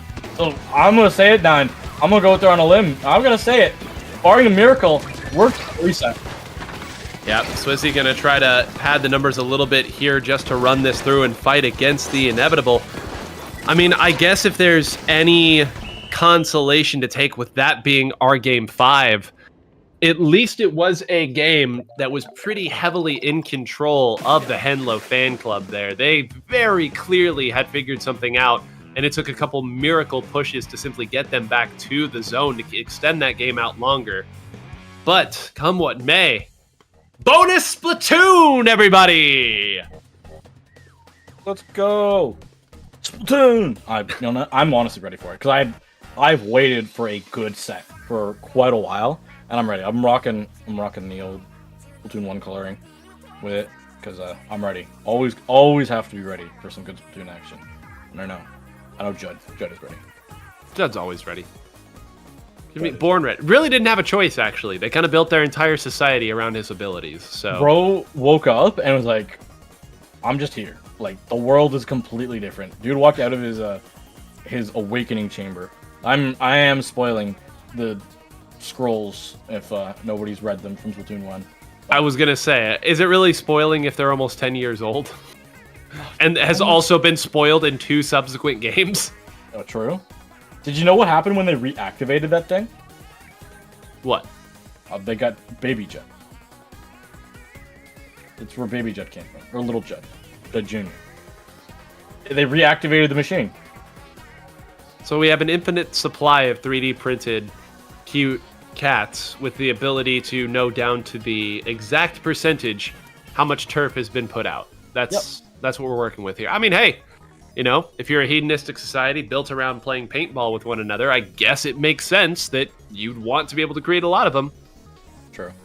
It's weird because like we have I guess I can't do any. I always have a rule 9. It's you can't spoil the current game until Final Fest has happened. Then you can spoil it. That's the thing. Like I couldn't spoil Side Order until Splatoon 4 is out because that's just my rule of thumb. Octo expansion, it gets spoiled when Splatoon 3 gets released. So that was a good one. Hope everybody enjoyed their smoothie on that one. But besides that, we are just setting up the lobby. We are getting everybody in here because we did have a disconnect. Yes. And the teams are taking a little bit of a break. I think it's good. Between, if you have the chance to have a reset in a grand finals, I do think it's a good time to decompress after a game 5 because the action and the intensity that you have as a player, I know you know that as an athlete, when it's in crunch time, it takes a toll on your body. So to give yourself a little bit of a second and refresh, loosen up your arms, it helps. Because if you start gripping that controller too tight, you start making silly and dumb mistakes that you're going to be kicking yourself because you don't get these opportunities very often. The last time we had a Splatoon League was Tassel, and one was Tassel, like 2 years ago. More than that, I would say. 2 years ago. Splatoon 3 isn't 2 years yet. We haven't gotten to the 2 years thing, so we had one in Splatoon 3. I mean, if it was a full tassel, then I mean, yeah, that would be the answer. The last like fully extended tassel that I can recall was a Splatoon 2, but we're getting a little semantical here. You did hit on something really important though that I want to talk about with this idea of the in-between set, relaxing period that you get. It's also the other advantage that you've earned for yourself at this point, right? You give yourself a second set, so it does give you more tries, of course, but it also gives you the opportunity to take data, and this is stuff that we'll say every time there's a reset in Grands, but I do think it is worth noting that in a map pool this small, if there are any absolute no-no-nos, Now you just put them out of the way. You don't even accidentally stumble into them. And there were a couple times in that set that teams won on opposing counter picks. Yep. So, I mean, it gives you an opportunity to at least know that map is definitely not the case. Whereas if you were in maybe a traditional fighting game where in a lot of them, the stage is sort of a cosmetic difference, your advantage of winning the first set is that you won the first set. That's your advantage. But here you really get some really important information that you can make use of. And finally, we do have our member back in. I was starting to get a little nervous that our break wasn't for any metagame reasons, and it was simply just that we couldn't get somebody to join. But I want some clean games here with all 8 Inklings finishing each. Yeah, please, I do want that. I will cover off the first set that these two teams played. Sure. The first map was Zones on Hagglefish. The second map was Tower Control on Macomart, and then we had Clam Blitz on Umami Ruins. Those were the first games that these teams played. And then our last set, we had Zones Umami, then we had Zones Wahoo, Clam Blitz Museum, Tower Control Mako, and then Zones Barnacle and Dime. The Zones game's going relatively even trades. The last one, I will count that as a win because you got it down to 6 on the fan club. That was a 6. If you DC when it's sub 10, the other team deserved to win the map. I'm going to be honest. Well, we can stop talking about the last set now because we're loaded in. Happy has loaded in that carbon roller. So, I mean, listen, they were playing range on some maps earlier in zones. Now, I mean, they may ride out the carbon the entire time. They get to play at a different pace, continue to crank it up against the members of Hanlo Fan Club. That seems to be the answer they find satisfactory. We'll see if it is. Robo Ramen, one of the most popular Splat Zones maps. You know these teams have game plans built in already. This was when this map was first released. Everyone was like, actually, Nintendo made a good map. They were all cheering and applauding. I have not seen a good carbon player playing this map so far. And oh my goodness, who is this? Who is the gal that showed up today? Splatter shots be real good. That was a shot? It was two-shotting people. Yep. Hey, when that thing is able to work through and make it difficult, it's that good. And, you know, that's the time when having a burst bomb weapon on your team also makes things that much easier for you. You can crash in with reckless abandon, and look at this. Look at how they've rotated their attackers here on this side. Paint over the triple ink strikes. Don't leave anything to chance here. Great job. Only thing holding them back now is Synapse, who gets the 1v2. Lovely stuff there to, again, stabilize the game here. That means that Len should be able to move forward and take out one member, maybe even a second. But so far, Facade once again looking strong here in the openings of this game. Yeah, the opening is solid, but they have to watch out because if Len can get too much damage, they get one before going down. And that's the first time I've seen Happy actually come up clean on a kill with Len. That has been a little bit. Sometimes able to get some nice cleanups. Cooler is out. They're going to opt to go forward for this. They have to watch out because those bombs, that bomb pressure is coming through. But Len goes in and gets, was it 2? Yeah, 1.5 if nothing else there. And I love, again, how they rotate it out. Everyone sees the wall go down, and then everybody runs away from it. So nice job there to at least get some more points off. But it wasn't enough to swing the lead back. And you can see now with the way that they've rotated around, they're trying to let Henlo Fan Club run into them and then encroach upon them from different sides. They almost gave up too much space there at the starting. Good God, that fall off is ridiculous, Synapse. A true master of this main weapon. Not able to close out that carbon roller who hits the one clean shot that they had at it. But again, it seems like these teams, once they get into these kind of neutral situations where they can't use a special to break through, they're willing to take some chances. Yes, that's without risk, there is no reward. That's what these players know. Because if you play safe all the time and just go for the calculated play, you are going to lose. You have to go for those chances. You have to go for those opportunities because that's how the best teams win. If you don't risk it at all, there's nothing to lose.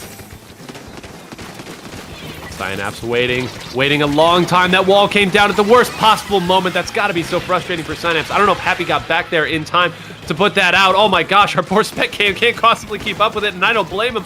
Everybody is going down from all kinds of angles here. Finally, there's a little stability with one, yeah, for real, pencil. But that's the one thing we know isn't dying anytime soon. Oh, nice job. You can always go back to your pencil there. But look at how far they've moved up there. That wall bouncing off at an awkward angle there. If that had gone up, it would have been even more difficult. Instead, they have to back way up. Wonderfully timed triple ink strikes, takes one out, and fundamentally takes the zone as well. So some more points being put on there. Henlo moving forward with a head full of steam, does not run into the carbon roller wisely, and they will take off and do a great punish on top of that with the big bubbler coming out at the same time. Henlo Fan Club finally has an opportunity, and this tactical is going to be worn out here pretty quick. They've got to move forward right now if they want to take advantage of its benefits. Yeah, Ballestra is going to have to watch out. The zone is going to be ticking. Oh my goodness, they neutralize it. Can they hold it? No, I don't think they will, because that's going to be, your main painter gone. Your pencil was also a little bit too far back, and I thought for sure the lead had gone over, because that was on 33 for Henlo Fan Club for a long time. The most frustrating feeling in Splatoon, knowing that if you'd held it for just a little longer, you would have the zone. Instead, now they're going to have to fight their way all the way back through again. Keep an eye on the top of the screen here. As this is split back and forth, it should be Facade who has the advantage right now in the special category here. They had them, like you noted there, Zuka could come out, but I think they all went down a little bit too early. Didn't get to set them up, and Len moves right forward there, gets the direct! Oh my goodness, that direct was more exciting than the last direct I watched by Nintendo. Okay, waiting the on Mario that one, game was good, but no shit on the Mario game. It was good. Waiting on that one as the lead flips here. Had to throw that one in at the climactic moment.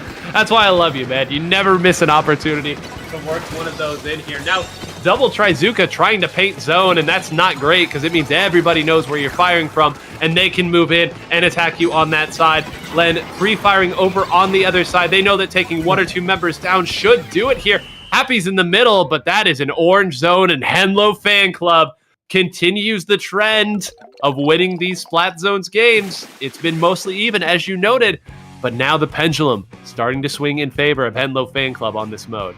Yeah, they've been able to come up big because they lost the first two, but they've won the last three. That's a big one, and yeah. Sorry, I have to shout out Nintendo because they kind of did make this game 9 that we are playing. So yeah, that is true. That is the name that is on my disc cartridge. So no, I get it. I get it. They have to get their shout out. I know we're not being paid by them, and they're not paying us, but we are using their content as a form of art which we are showing off, and the players are dismantling this game more than anyone else possibly can. And what's wild is that these two teams are battling for the final spot in the league. Yeah, there are 7 other teams. Only better teams waiting. Yep, it gets that much more difficult the further you go. Your reward for winning this gauntlet of a tournament is you get to do it against 7 other teams that already did it and did it before you did. So best of luck to you. But Jeannie, I'm gonna pose a very straightforward and simple question to you. Is the carbon working? I think it worked for one game. Ever since, it's been a little tough. What's your take? The Mako game that it did work on, I didn't feel like it was the reason why they won. I'm gonna be honest. I felt like when they were on range, they were doing a better job. The difference is that it was Henlo that kind of elevated their gameplay, and they were doing a lot more work on the supportive shooter. They now have gone back and been a little bit less aggressive and are holding back and playing safer and painting up, so then the carbon can't kind of clean everything up, and they're no longer being asked to be the frontline support shooter. But being able to go back on the range should keep Len in check, because when you're playing the carbon, I felt like Len was able to get a lot more work done. But if you go back and play the range, then it's going to be different. And not Tilius. As a spotling player, I like it. It's just you need... Oh, we also have the regular splash. Yeah, no, I mean, this is the first time that we've seen Facade feel like they need to make a significant change. This is a drastically different comp, if nothing else, in how they'll play here. Anytime you have that battle rifle style weapon there on the Nautilus, it's going to need a little setup before it can move through and really get its shots off there. So you've got a crab that you can use to kind of stabilize there, create pivot points. But, I mean, I'm going to be honest right now, that's two things that sometimes need a little setup. And then your other thing is a pencil here. If you need too many weapons to get set up, the opponent's just going to run right at you. I go to Signalis, though, against Gal and Blaster, can destroy him. The problem is, you don't have a special. You just don't. These players, Trash Down is trash. Triple Splashdown is called Trash Down for a reason. It's going to be difficult. You have to rely completely and solely on that main weapon throughout this game. And that is a lot to ask of a player. As the zone kind is extremely, extremely, extremely close to being almost done. I mean, 2 go down right there. I think that tactical is way gone right now. They're moving forward here for a victory lap at this stage. I mean, yeah, it would be a miracle there to at least get something on the zone to stall it. But again, everything that they needed sort of relied on maybe to get the crab set up so that the Nautilus could move forward. The Nautilus with full charge can fight this. But the more boxes you have to check to make your main strategy work, the more difficult it's going to be to make it work in a practical setting. I mean, notwithstanding any special issues there, that's just a tricky combination of main weapons to make work. And I mean, I guess it's better to do that change now than on your very final game, because now you know for certain that that's not going to work. But after all of this, are we really going to see a 3-0 to end this? That would be honestly insane to think about, because that's how these teams started, with a 3-0. To end it with a 3-0, and for Henlo Fan Club to come all the way back on a losers run, where they started their losers round in round 2. Round 3, because they got a bye. But their second round. Like, that would be wild. A wild turn of events. I don't even know what I want to go if I'm Facade, because if they're, in my opinion, if you're this deep into a tournament in a bracket reset where you're changing 2 weapons, that sends off a lot of red signals to me, because you realize that there's a problem, but you have no idea what the answer is to fix it. Yeah, and we're sort of getting in the heads of the players here, trying to think, like, is that something they had in their preparation that they had set up for that map mode specifically? Are they really throwing caution to the wind just to give it a try because they don't have answers? Some of these we can only guess at, but I would agree. Typically, a change like that at this point in the game on what is, I think for a lot of people, a pretty neutral map mode. I generally don't like using that word because, it can mean absolutely nothing and a lot of things at the same time. But, that's a map mode where if you like something, you can generally make it work. And they haven't been outclassed in any sense by their opponents in the sets that they've played. I mean, they beat them 3-0. Like, clearly, you can keep pace with this team. So they all walked in pretty quick here. So I don't think there's any more questions. It's going to Mahi Mahi, Genie. This could be it. This is it. 9, did you have that ticket ready? Oh, sure don't. But you know what? Hopefully this is a nice long game and I'll have just enough time. Don't worry about it. We don't need tickets. Everything's e-tickets now anyway. So yeah, fair enough. Come on. It's really just your phone to sign in, or just tap your smartwatch. No brand sponsorships there. But here we go. I do have to say, going to this composition where you have triple painter shooters and a pencil on the zones, I kind of like it. You have to all be looking at the same thing at the same time, but not be too close together where the blasters are gonna be able to take you out. Yeah, I mean, you know that you're going to have plenty of windows to rotate over and continue fighting, right? That's the big advantage that this comp has, is the speed that it can play, can make all the windows of opportunity for your opponent that much shorter. But as you noted there, you've got to make good. Like, it's got to be 3 shots from your gun and the opponent's down, or 4 shots and then you're rotating over to the other side, because you're not going to be able to contend with any splash damage. And I mean, there's plenty of things on the map right now that can do damage from a distance. So pretty tricky in that sense, but it does play at a different speed. And, I think this is the first time, like you said, that triple shooters come out and really picked up the pace of the game. So right now, Henlo Fan Club kind of on the back foot. Well, maybe they're not used to this sort of speed. No, it's the triple shooters coming out strong because they're trading each other. They're swinging out, they're getting their one tap. Sorry, wrong game, and they're getting their trades. But it's the paint on the zone. It's so hard because like you get one shooter, but there's 2 other shooters around and a pencil who's got a sprinkler. You can't just cap the zone because you just don't have as much paint as the other team. Like, even through that was 10 seconds now. That was 10 seconds and they couldn't cap it. That is baffling. I mean, like, they're going to take it right back here, so this is all going to be for naught. But, I mean, I want people to look at that last 10 seconds of play right there at the end to see how you turf as a Neo Splash-O-Matic. Clinical. Wonderful the way that they did it right there. And they did lose the zone here, but they are still playing at a pace right now that I have not seen Henlo Fan Club quite adapt to yet. Synapse is going to run all the way back here, try to set up and get some stability here. This has been a fantastic pivot. These triple shooters, because you just run at them. You call out a target, you see 2, you'd see 2 members. If your pencil has the target, like, oh, there's one on left that's like just alone. You're like, you call it out and you send 2 shooters at it. You run it down. If you lose one member, the other one's just able to jump back to your pencil because the pencil has not been able to be touched yet. They've been taken down once, but that was all. Yeah, and you've got stabilizing specials.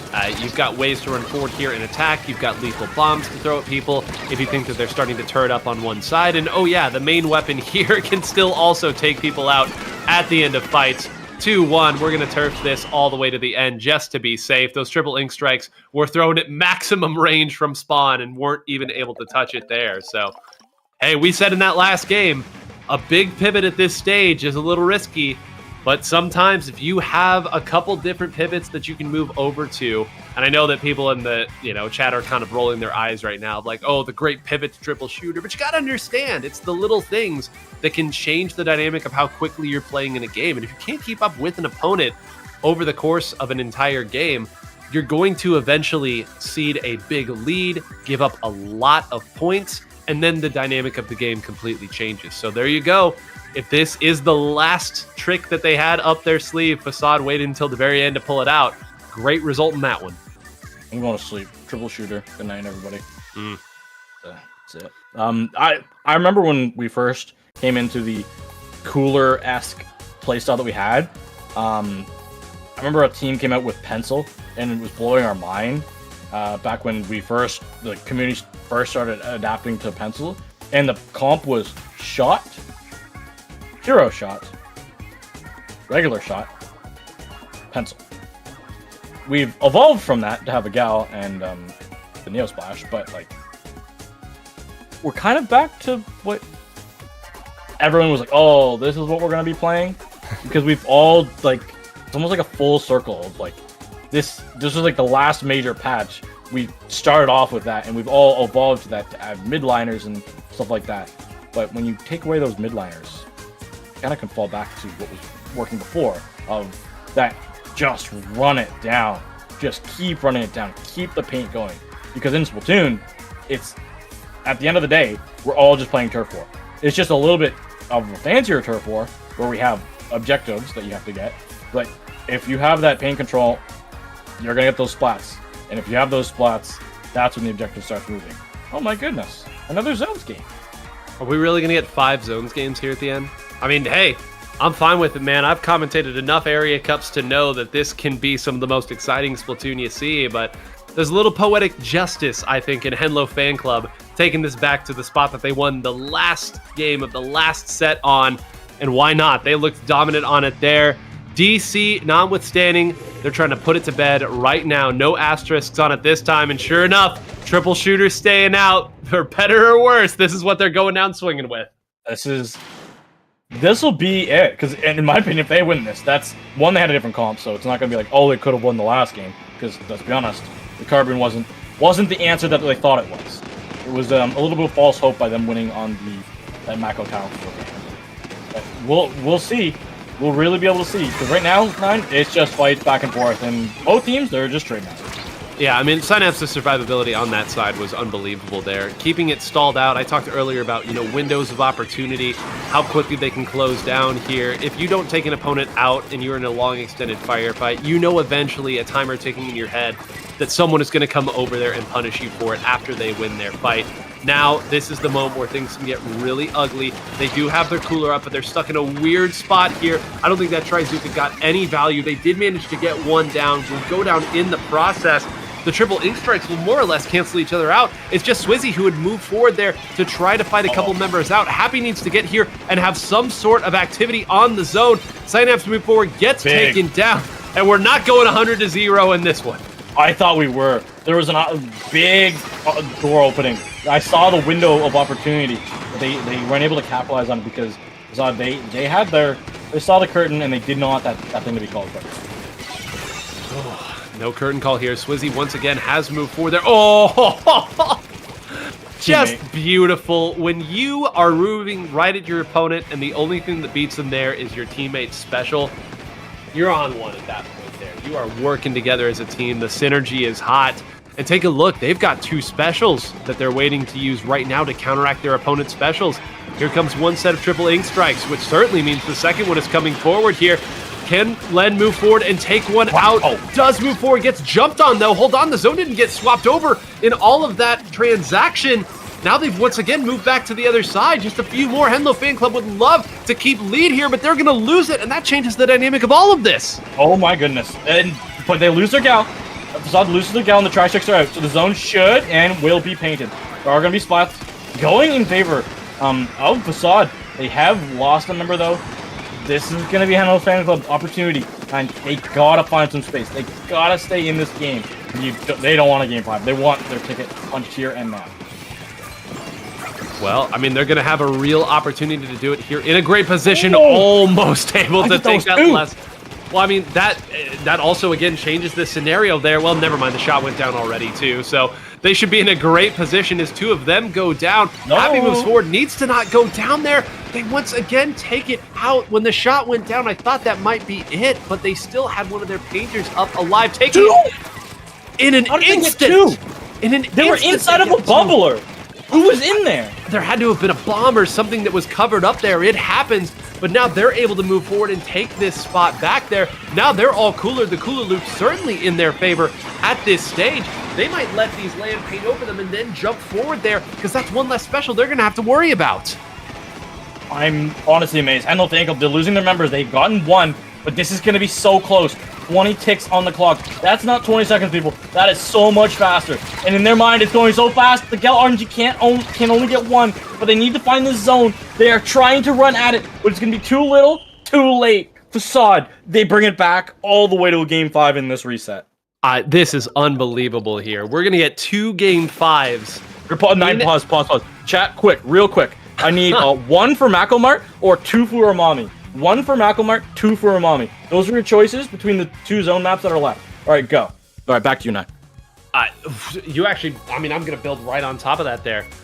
If you go Macomart, or if you get taken to Macomart, because it's not their choice, it's counter picks, do they go Carbon?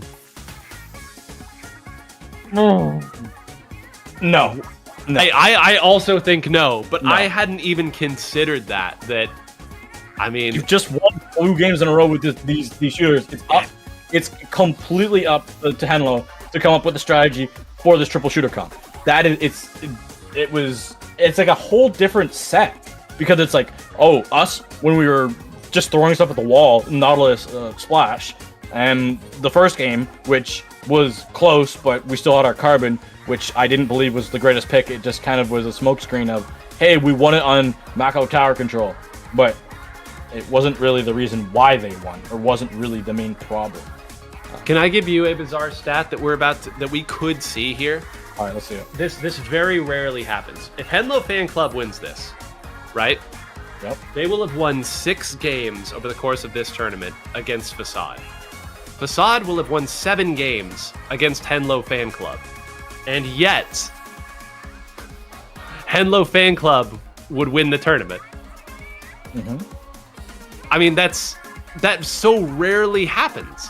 A 3-0, and then you take 2 games in each previous set. That's your 7. For Henlo Fan Club, you get 0-3'd, and then you win 2 3-2 sets. 7 wins versus 6 wins. It's bizarre. This almost never happens in bracketology, so it's great that this could happen right now.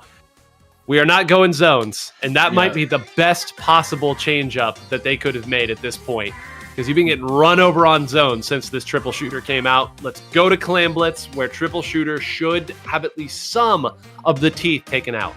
Yep. Everyone who said 3 in the chat, congratulations. You did win you did win.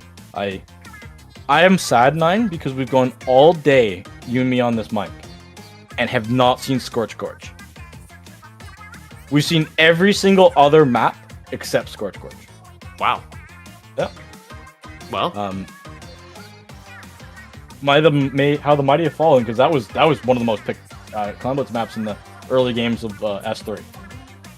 yeah, I guess when you leave it up to the players, they will tell you, their own story as the tournament goes on. So Also, the fact that when we played that map originally, we had these things called machines and splashes, which played differently, and we did not have a weapon called pencil, which just sits on snipe and does absolutely nothing. Well, we sort of had that weapon. We just didn't want to play it. Seemed weak. I mean, there were a good couple of months that weapon was out that people just did not want to play it. And then, well, it got buffed. Its painting got buffed tremendously. Sure, and so did Tacticooler there. There's a lot of pieces to this puzzle to come together, but also it wasn't on launch. Correct. Was not in right as the launch came out of the game, but folks, I hope that you have enjoyed our show today because it's done here. This is it. No more games to be had. Triple shooter. Staying out for Facade. The same comp for the entire friggin' tournament coming out from Henlo Fan Club. This is it. Let's play some Clam Blitz and decide who our 8th team will be in the 20XX League. The teams will decide it here and now between themselves, or Judd will decide it in 8 minutes because we run out of time. That's the glory of Clam Blitz. It's whoever punches harder. Get that basket open. We're gonna be seeing both teams. I'm surprised nobody has fallen in the first 30 seconds. We got to 429 before somebody fell. That's insane. Well, it's hard. It's hard to kill a Tacticooler shooter. Like, it should be noted here, you all have played enough solo queue to know that when they get moving, it is hard to land all of your shots, especially if you are also playing a shooter. You might be able to get 1 or 2, and then they're halfway across the map because that's how fast they can swim. But finally, it will be Facade who takes control of the map. They will make good on that and also get the opening score. This seems to be a pretty solid defensive effort. That should be it here at the start. Lennon, just be careful here, not feed there. There were a couple of people already shooting that way. Opening blow, nice glancing shot. There's an opportunity here to stabilize in mid. Yeah, this is nice to know. A lead is a lead no matter how small. I'll say that until it's no longer possible, but Judd will no longer have to decide our match here 9. That is a good thing to know. We do see that there is going to be a gal on this plant. They're going to opt to fall back. Smart. The strike tricks are out, but that's a defensive bubbler used so early on. Now that these teams, they don't want to overcommit because they know that if they make a big mistake, the other team will punch back so hard. Well, actually, Len dropping down there to try to take that fight may have been just enough of an opening because you saw immediately Synapse spell in that stage too. Yeah. They had all 8 clams. Just seconds, man, frames. That's all that determines these games sometimes. A game of inches, as the late, great John Madden would say, but we're not dealing with inches here, folks. We are dealing with frames, and right now, moving forward, the head full of steam is Len. Should be able to get 1, maybe even 2. A lovely placement on that bubbler. Well, look at that, in that moment. Happy dove forward there to take the other 2 members out, but somebody rotating over was able to score those last couple. Did they get the jump in? They did. It was Synapse who survived that long. And they've got more clams. They've got 5. This is going to be so close. They're not going to be able to get the lead. Oh, sorry, they got the lead off this, or they're not going to be able to get the game off of this. Could they maybe get a jump? Oh, the jump! It's going to be in, but it's only going to be 1 point shy. Oh my goodness. If I saw Len had a opportunity there to throw one, I believe it was Len, or if it was not, it was Henlo, an opportunity to throw 1 climb in, but opted not to keep it in their pocket, so then their teammates would be able to sustain the push. Unfortunately, they went down 9. That would have been game. I mean, there were 3 X's up at the top of the screen when that jump came out. Let it be known here. You talk about frames deciding this game. Any later and that jump would have not come in.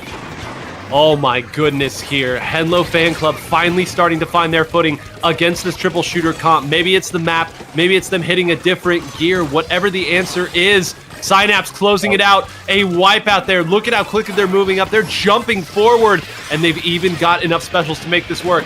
Synapse not diving forward here. Control the plat first. The points will come later if we take advantage of it. Nice job. 90 seconds left in this game, and a whole lot of points for Facade to find.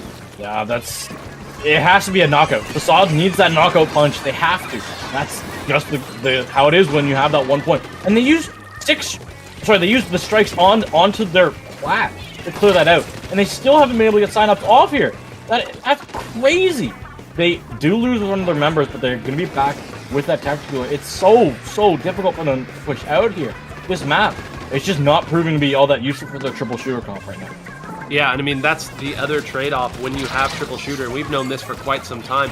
It can be difficult to break out when you're all running short-range weapons here. A nice long-range special to try to work through this, and they even pick up the tax cooler at the end of it. They created some space, but they need points and lots of them.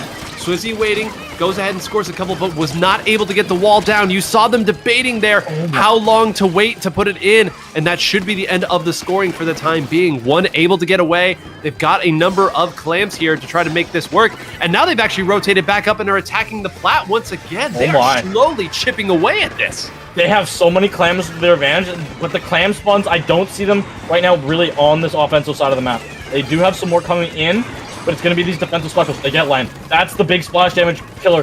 That is gone. They get the splash. They're gone. That's the gal gone as well. But they've lost 2 of their shooters. This is so tight 9. Now the jumps are going to come back in. They need to keep this basket open. This is going to be it. Hen Facade do it, or Henlo Fan Club. Will they close the door? It's closing so fast, and I believe that's it.